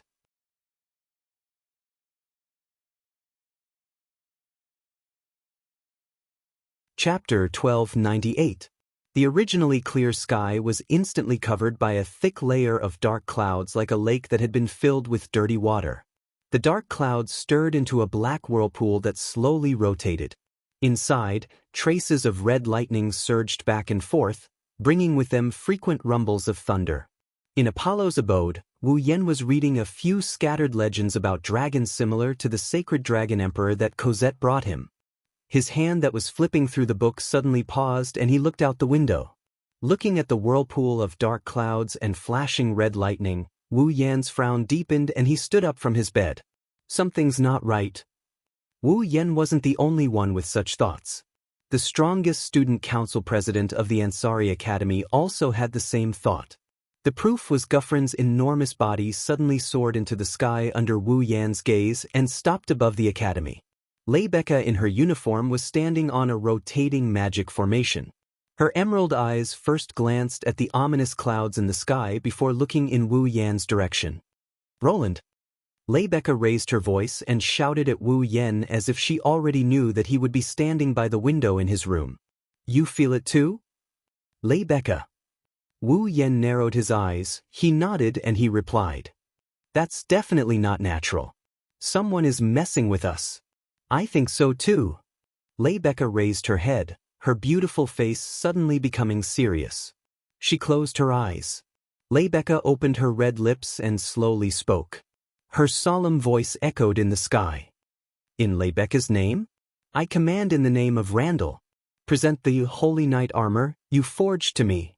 Roar, as Leibecca's solemn voice echoed, a red light flashed in Guffrin's eyes. He opened his mouth and roared. 2 magic arrays less than 10 centimeters apart rippled out from Guffrin's body and enveloped Leibecca as if they were rising into the sky. The magic formations gradually slid over Leibecca's voluptuous body, causing her to emit an intense light. Within the light, 2 ripples appeared. The magic formations slid over Leibecca's body and had the opposite effect. The other dissolved all of Leibecca's clothes into light. The other condensed into a set of armor that looked like a tight suit and covered her body. By the time the light dissipated, a set of sacred and alluring skin-tight armor had replaced Leibecca's original clothes, becoming her strongest weapon. Leibecca? Randall, level 70. Guffrin, level 70.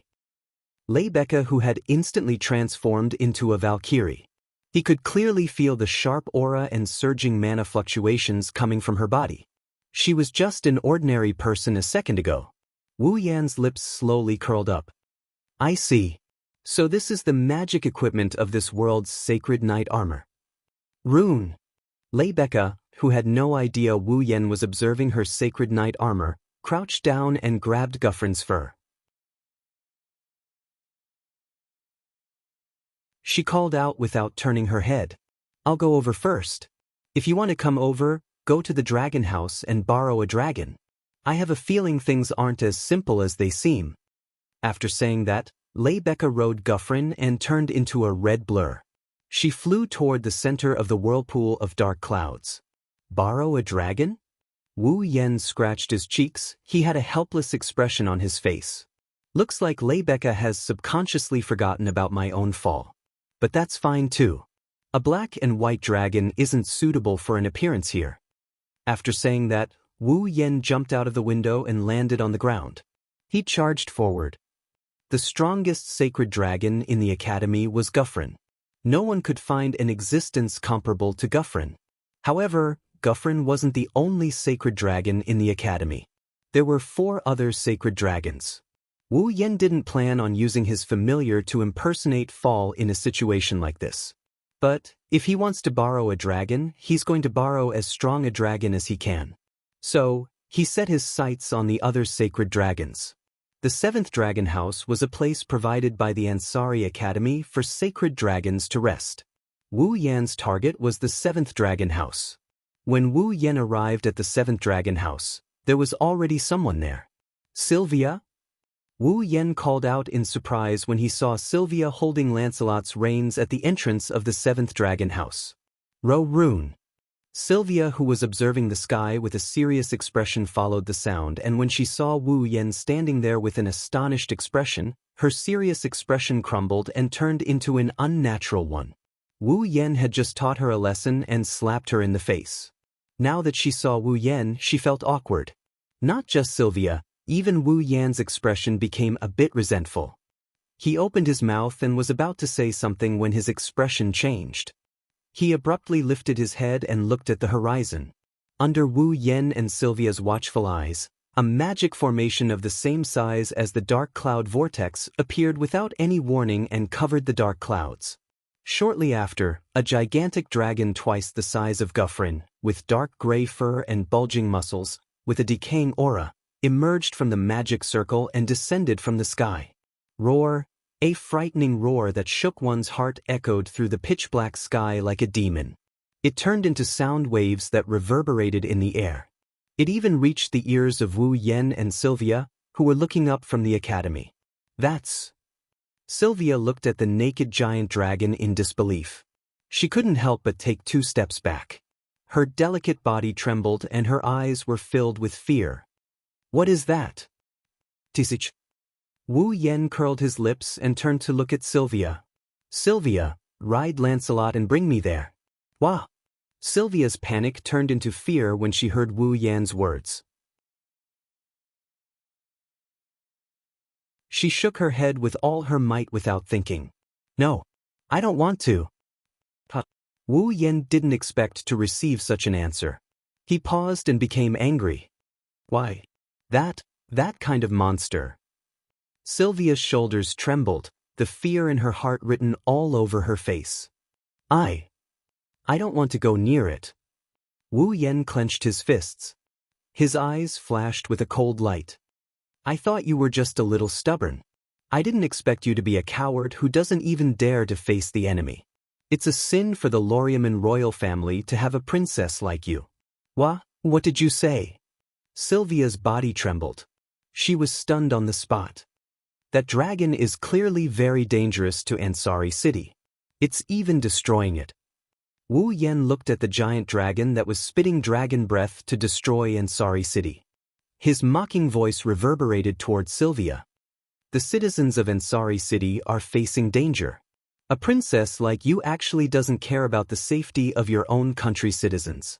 You plan to hide here like a coward. What an eye-opener. I. Sylvia's body trembled again and again. Her pretty face was as white as paper. Forget it, it's the same if I go alone. Wu Yan glanced at Sylvia and walked to Lancelot's side. Lend Lancelot to me. Lend Lancelot? Sylvia was stunned again. She quickly shook her head. How can Lancelot fight that kind of monster? He can't even compare to it in terms of size. Ha! Wu Yan laughed. His laughter was unusually sarcastic. You want to impose your own incompetence on your fall? You're really something, aren't you? No. It's not like that. Aren't you the one who knows Lancelot the best? Wu Yan coldly interrupted. In your heart, is Lancelot a holy dragon that can't even defeat that disgusting reptile? Seeing Sylvia's confused look, Wu Yan sighed. He turned around and patted Lancelot's head. Lancelot, since that's the case, let us show your owner just how strong you are. Roar. Lancelot roared without hesitation and obediently lay down in front of Wu Yen. Lancelot. Sylvia was stunned when she saw Lancelot's expression of submission. Now is not the time for you to be in a daze. Wu Yen grabbed Sylvia by the waist and jumped onto Lancelot's back amidst Sylvia's shriek of surprise. Come and see for yourself. See how strong Lancelot is. Roar. Lancelot let out a hot-blooded dragon roar. He kicked his four limbs and soared into the sky with a muffled sound.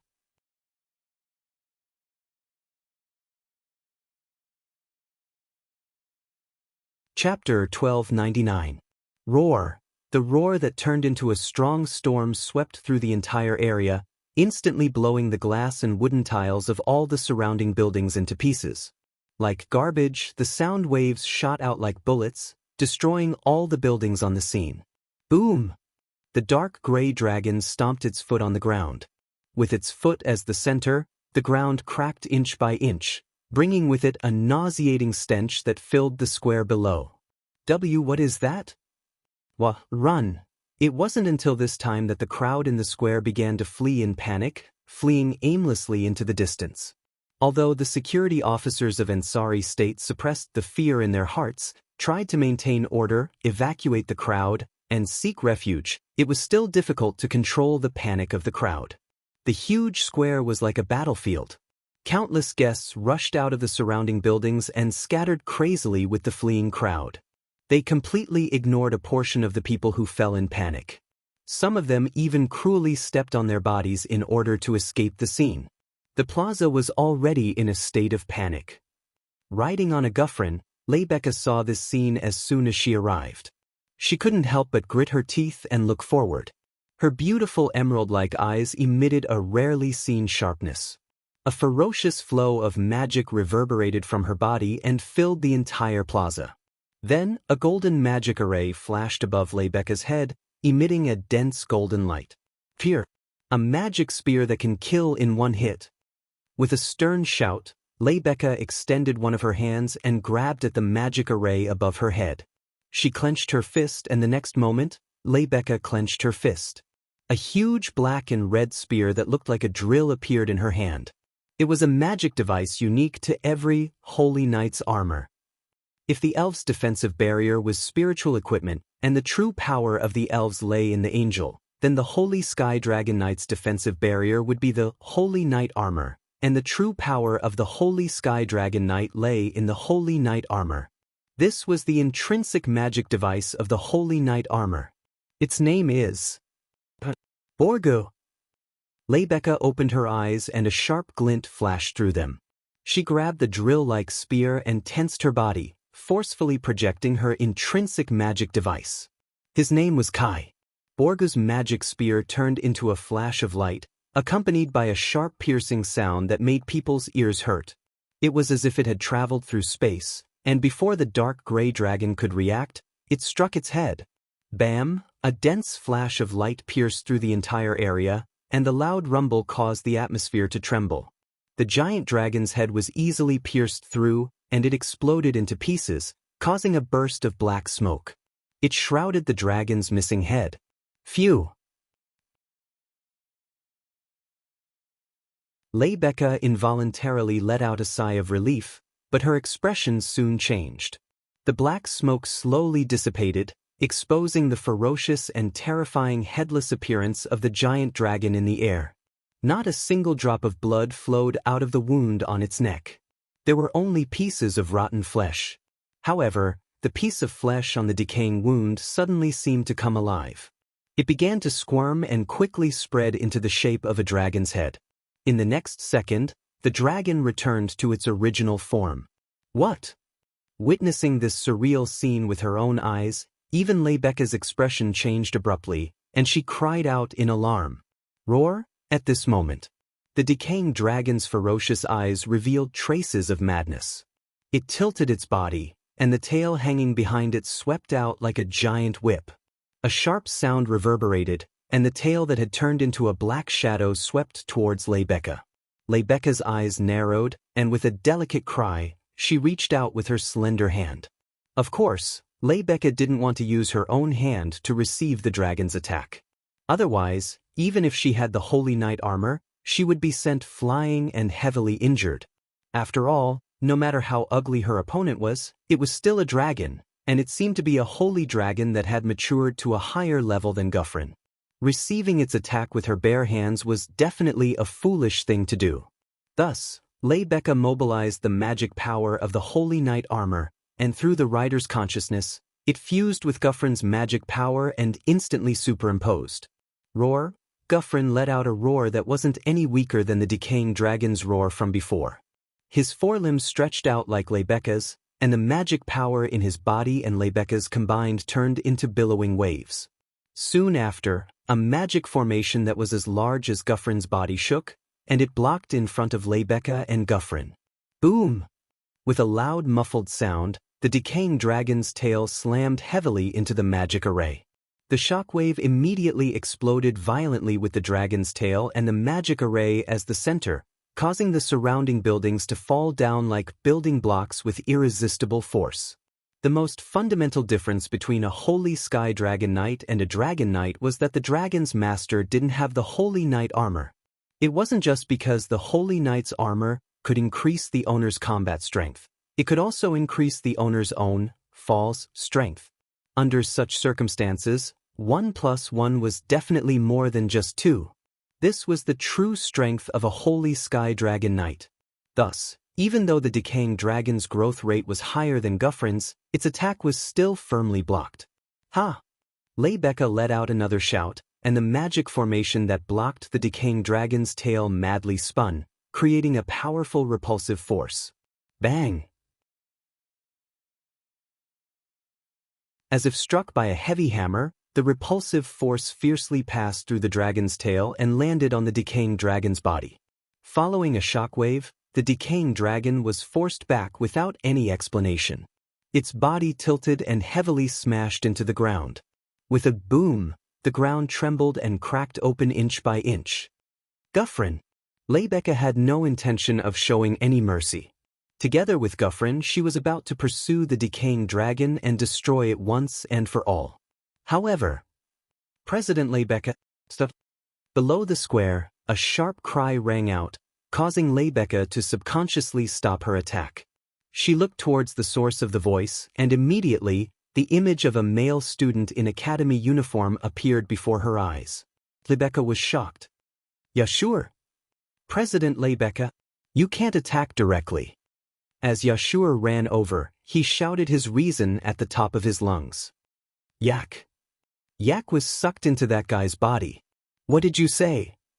Leibeke cried out in shock. Roar! In the time it took to cry out, the decaying dragon on the ground suddenly raised its head and opened its toothless mouth at Leibeke and Guffrin. Magic formations filled with boundless magic power shot out and rippled upward. Danger! Yashur's expression changed greatly. Damn it! Leibeke's expression changed as well. In the next instant, layers of magic formations shot out. The ripples in the air condensed into a destructive shockwave and shot toward Leibeke, who was standing above Guffrin's head like a jet of fire. It was an offensive magic unique to the dragon race. It could also be said to be their strongest offensive magic, Dragon Breath. Leibeke clenched her teeth and extended her paladin armored hand. Strands of magic power surged from her hand as she planned to meet the incoming dragon breath head-on. However, just as the breath of the decaying dragon was about to strike Leibeke, a searing torrent of mana of similar attributes descended from the sky without warning. Shockingly, it was also a dragon's breath. Bang! At the critical moment, the dragon breath descending from the sky clashed with the dragon breath of the decaying dragon in front of Leibeke. It was as if two waves were crashing into each other, causing the atmosphere to reverberate and mana ripples to cancel each other out.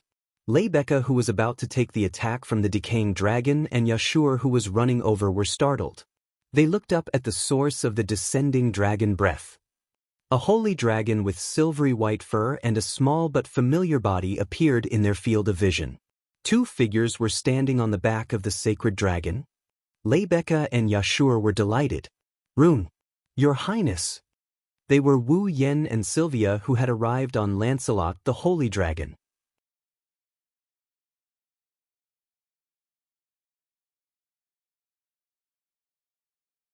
Chapter 1300. Corpse Ash Dragon, Level 72. Wu Yen rode on Lancelot with one knee on the ground. He held the reins with one hand and carried Sylvia with the other. She didn't dare to look at the Corpse Ash Dragon. He glanced at the Corpse Ash Dragon and obtained its information through the system. Then he looked at Leibeka with admiration in his eyes. Wu Yen didn't see the entire battle between Leibeka and the Corpse Ash Dragon. However, Wu Yen saw the scene of Leibeka suppressing Corpse Ash Dragon from afar while he was riding on Lancelot's back.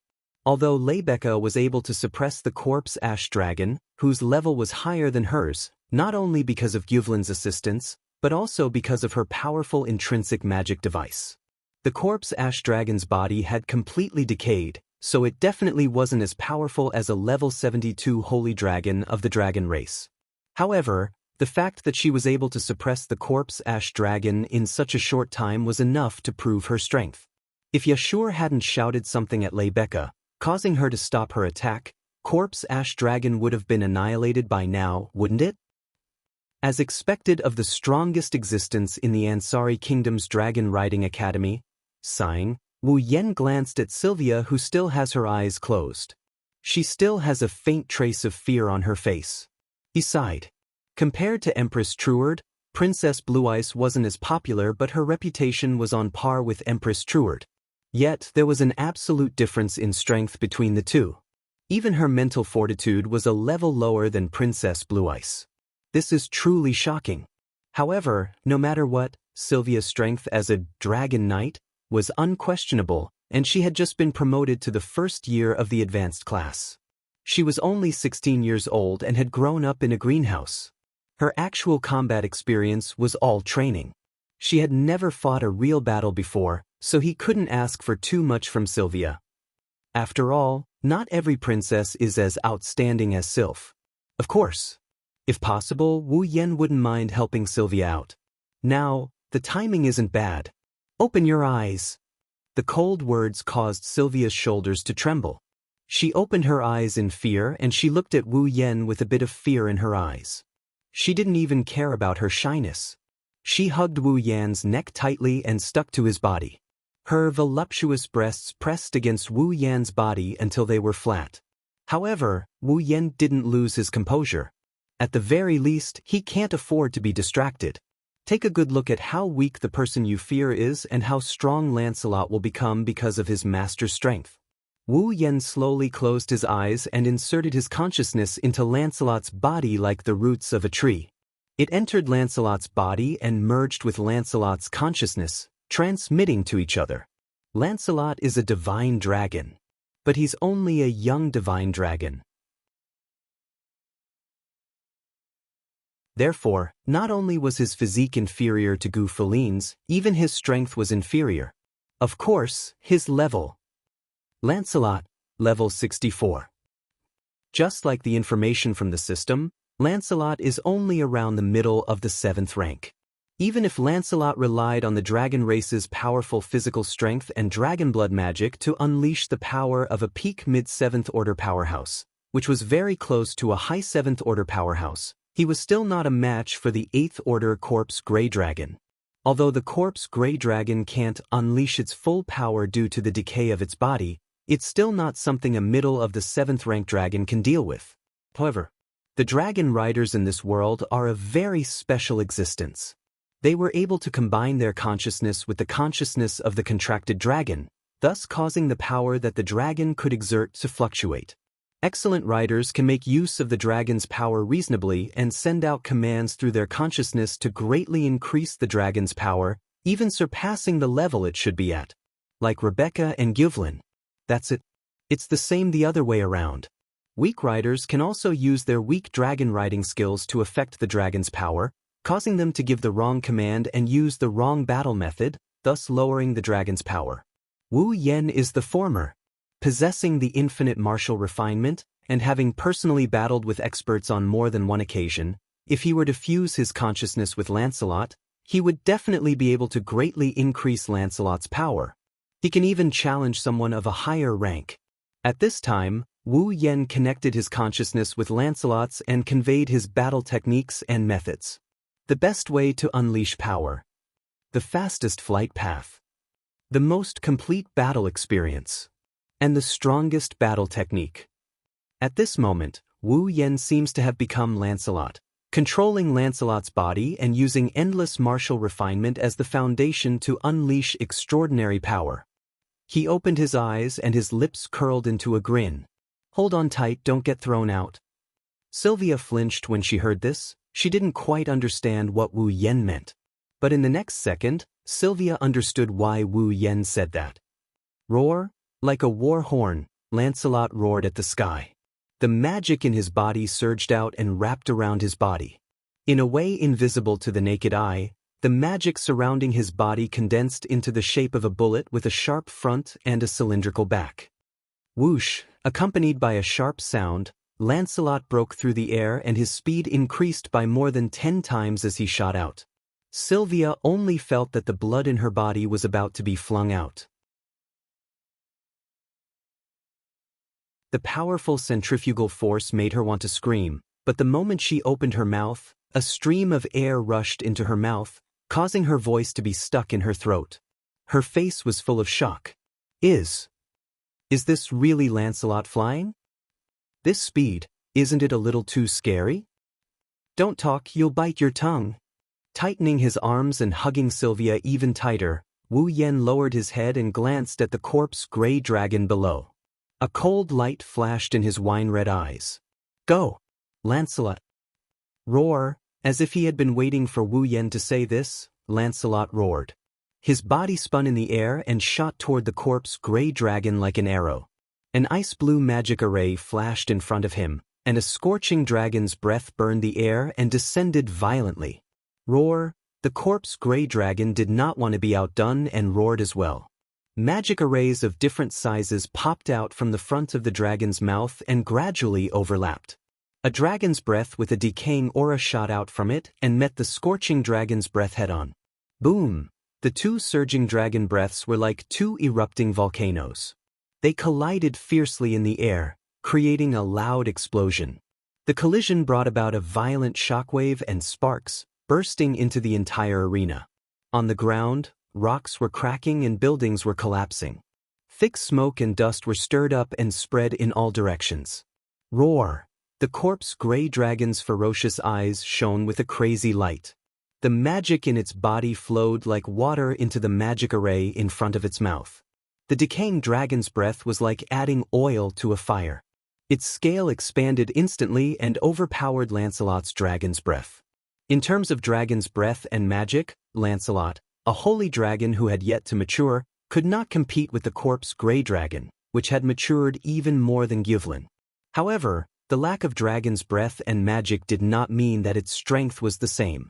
Whoosh! With a sharp sound, a black shadow like a drill swept up the surrounding airflow and shot out from the flame-like dragon's breath like a tornado. It split the dragon's breath in half, broke through the dragon's breath and the atmosphere, and hit the corpse-gray dragon's decaying body heavily. Boom, roar, a thunderous explosion resounded through the clouds and created a sound wave. The corpse-gray dragon roared again, but its roar was mournful. Instead of sounding mighty, it was filled with pain. Its huge body turned into an afterimage and shot backward like a marble. It smashed into a mountain not far from Ansari City. With a muffled sound and dust filling the air, the corpse-gray dragon's body was embedded in a layer of rock, forming the shape of a dragon.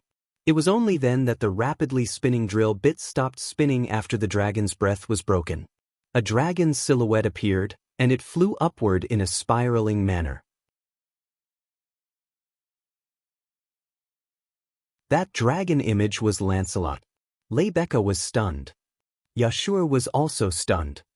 The drill bit just now was actually formed by Lancelot's rapid rotation.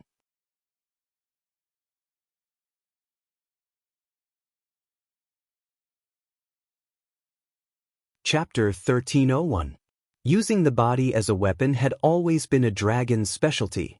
However, Rebecca and Yashur didn't think that Lancelot's method of spinning his body into a drill bit was his fighting style. No, it should be said that no dragon would want to do such a thing. It was no longer a matter of whether or not a dragon wanted to do it, it was a matter of whether or not they could do it. Even though it seemed very powerful, there was a fundamental problem. With the rotation of the dragon at such a high frequency, would the rider be able to ride the dragon stably in such a situation, let alone the feeling of the dragon itself? Naturally, the answer was no. However, Wu Yen, who was still riding steadily on Lancelot's back without a change in expression, told Rebecca and Yashur that he had done it. This was no longer something that could be described as a miraculous dragon riding skill. It was a terrifying dragon riding skill that could explain Rebecca and Yashur's current state of mind. If even Rebecca and Yashur were like this, there was no need to even mention Sylvia, who was riding on Lancelot's back.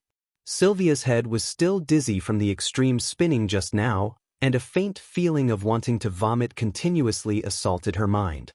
Sylvia resisted the urge to vomit, her heart completely enveloped by a feeling of disbelief.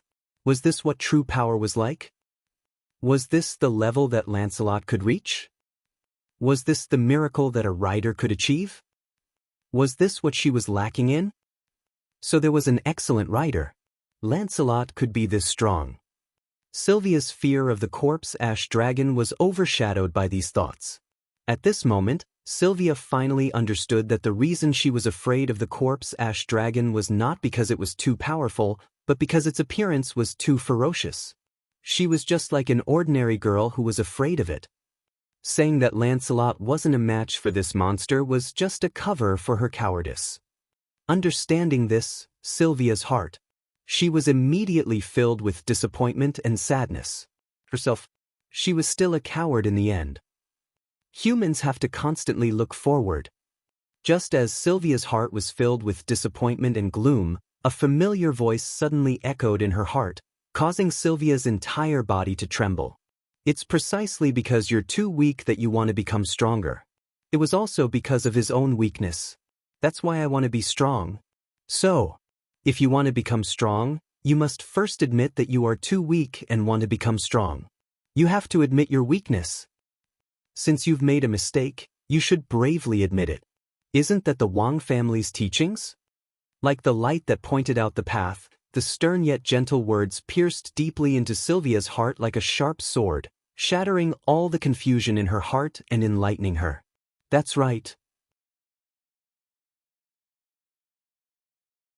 Since you've made a mistake, you should bravely admit it. Isn't that the Wang family's teachings? I was too muddle-headed, the dizziness and nausea disappeared along with the confusion in her heart, and Sylvia's icy blue eyes regained their original luster. Seeing this scene, Wu Yen smiled. His smile was very gratified. At least he didn't waste all his saliva. He raised his head and looked forward. Seeing the corpse dragon shatter the surrounding rock layer and climb out of the mountain, Wu Yen revealed a bloodthirsty smile. Since the matter with the princess was settled, there was no point in keeping this disgusting dragon alive. Lancelot! Roar, as Wu Yen coldly shouted, Lancelot's eyes flashed with a bloody light. He raised his head and forcefully inhaled towards the sky with his large mouth. Streams of air that could be seen with the naked eye followed Lancelot's roar like flowing water, surging towards Lancelot's dragon head and rapidly rotating. An ice-blue magic array shook the air and suddenly expanded. Together with the swirling airflow, it condensed into a halo and covered the fluctuating magic array wheel. That's... Rebecca and Sylvia's pupils shrank at the same time, exerting a certain frequency of vibration to cause the surrounding atmosphere to vibrate, and using the vibrating atmosphere to form an impact. Wasn't that the sword skill Wu Yen used to tame Guffrin, chaotic return to Horizon Dance? The corners of Wu Yan's mouth slowly curled up, and his expression turned serious. Roar, Lancelot roared fiercely, and the scorching dragon's breath once again burst out from the magic array in front of his dragon head. With an irresistible force, it rushed down toward the corpse gray dragon. However, this dragon breath was different from the ones before. Not only did it form a high-pressure spiral of concentrated dragon breath, but there was also a dazzling halo around the spiral of concentrated dragon breath. Roar! The corpse dragon seemed to sense a strong sense of danger from the dragon breath, and its roar seemed to contain traces of fear. It hurriedly set up overlapping magic formations and used dragon breath with a decaying aura to meet the spiraling dragon breath. Boom! A violent explosion shook heaven and earth. The two dragon breaths collided with each other in the most violent way possible, and at that moment, even space itself seemed to ripple. However, unlike the previous collision, this time, Corpse Ash Dragon did not even have the chance to replenish his mana and increase the power of his dragon breath. The spiral-shaped dragon breath with glowing edges pierced through the incoming dragon breath like an arrow piercing through cloth, shattering Corpse Ash Dragon's dragon breath. Boom! Another muffled sound rang out. The spiraling dragon breath descended from the sky and heavily struck the corpse dragon's decaying body at close range. The chaotic mana shattered the corpse dragon's body. The corpse dragon didn't even have the chance to scream. Its entire upper body was reduced to minced meat by the spiraling dragon breath, and it was incinerated without a trace. Its attack power was comparable to an attack from Rebecca's intrinsic magic device. Lancelot, who used this attack, was only at the intermediate 7th rank. Rebecca, Sylvia, and Yashur widened their eyes in shock, and in return, Wu Yen chuckled softly. The principle behind the chaotic return to Horizon Dance was to apply a certain frequency of vibration to the sword, causing the surrounding atmosphere to vibrate, and using the vibrating atmosphere to form an impact to condense and compress the attack. Here, Wu Yen changed the medium of vibration from the sword to Lancelot's dragon breath, and condensed the dragon breath into a spiraling shape, causing the atmosphere to vibrate and form an impact. In that case, the dragon breath unleashed by using the principles of the chaotic return to Horizon Dance would be the power of Lancelot's own dragon breath combined with the power of the chaotic return to Horizon Dance to form a brand new dragon breath. Its name was Perforate Dragon Breath Dance. Done. Perforate Dragon Breath Dance. Sylvia muttered as if she was sleep-talking. What power? Rebecca and Yashur exchanged glances. Follow up the victory. While everyone was still immersed in the might of the Perforate Dragon Breath Dance, Wu Yen rode on Lancelot and raised his head to take a deep breath. He planned to use the Perforate Dragon Breath Dance again and directly eliminate the corpse Grey Dragon. Wait, Yashur hurriedly shouted when he saw Wu Yan's intention. You can't. Yak is in that dragon's body. You'll hurt her if you do that. Wu Yen and Sylvia were slightly shocked when they heard that. They immediately pulled on the reins to stop Lancelot's attack. The moment Lancelot stopped attacking, the corpse ash dragon, which had lost its upper body, let out a furious roar from an unknown part of its body. The flesh on its body wriggled and instantly expanded, condensing into the shape of a dragon. In just a moment, the corpse Grey Dragon returned to its original state. Before Wu Yen, Rebecca, and Sylvia could react, the corpse Grey Dragon opened its mouth and set up a dragon breath formation. It launched a violent attack at Yashur, who was still rooted to the spot after shouting, "Watch out!" Wu Yen, Rebecca, and Sylvia were shocked when they saw the corpse Grey Dragon's dragon breath fall on Yashur without warning. Suddenly, a dazzling halo flashed from Yashur's body. It shattered the dragon breath into primal magic power and scattered it all over the place. Wu Yen and the others were slightly stunned. At the same time, the halo gradually revealed its original form.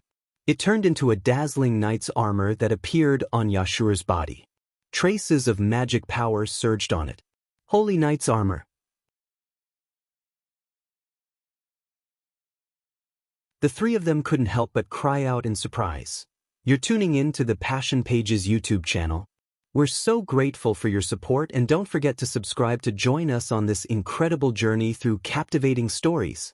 Your generosity through donations truly makes a world of difference, as it's the primary source of revenue that allows me to expand and enhance this channel for you. Thank you from the bottom of my heart for being a part of this adventure.